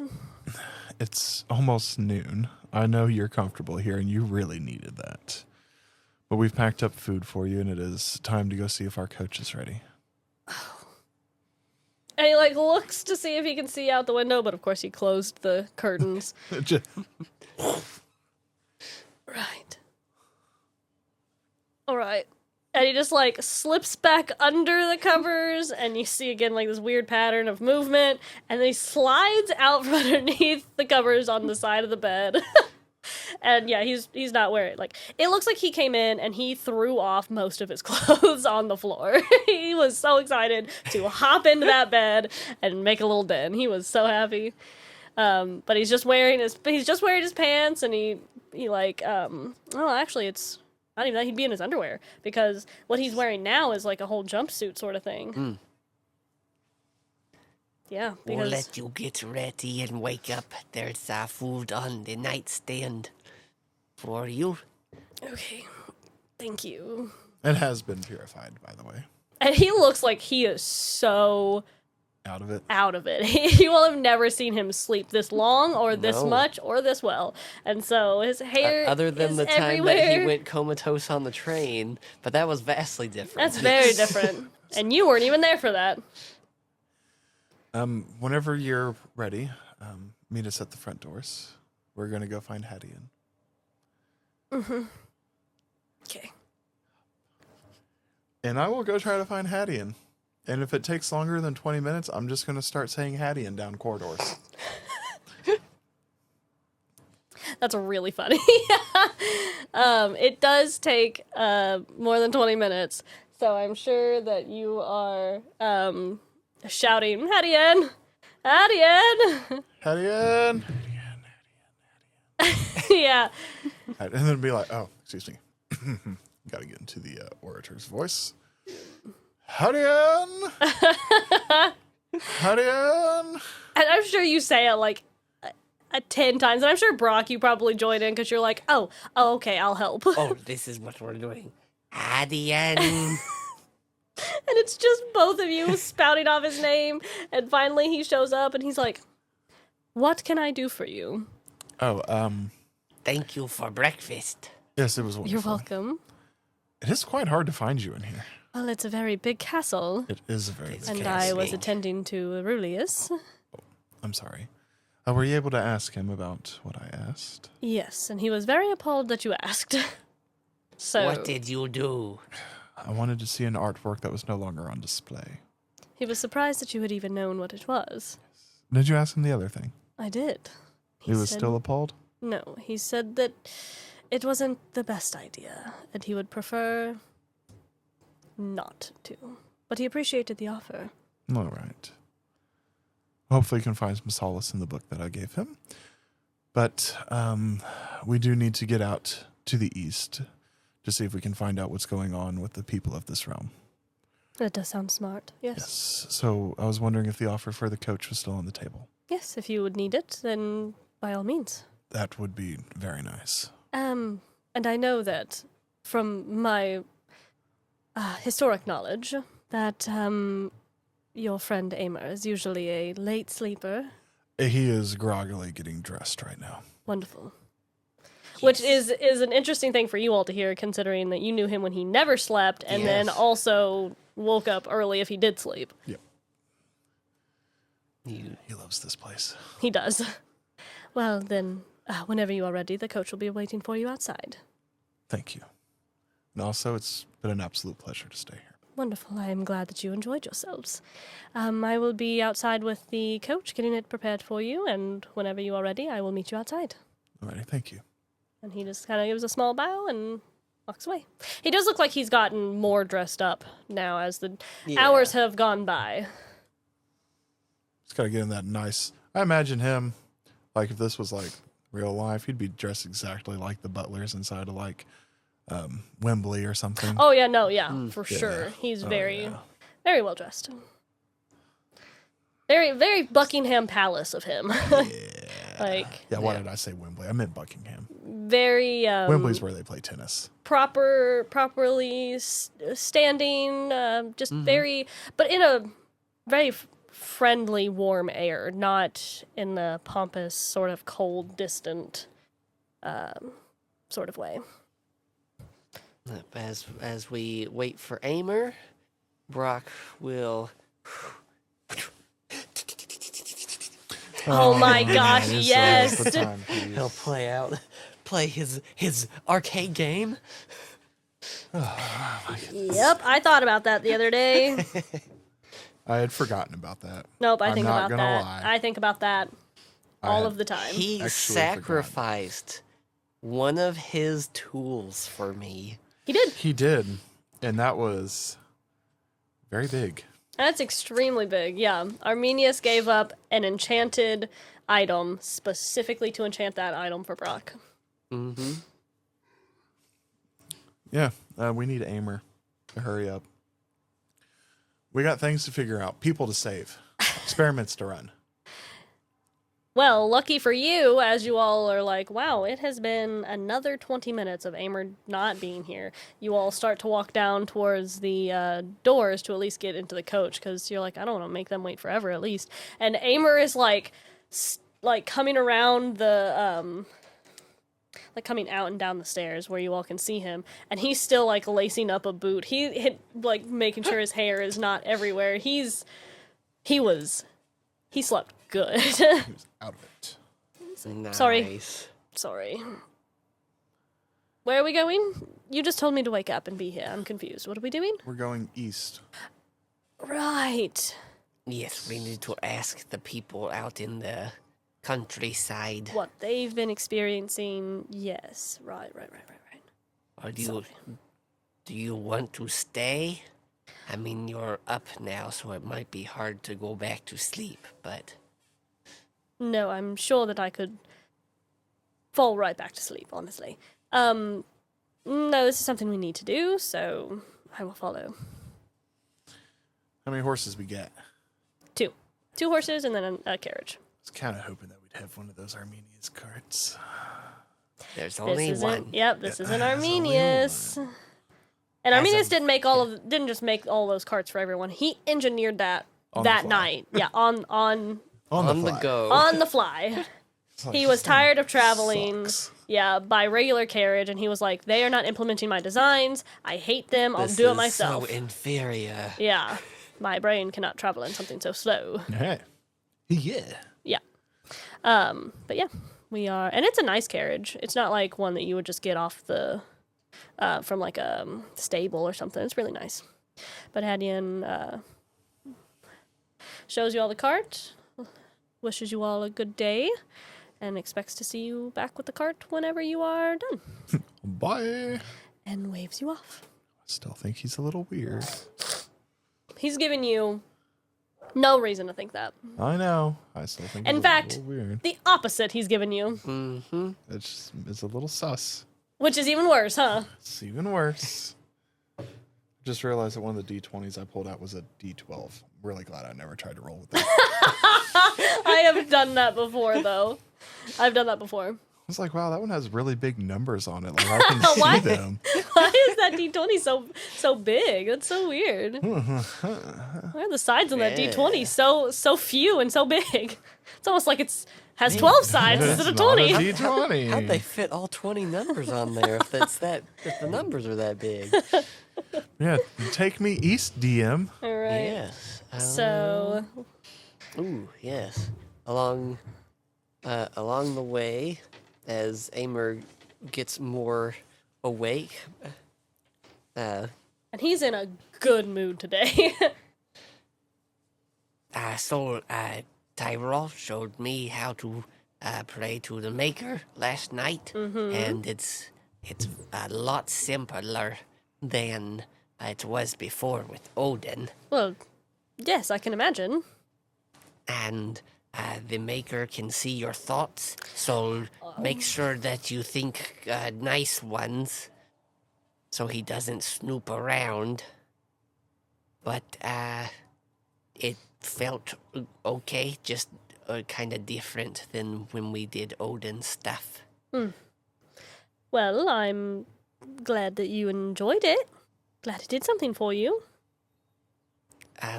Tonight, would you want to try to talk with your sword again? What does this sound like? ooh, Fancy. We just go as of now. As of now, yeah. And it might be get like, real. "Dun-dun-dun, It might turn into Doom Eternal music real fast.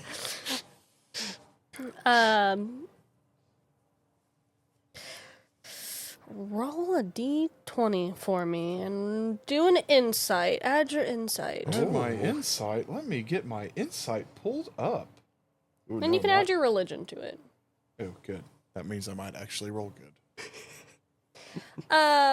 Brock, you can roll an insight check if you want. It doesn't matter. I rolled a natural 1. that checks. We do not But roll well. with my insight and religion, with everything added to it, it comes out to a 13. Hey, that's really That's a high. nice- yeah, that's good. That's good bonuses right there, I buddy. can't believe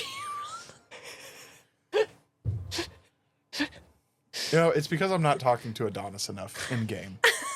Probably. It's because I'm not talking to Adonis enough. Do Probably. you Anytime you think tell me- if Brock stood behind the person that you're trying to incite, that would work? You know what? Let's try that. Get between or Aimer, get Aimer you in sit between right us. here. All right. Let's see. That's a 7, which would let's see. It's better. It's not a nat one.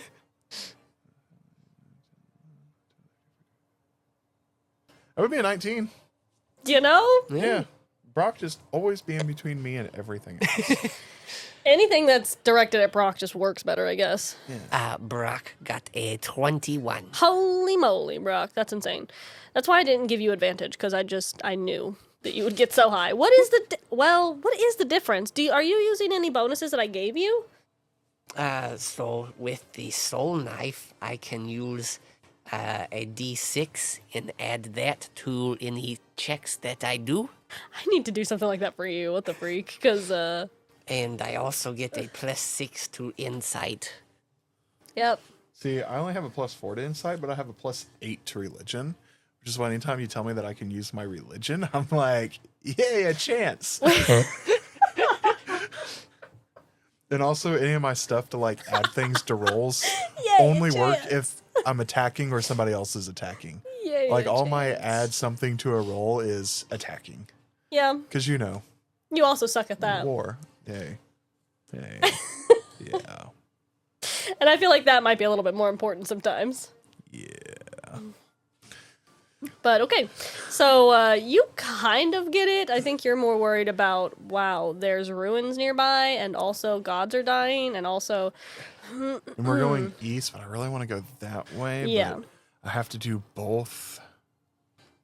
Yeah, so I'm sure that there's a lot going on, but you can kind of recognize that he gets a little uncomfortable when you mention talking with his sword. Which, out of context, that's a really weird sentence. Talking with his sword. It's a very weird, sentence.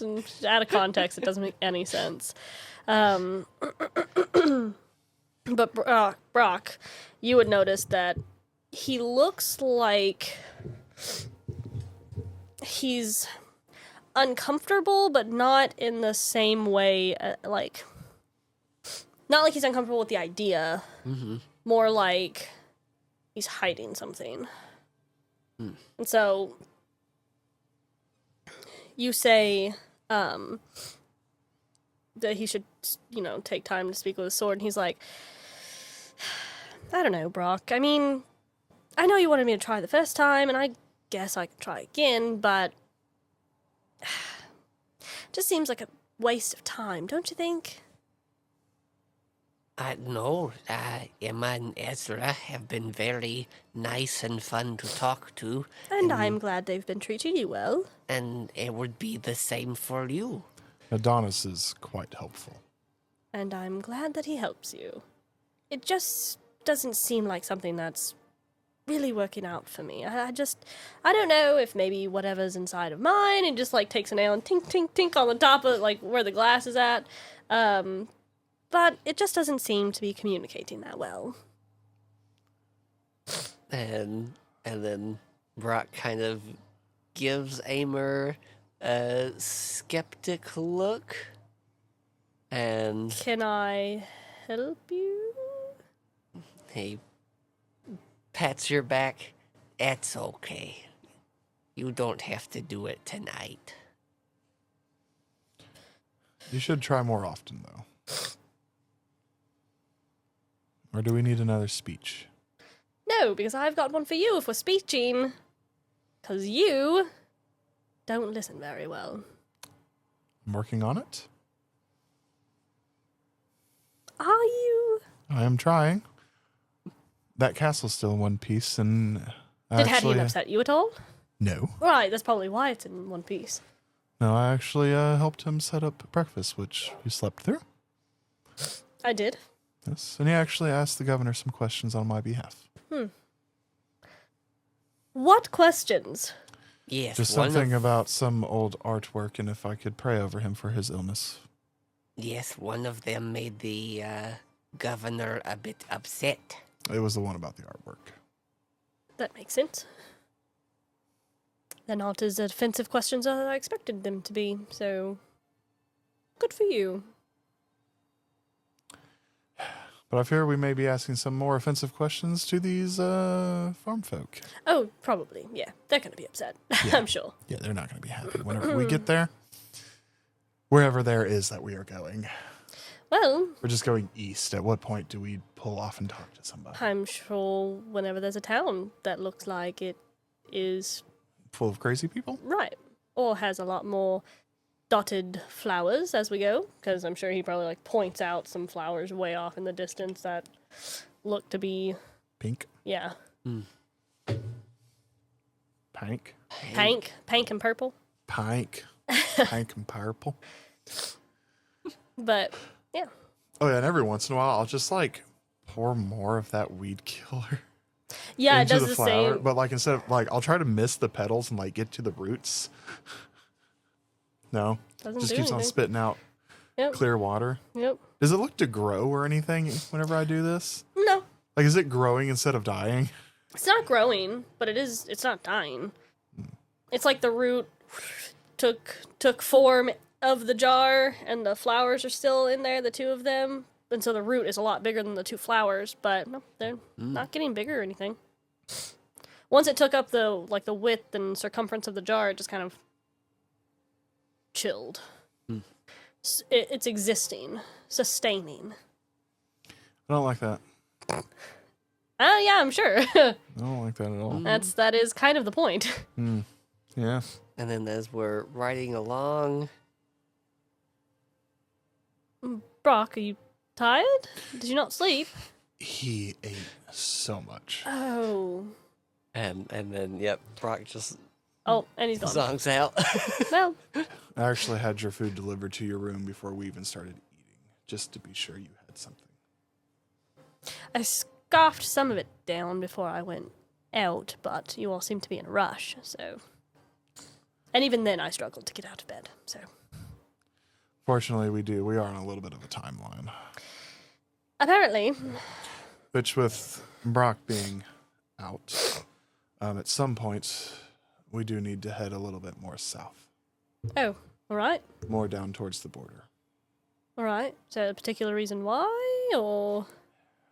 Just, there could be some ruins there to help. And the people are in a great time of strife and need. Oh, right. Your evangelical needs. Right. Yes. That's fine. We can do that, I suppose, if it's not going to take too long. Maybe we'll be on the way to the next place we need to go. Hopefully. Yes. Yes. Well, for now, east it is. Where is this town full of maniacs? East. Yeah. So it is 6 o'clock. We usually stop at 6, right? We usually stop at 7. 7? Okay. Yeah. I can't remember because it's been so weird the last couple of times, because the very first time we did it, we stopped at 5 because the sound was awful. And then the other 2 times we went further than we meant to. Yep. So I just want to make sure. Okay, so we stopped at 7. So it's not too big. It's gonna be a couple of days to get, cause where it's pretty much Fenrisk is a decently sized capital city, and then it's a lot of farmland. Or uninhabited land, maybe some spattering of houses here and there. Yeah. But it's going to be closer to where you see that little. Where did my hello? You had it last. I know I did. Oh, it's right here. As I shakily show you. Oh, this thing is. This is That little Yes. lake-looking thing. this little thing. Yeah, it's a lake. Oh, wow. I say a little lake. It's a pretty big lake. Is there like nobody that lives in these states? No, they do, but it's just like Spread out. it's very spread out. I mean, you have to remember that this Savrukian is like the size of Russia and China together, and not like this is the size of that. It's like 2 of those could fit. Like if you do Russia, China, this thing is huge.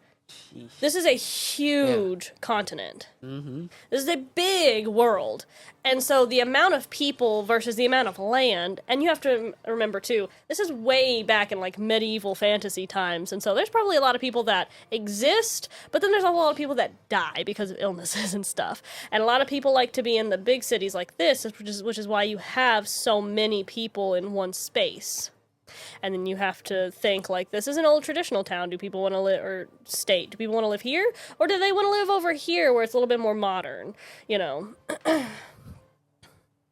So, like, there's tons of people who live in, that giant fly gets me every time. There's a lot of people who live in this area, but then there's, like, a lot of people who live on this border, you know? And then there's a lot of people who probably live, like, down here in this weird border area here, you know? But there's probably not going to be very many people who live from here to here when they, like, maybe around here, maybe when they could live here or here, Yeah. you know? Living in the middle of 2 places is not a normal thing back in the day. It was either you lived here, or maybe there were a couple of people who lived in between there, but why wouldn't you just live where it was civilized? Mm-hmm. So, Nice. there are a couple of houses in between there, like, maybe like a compound of people. But they were talking about more of an established area. A village. Yeah, a so I'm sure hamlet. that we probably stop at those houses and are like, hey, have you heard of these people going crazy? Have you heard of people getting sick? Have you heard of the Maker? Have you heard of the Maker? Oh yeah, everybody gets a book. Have you noticed these flowers? You know, stuff like that. And they direct us more toward that area around the lake where they're like, well, you know, a lot of people have been coming through and then going to Fenrisk to find some sort of healing for something, and did look a little crazy or had somebody crazy with them. And our food has been kind of tasting funny recently, and we've had some of us get sick, and our daughter died from being like projectile vomiting, basically, you know, dysentery, that sort of stuff. Like, but you know, they haven't, because of the time period, it's not something that they necessarily think too much about. And so they kind of, and he also said that's usually where their food comes from, is more towards the east. And so you're like, well, then where does your food come from? And then they funnel you into that area around the large lake. And so you get to a more, I say more established. It's definitely not a town or a city or a village, but it is definitely a group of homesteads that seem to produce more of a village, really. Yeah. And it is closer to the lake. It's not built right on the lake or right beside it. It's just closer to it. And when you get there, it seems there are people who are very aware of the strangers coming by. And so when you all start to pull up, there's like an older, maybe in his 50s, human man who's like, where are you going? Why are you passing by? Are we in like And he a doesn't look- closed carriage? Well, yeah, I mean, but you were driving Oh, yeah, I'm it, so... Oh yeah, there's the slightly glowing man. Yeah. coming in on And his he doesn't carriage. look like a guard or anything. He just looks like somebody who lives here but is curious why you're passing by. We're actually looking for where all the sick people are, Why? to see if there's anything that we can do to help. And he can tell that you're definitely priestly. So he's like, what are you, one of those all-mother people or something? Coming here to- No, I'm not associated with the All-Mother. But you're a priest. I am a priest. So why are you here in the name of whoever you're here? You want to pray over our people who are sick? I'm here in the name of the Maker, and I am here to try to find medicine to help. The who? I'm sure A that... deity stamped out by some of the other deities, and one of the last remaining priests of his order. Right. And so you want to pray over our... And you can hear, like, in the distance, because he's a pretty good ways meeting you all, like, on horse. You can hear in the distance, like, a shouting of, like, a woman or something like that. But it's nonsensical. It doesn't make...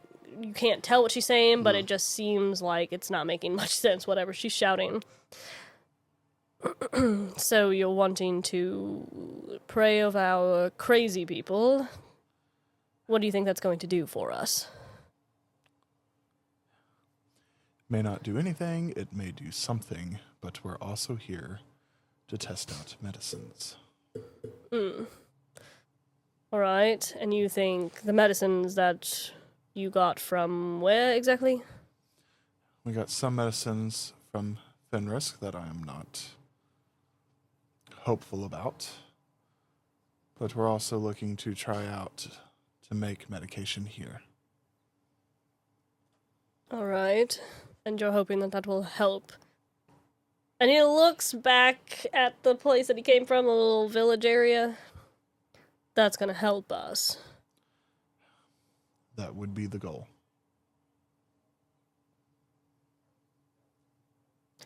That's actually in here, but I thought it was your dogs. That was wild. Anyway. You know, you're walking into a crazy den, right? Normally everywhere I go is a crazy den.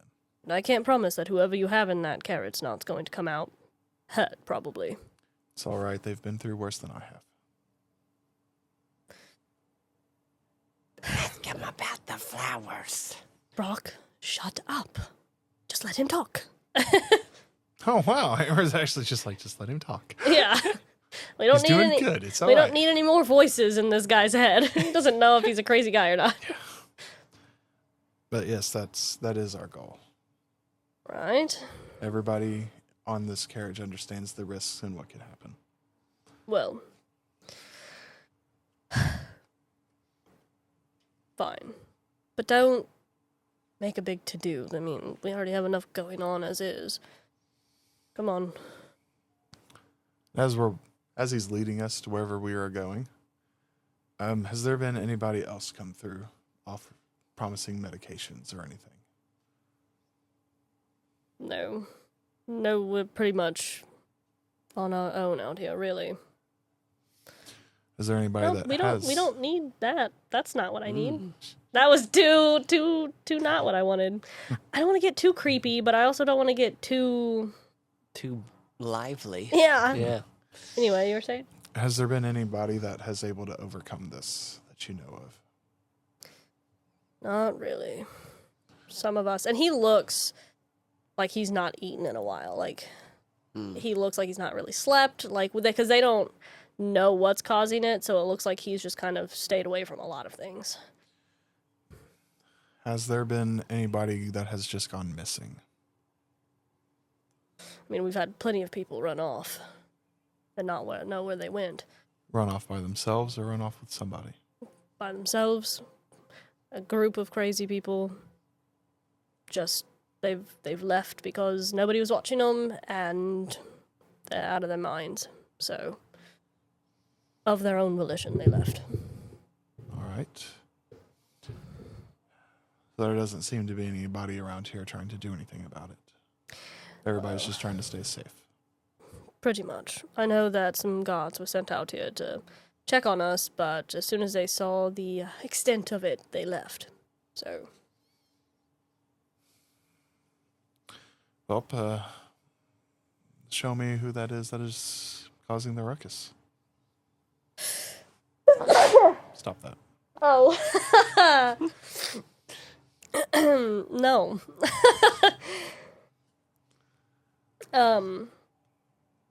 Well, it's a really group of people. She's just the loudest one of them right now. But he does take you into the village. Wow. Phew. He does take you into the village, quote unquote. And once you start to get closer, you hear different shouting and moaning and like barking, but you can tell it's not from a dog. You hear like, when I say children laughing, it sounds like children laughing, but you can tell it's definitely like an older woman who's laughing. It's very unsettling.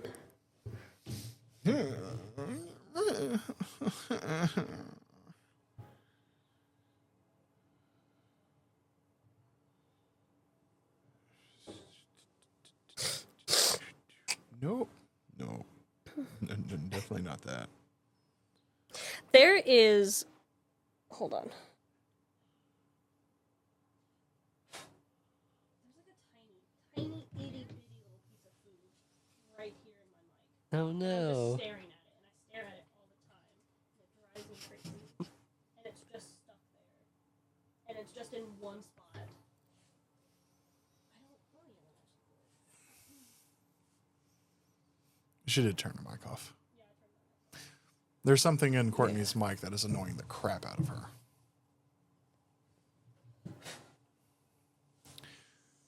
I am trying to figure out what exactly can I do. I had a very weird plan, but we didn't go to enough apothecary shops for me to do that plan. Nice. I will add toothpicks to the purchasing list. Yes. I don't know where that would have come from. I don't know what it was, but... Or maybe a nice soft bristled toothbrush. Yeah, it I don't know where it came from, but man, it was just chilling right there, and I couldn't stop staring at it. Yeah, Nick is a huge wuss when it comes to horror. He was playing Resident Evil and could not play Resident Evil without me in the room. And Resident Evil's not even that scary. I mean, it's, like, unsettling, but it's not scary. So I must have really spooked him on Wednesday. Yeah, that's why he said, thanks, Jonas, I have to sleep. But yeah, but she like when you all get closer into the town, you see that there's like men who are ripping clothes off of themselves. There's a woman who's like crawling on all fours. You know, it is unsettling. The people here are not acting normal. And that's not all of them, but it's like a 50-50. Yeah, yeah. Maybe a 45, you know, whatever that's percentages. I'm really bad at percentages of math. Listen, I write stories. I'm good at language. I'm not good at math. I hate math. Don't judge me. But No judgment. yeah, like a little less than half of the people are acting Crazy. abnormal at the very least. Even if they're not doing outrageously wild things, they're probably, you see that they're maybe talking to themselves or talking as if somebody's next to them when they're not, or I'm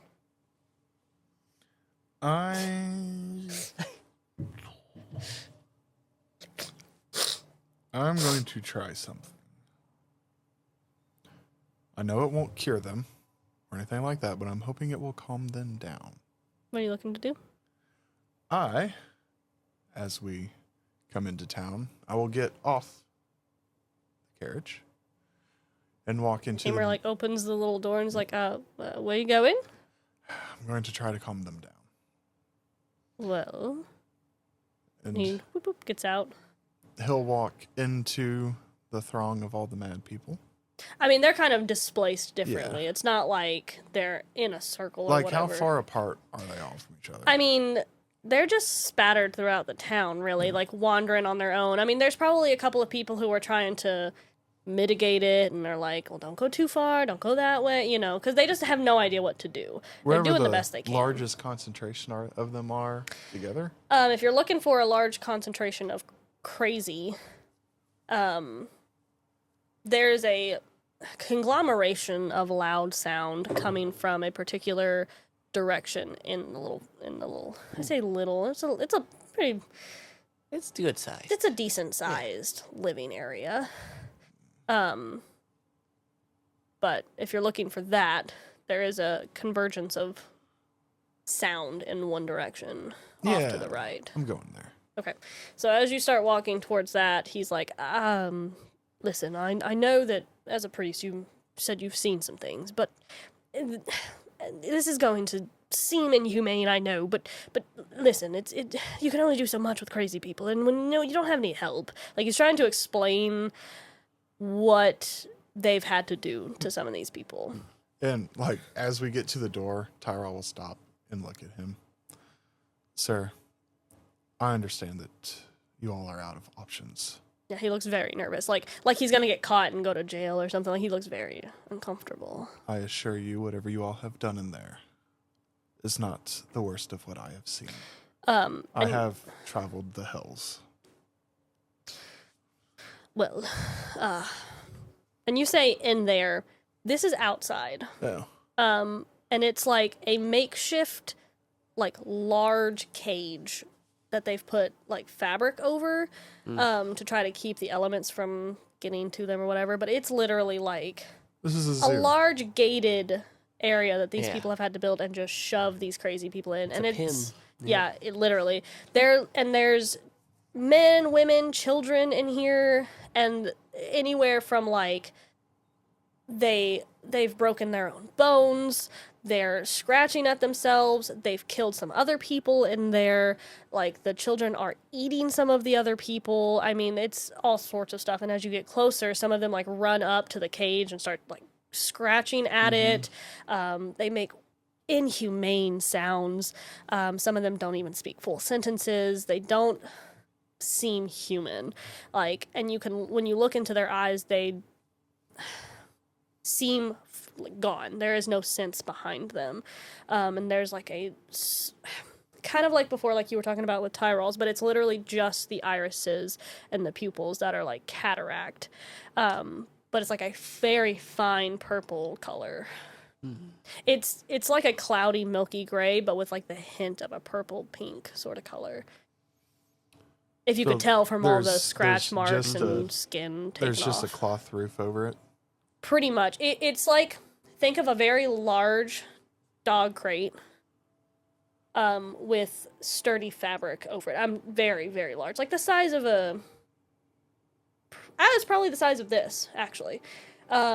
Maybe the walls are a little bit wider. But yeah, about this size. And there's like dead bodies in there. Like I said, children are just playing in it. I mean, it's completely inhumane. But I mean, they have nothing else to do because these people are. I mean, there's no helping them, and they are a danger to not just themselves, but the rest of the people. Tyrall will. Stop that. Tyrall will grab the heavy, sturdy fabric and take it off. That would be like taking fabric off of this roof.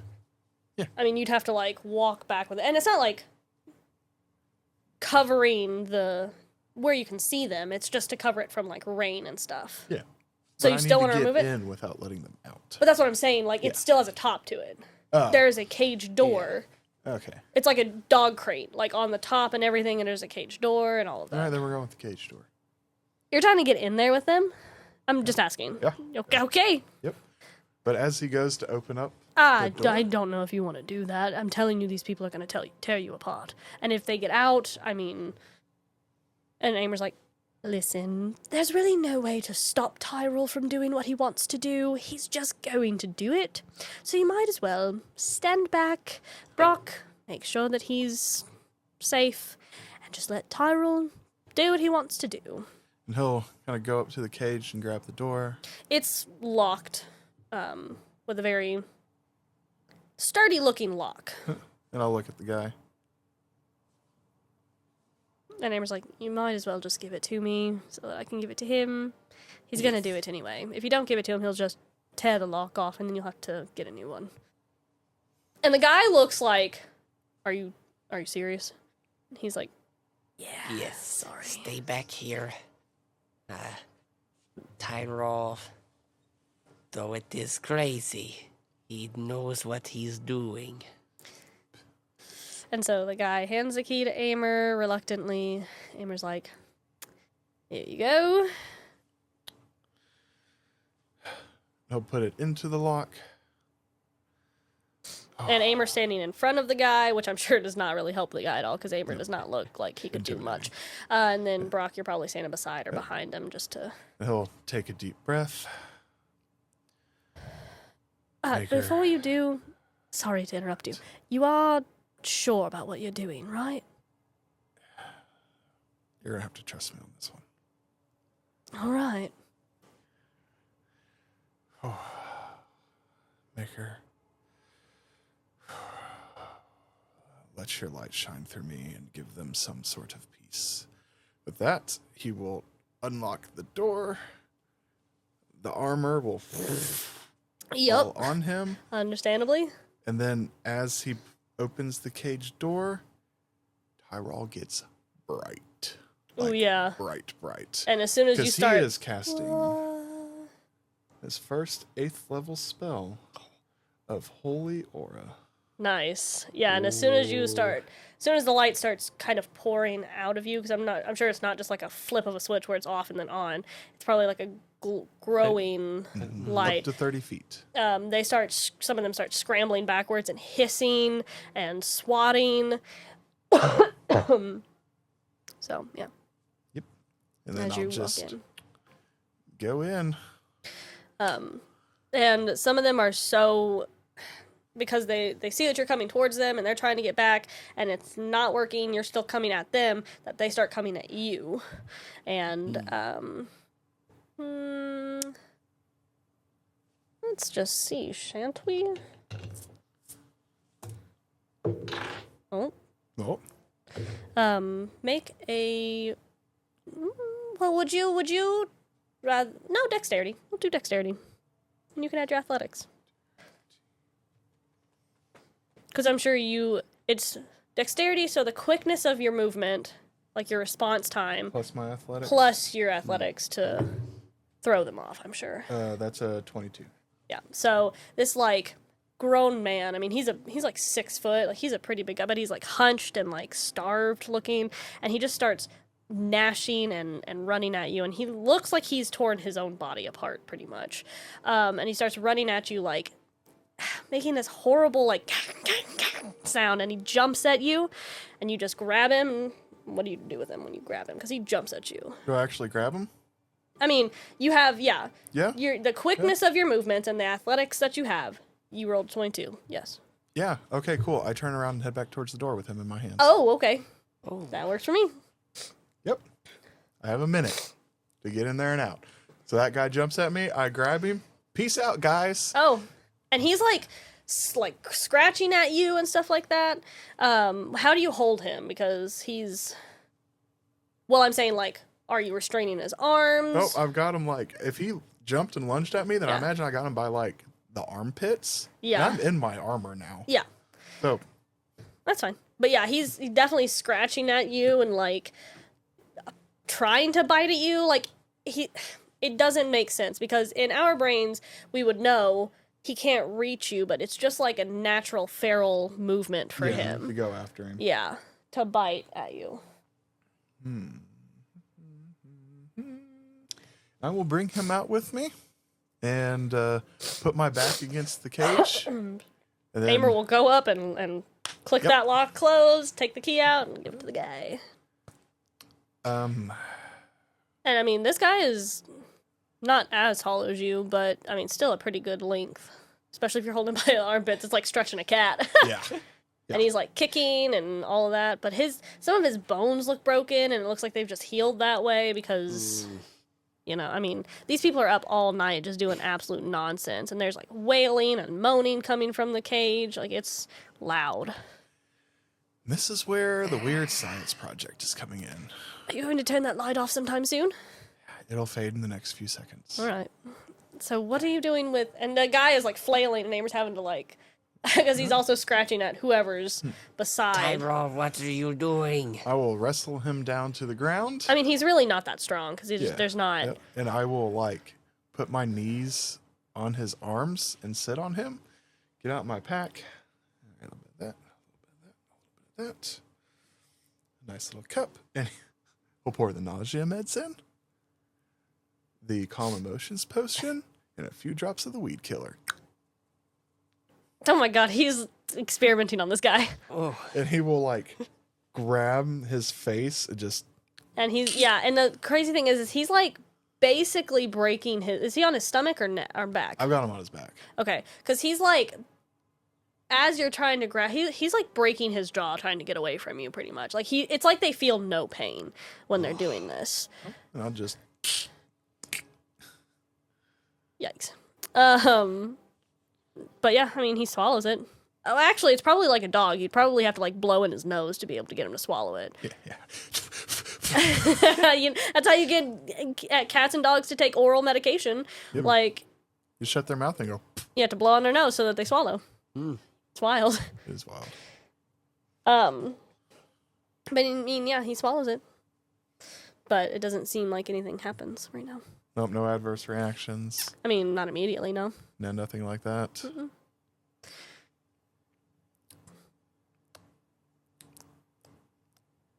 And Amber's like, not to, what were you expecting to happen? I was hoping for some sort of reaction, whether good or bad. Well, usually poisoning somebody is not going to immediately show. Might kill him in a few hours. I mean, which might be better off. This guy looks really rough. He does look really rough. Who is this guy to you all? And he's just kind of, the guy's just kind of standing there like, what is happening? Well, he's one of the, used to be one of the deacons around here for the church, but doesn't. Which church? Well, it's not going to matter to you, Mr. Whoever you are. It could matter. It could matter. Well, it's not to whatever maker you said you believe in, so... Which god was he a deacon of?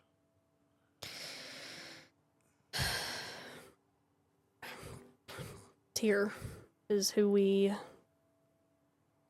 worship around here, so.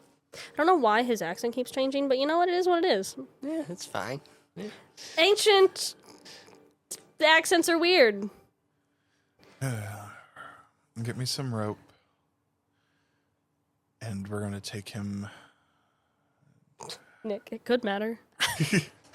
We're going to take him to the church. You can try.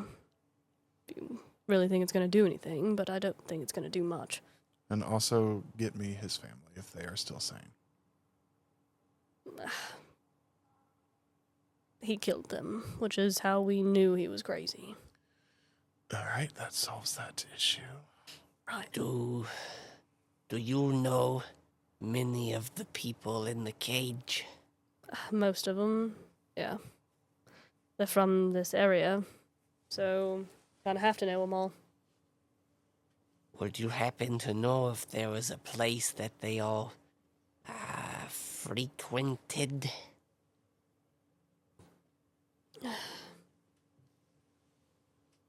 Not really. I mean, we all kind of do the same things day in and day out, but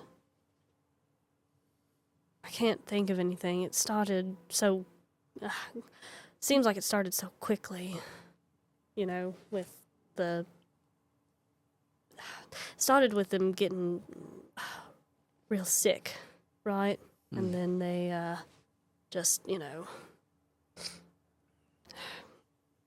started one at a time. They were really sick to the stomach, threw up, you know, dysentery, that sort of stuff. And then it was like, because of that, they stopped sleeping. Some of them started throwing up blood, and they died because of that. But we thought that maybe it was because they couldn't sleep, and so since they couldn't sleep, they couldn't think straight, and then started descending from there into madness, and some of them howling and moaning and becoming increasingly angry, and then they started talking to themselves and becoming violent, and, you know, started getting out of hand, and we couldn't do much.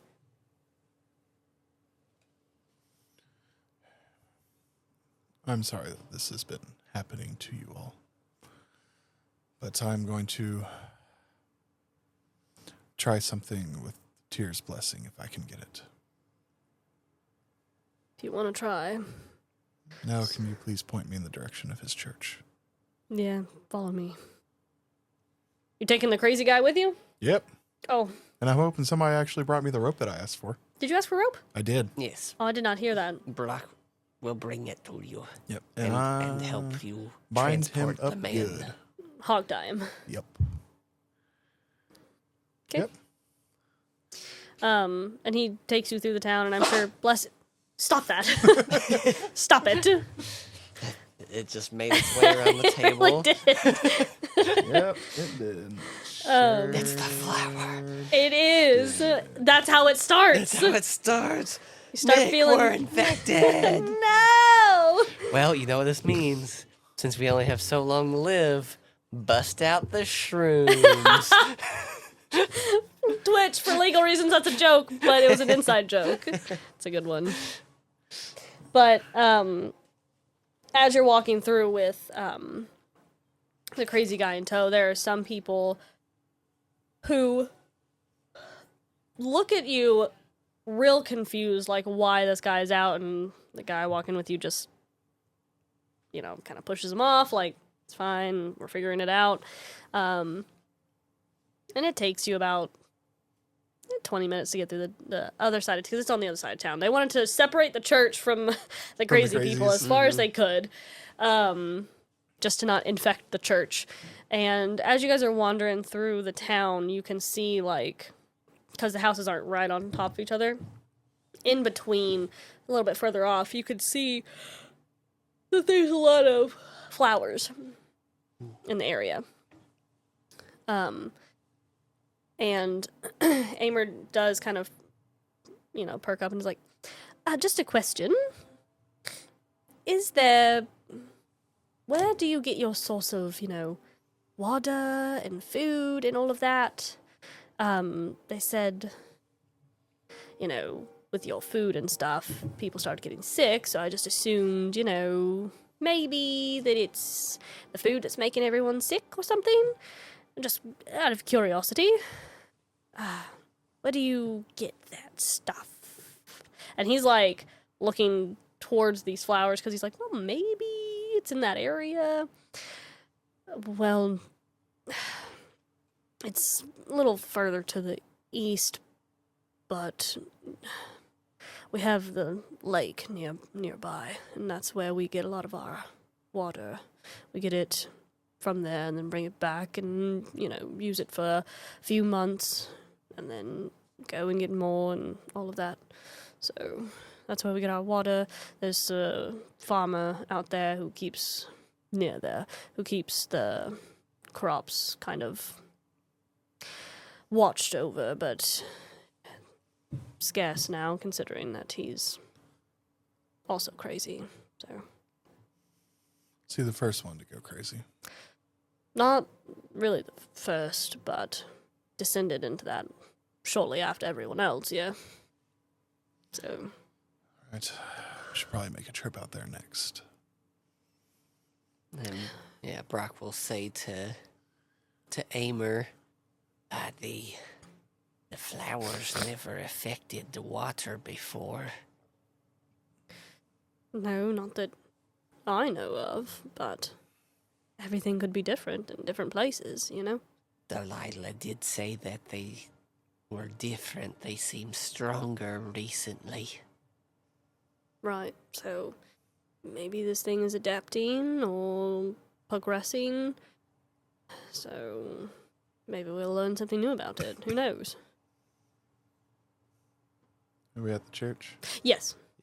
You arrive at the church, and it's a very, for a village area, they built it themselves. So it looks like a pretty decent church, but it's also to tier. So it's very rough around the edges. It has like a hammer and an axe on up top, and it's definitely for war. But he takes you inside, and it's very ramshackled, but it is what it is. And there's like a statue of Tyr up in the back and everything. So Is there an altar in front of that statue? yes. All right. I am setting the guy on the altar. And I'm looking up at Tyr. Oh, look at Aimer. Let's see what happens. And he just kind of like takes a long side step away from you. Good luck. Tyr, as the servant of the Maker, I ask for you to make your presence here so I can ask of a blessing of you. Roll a d20 for me. Got an 8. An 8? I got an 8. No. It's just kind of quiet except for the growling and gnashing of the guy that's on the altar, and he's thrashing about, so I'm sure you have to hold him. And again, he has no self-preservation at all, so he's like snapping his shoulder bones and stuff, trying to like hip bones, knees, ankles. He's pretty much destroying himself trying to get out of this loop. Tyr, I'm trying to help your people. I'm not going to do anything rash without your blessing. Brock will do a silent prayer to himself, to the Maker. 5. A 5? No. Buddy. Yep. And then without that response, Brock, hold this guy. Okay. And he will go up in front of Tyr's statue. And the armor will come back on. Adonis will appear in his hand. And the shield. Tyr, I am going to give you one last chance to come down here and talk to me before I destroy this statue and remake this in the image of the Maker. Dang. So, That's Tyrall. yeah, we went from asking to threats. Demanding. Yeah. You want me to give a roll for that one? No. I will tear this thing down. Just give me a moment. What is this? Nope, that's not. I need something worthy.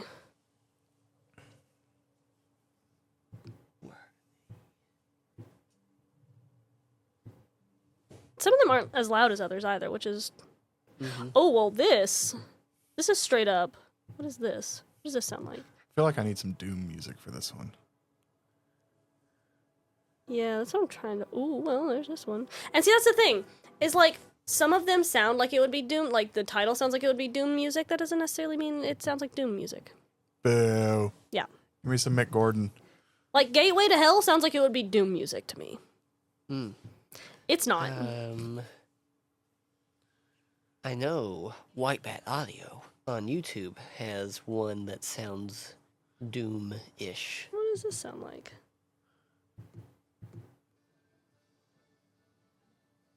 Nope. See, that's not what I would have expected.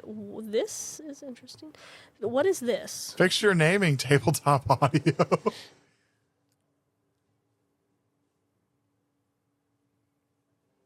Yeah. Yeah, that works. That sounds about right. Yeah. I just want to let you all know what the name of this one is, which is actually really funny, but also not what I expected this to sound like. Forge of Fury. I would not have expected this one to sound like that. No. No. So why? Yeah, I mean, the forge part, because, I mean, from the ambiance side, Yeah, but not from yeah, the you rest can of hear it. some little tinks.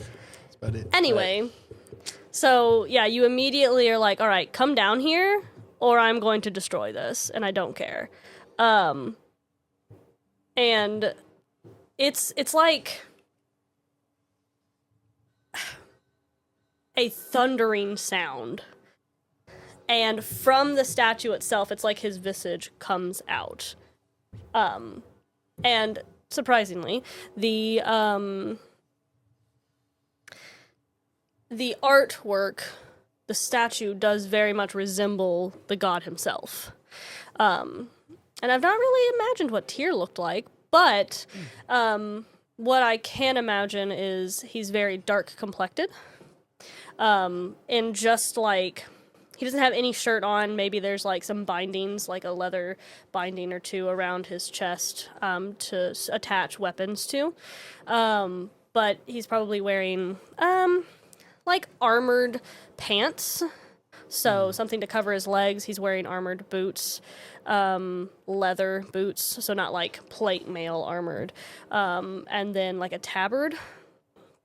And some bracers like up to the elbows. Otherwise, he has like an axe on his back, a hammer in his hand, and like maybe another great sword on his hip. Like the man is armored up, and he's wearing a helmet, but not a full helmet, just like a helmet mask area-ish thing. It's kind of more like framing his face, and he has long dark hair, and it's kind of wild, but not like unkempt wild, just curly mess of he doesn't do anything with it, it's just there. Yeah. And he has a little bit of facial hair, but not like a Thor or Odin beard, just like a little bit of facial hair. And if you expect me to sound like the god of war, the guy sounds like Kratos, it's not happening. I'm not even going to attempt it because I can't, and I will just break my voice box. It's not... I can attempt other people. I'm not trying to attempt the God of War. I'm sorry. He just sounds like Kratos. And he just kind of melts out of this statue. You threaten me. You forget your first priorities. You threaten the God of War. You know well enough. When a saint of your maker calls, you come. Especially when they are trying to help your people. And he just, like, sneers at the guy who's standing back there. And this guy is trembling. Like, they've worshipped Tyr, but seeing the guy is on a totally different level. Because these gods, specifically this kind of god, does not just reveal himself out of nowhere. Mm-hmm. And so this guy is, like, trembling in the back, and Amber's like, oh, boy. Well, all right. Like, he's I just should standing there. also remind you that it's well within my purview and right to tear down those that do not do what they were ordained to do, which you seem to be out of line at this moment. Now, are you going to listen, or should I start rebuilding?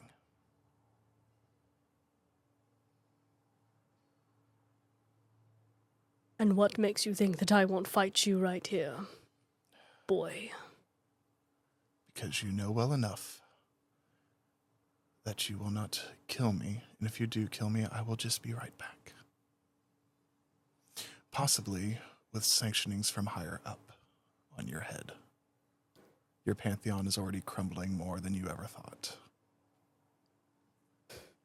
Do you want to make impressions on the Maker to maintain this status, or do you want to hinder me trying to help your people?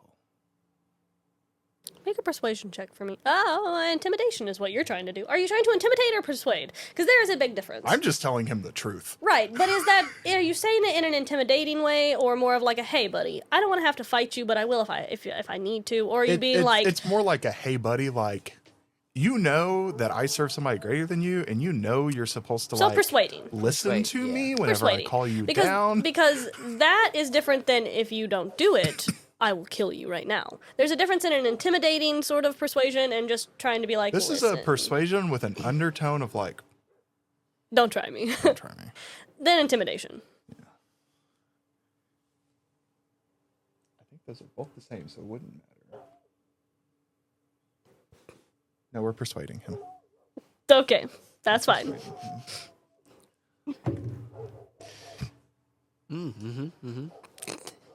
That's a solid 13. I mean, that's not too bad. You are speaking to literally the god of war. And even as a saint of the Maker, that is still a big feat. This is literally Still a big god. feat. Yeah. But I'm also trying to use my backing of, hey, man, you're supposed to serve the Maker. I serve the Maker. Come on, bro. Let's see. What did you get? 13 altogether. Now I'm rolling high again. Well, yeah, it's against me. Yep. And what do you want from me? This man was a deacon of your church. There is information I need from him, and I'm trying to figure out a way to do it. I didn't know if there was a way that you could bring his soul out of him to me to ask questions, or if I had your permission to kill him and resurrect him and ask my questions then. I'm not going to do anything without your blessing on your disciples.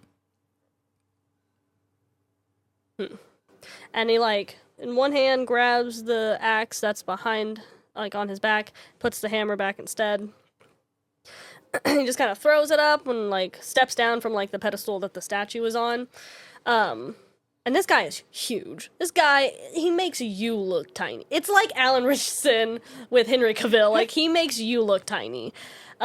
He's, easily 8.5 feet tall, as wide as a house. This guy is huge. And he walks over to, this scrawny humanoid, and just looks down at it, and he looks like he's unimpressed by whatever church they've erected for him. He's disgusted by whatever is on this altar for him, and he just looks at it like it's a pitiful thing. And you want to bargain for this thing? I'm bargaining for answers to save everybody in this realm. And he just lifts up the axe and cuts the guy's head off like it's not a thing. And you can hear, because Amer's like, oh my. He just backs up, this guy is huge. Can you imagine 8.5 feet when you're 4'10"? This guy's intimidating. Amer just takes a few steps back, and when he cuts the guy's head off on the altar, the guy at the door is like, oh, and he falls to his knees, as it's just an intimidating display.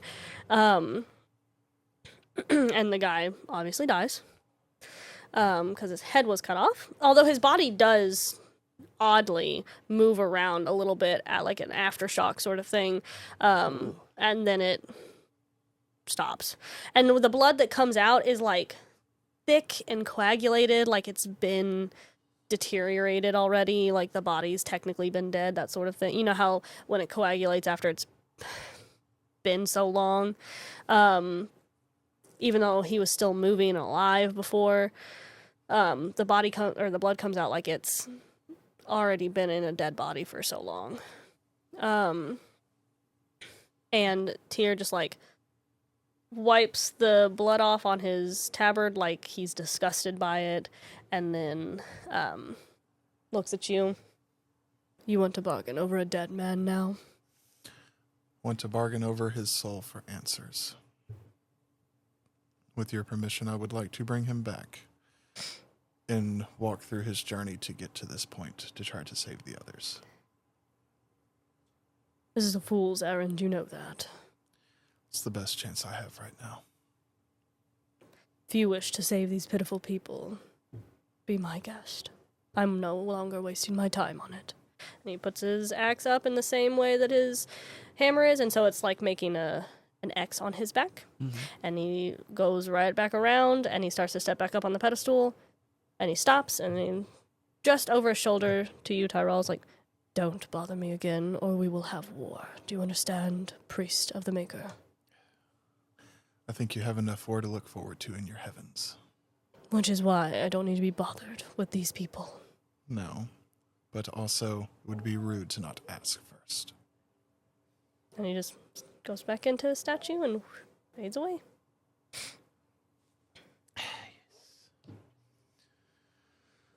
Well, that guy's still a dick. Ain't that the truth? Amber, do you want to help that guy in the back? And Amber's like, yeah, sure. And he just teeters over there to a tiny little boy that he is and tries to help the guy up. But the guy is literally like trembling. There's no getting him up. But he just casts calm emotions on him and tries to calm him down. And Brock was up there helping hold the guy because you had asked. And he just watched this guy get his head cut off. By a god. By a god. Yeah. And the guy was a god. Like, this is the first time you've ever come in contact with a god. And yeah, Brock. Shocking that it's Tyr, though. His eyes are wide. He looks really pale. Oh, hey, by the way, that's god number 2 that I've threatened. And that's the god of war you threatened. Mm-hmm. Yeah. You're lucky you got away with that one. I got God on my side. It's all right. Yeah. I have the power of God and anime on my side. Amber, could you bring him over here, please? If possible.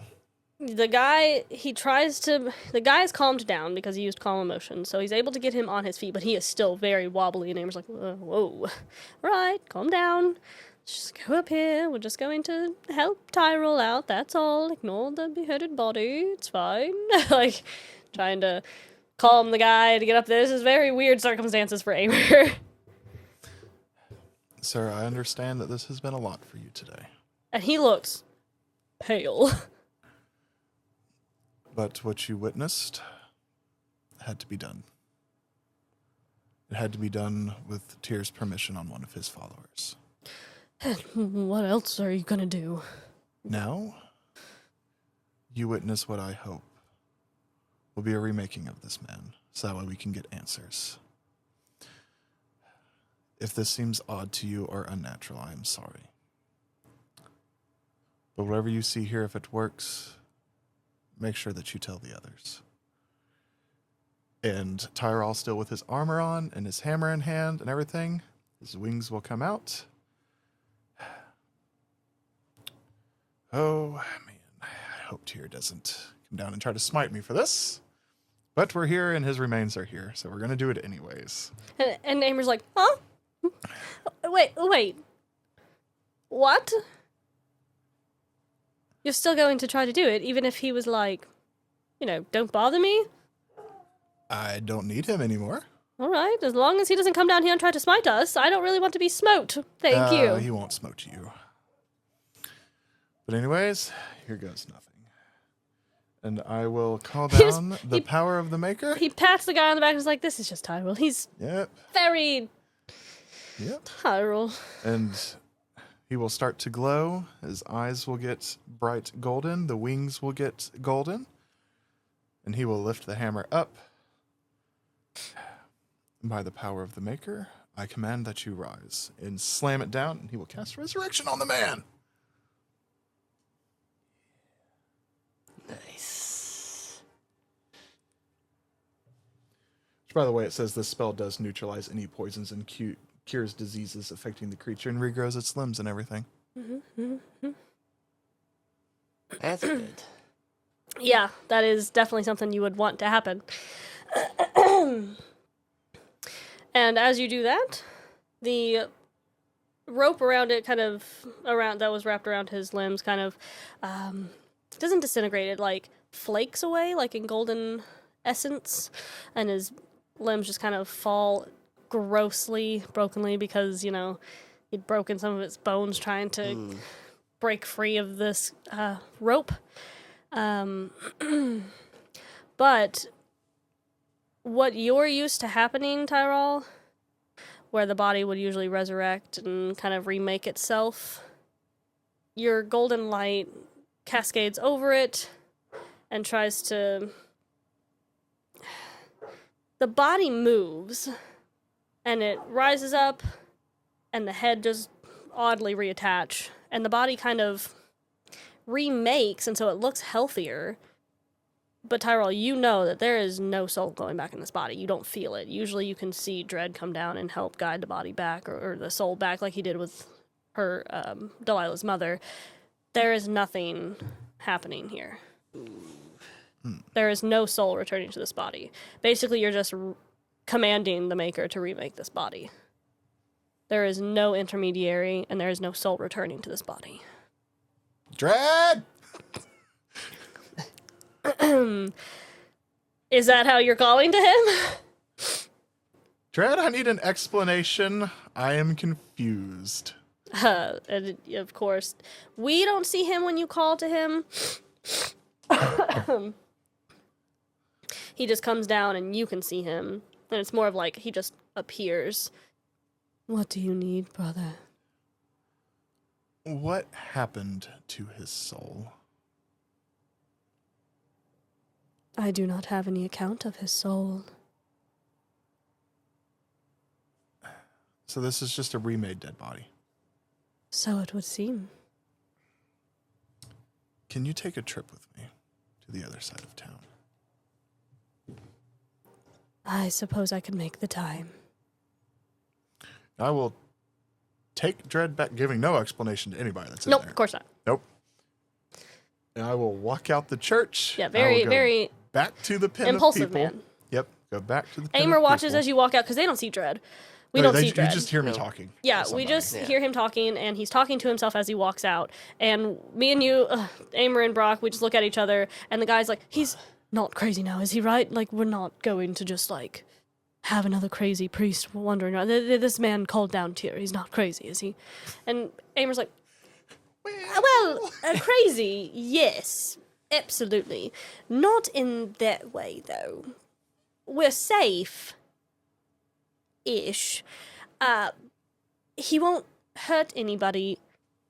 Looks at the dead body. Ish. I promise we are in good hands.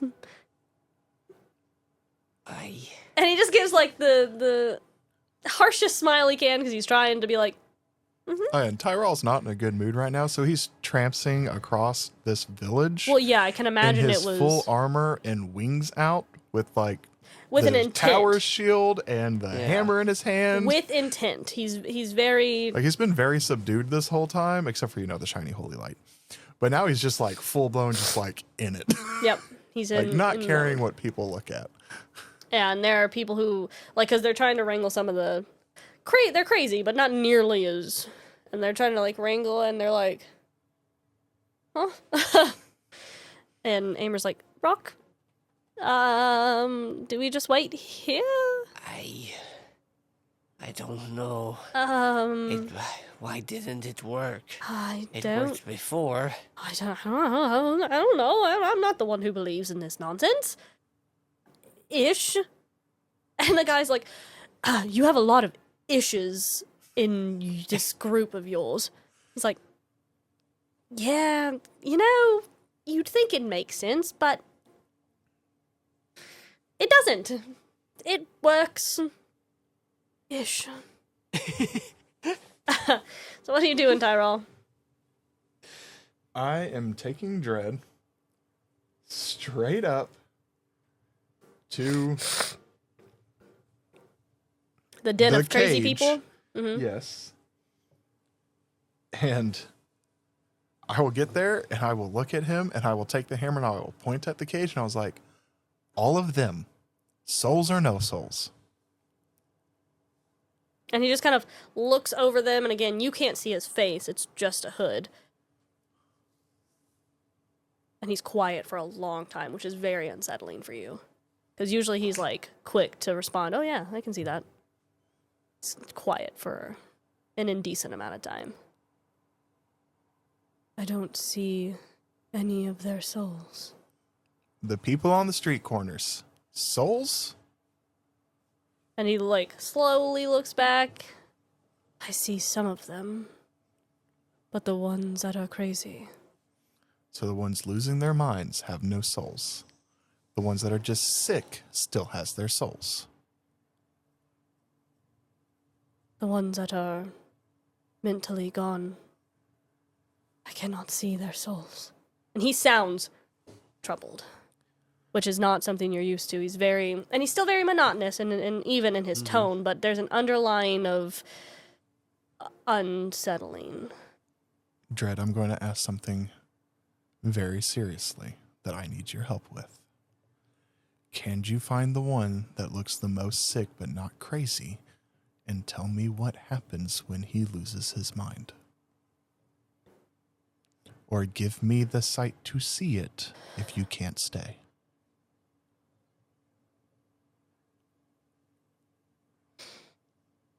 I will try to watch. I'm sure it won't be long. Thank you. And with that, Tyrall turns back to the cage, takes his hammer up, and taps it down on the ground, and casts Destroy Undead. Ooh.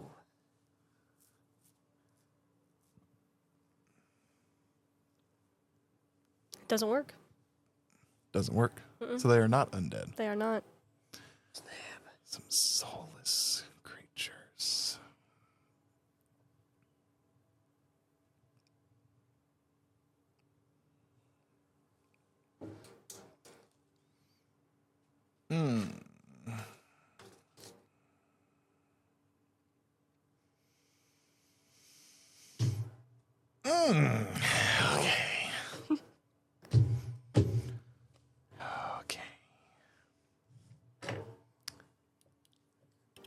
All right. That was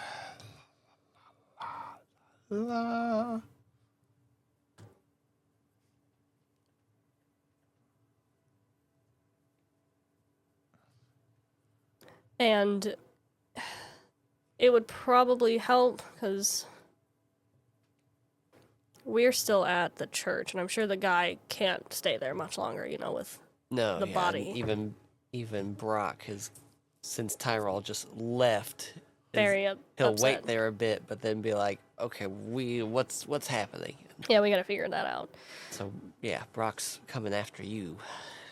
Oh yeah, you all could probably hear Tyrall screaming at Dread.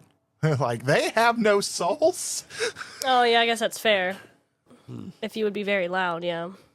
Oh yeah, Tyrall's living. Yeah, I can imagine that you'd be pretty upset. So, yeah, I'm sure that the guy that we met up with runs out when he hears that, and Amer's like, yeah, we should probably go see what's going on. And goes up to you. Tyrall, what's happening? I'm sure that guy went off to see if everybody else is okay. Yeah, meanwhile, there's just some invisible angel of death. Yeah, they staring at have no some crazy idea what's guy going like, on. Yeah. Tyrall, What's going on? Dread is here. Oh, that's who you're talking to. I shouldn't know. Why didn't it work?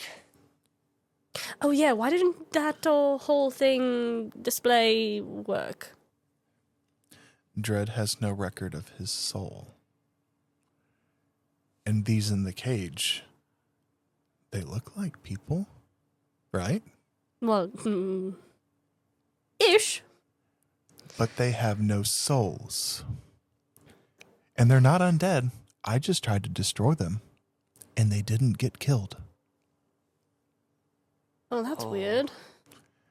The ones that are sick still have their souls. The ones that have gone crazy don't have their souls anymore. Dread is on that street corner watching that guy to tell me what happens when he loses his mind. Huh. And then you just hear, as soon as you finish that, pretty much you hear Dread. His soul is gone. In what way? Did something grab it? It just disappeared. Tyrall will march over, grab the guy that Dread just said his soul just disappeared, go over to the cage. And Dread comes back over to you, Tyrall. And he pulls his hood back, and you see his face for the first time. And he's beautiful. He's like the most beautiful one you've seen. Chiseled perfection, in literal sense. Yeah, he's very soft looking. And he has long dark hair. But his face looks terrified. I do not know what this means. And that is where we're going to end it. Mm-hmm.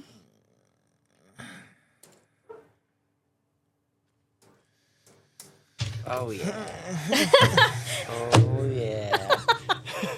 It's going down, boys. Yep.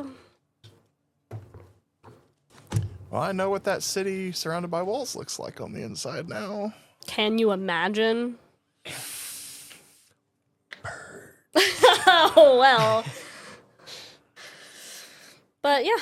Yep, as soon as she said that the first guy's soul was gone, that it wasn't brought back, it was like, okay,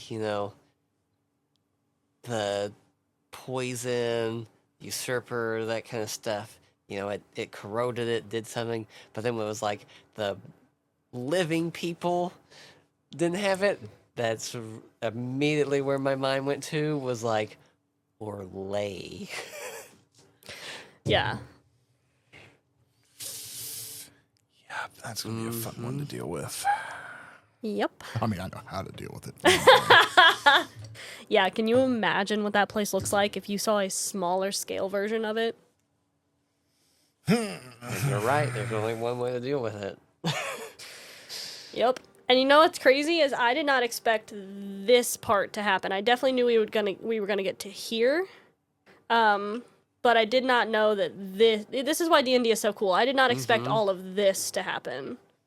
This was like 4 sessions away that we were supposed to figure this out, wasn't it? Not necessarily. It's kind of whatever can come up will come up, right? Because we are only now 8 sessions away from the end, and so whatever can come up needs to kind of come up anyway. Because it's going to be boom, boom, boom, boom, boom everywhere now. You guys are going to get bombs everywhere now. You think you were overwhelmed before? Joke's on you. You will not know what to do the next 8 sessions. You think you're going to figure things out? You will not. Things will figure you out. And in Russia, things figure you out. In Indigo true, North, comrade. things figure you out.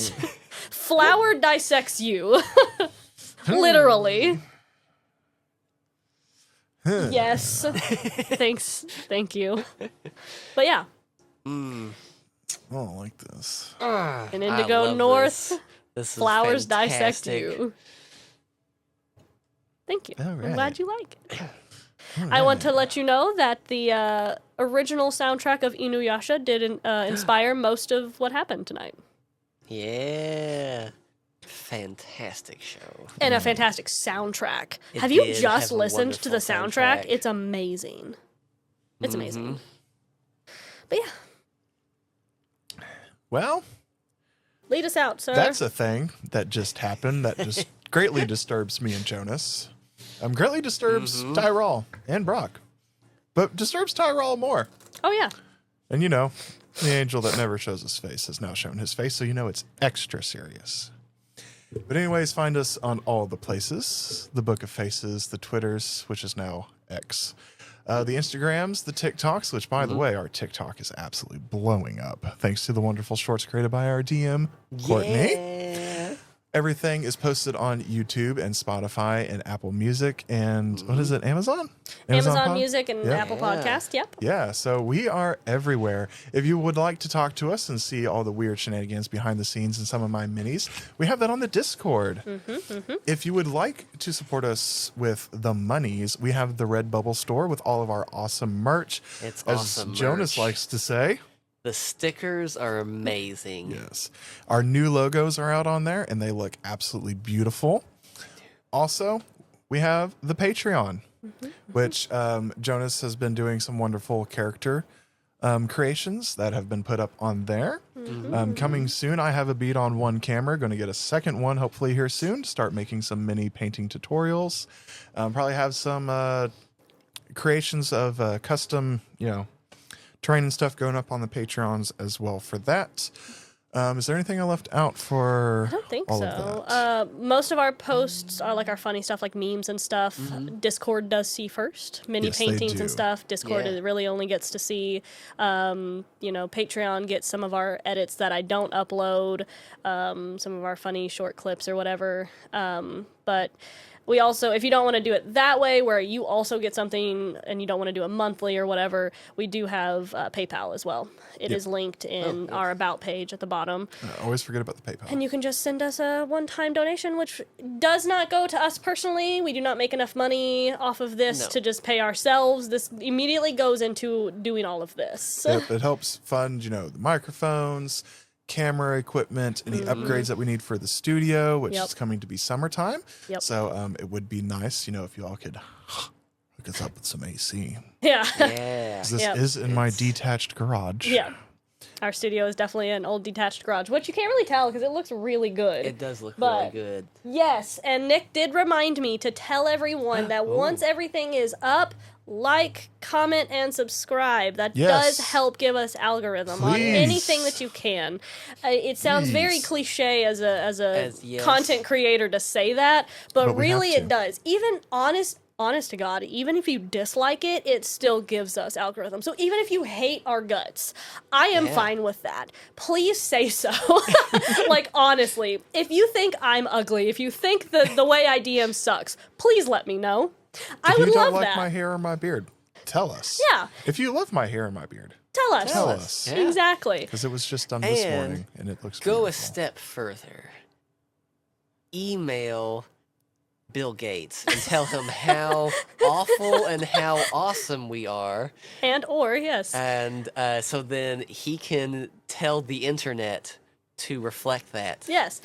And shares are also welcomed on anything. So if you share it to your Facebook or to friends, just random links, whatever, just any literal support you can give. It takes 2 seconds to like something. Once I became a content creator or myself, like for this, I realized how important it is to, and how simple it is to just like something. It's 2 seconds. Yeah. Yep.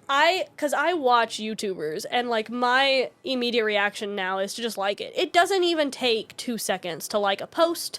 Sharing it takes a little bit more. Commenting does too. But even if you just like it, that's all we ask. The algorithm helps us with that. So please like, comment, and subscribe on everything that you're interested in, or join our Discord community. We would love to have you in the Discord. by Yeah, the way. we're not as active now because we don't have nearly as many people, but we are still active. And the more people Yeah. we get, the more active we will become. Yep. If you go to Discord, there's a really cool ghost ship on there. It Just is saying. really cool. And you can only see that on Discord. Yep. Right now, the only way to see the minis I paint is on Discord. And the only way to get all of our other stuff, like pre-designs for merch stuff and just random doodles, because I am also currently our artist, random doodles that I have of Aimer or something, which is mostly Aimer, or Tyrall. I have a lot of doodles of Tyrall. They're all up on Patreon, and so. Yeah. But with that, we will see you for the main campaign in 2 weeks. Join us on Monday for the high table duet of me and Jonas that Jonas currently leads and will forever lead, because there's no way I am trying to take over the high table. I'm just a servant of it. We have Thursday nights, DM help in world building with Jonas. And this Thursday, there will be a special guest. That's true. Courtney. I will be joining gonna Jonas be this joining Thursday, me. because I thought it'd be fun for us both to do it. oh, that's And so I was much going fun. to throw out to you, as these last couple ones I've done, I've kind of picked a little theme. Yeah. So if you just want to do a general one, kind of like I normally do, we can do that. Or if you have something specific in mind. Yeah, we can think about it. We can brainstorm something up. Yeah. Well, plenty of stuff coming down the pipeline. Yep. Yeah. Plenty of stuff. So we'll still Plenty do of other stuff. stuff, just not our main campaign for the next 2 weeks. Yep. Yes. But with that, we bid you farewell and a good night. This has been the Wayward Inquisition. Bye.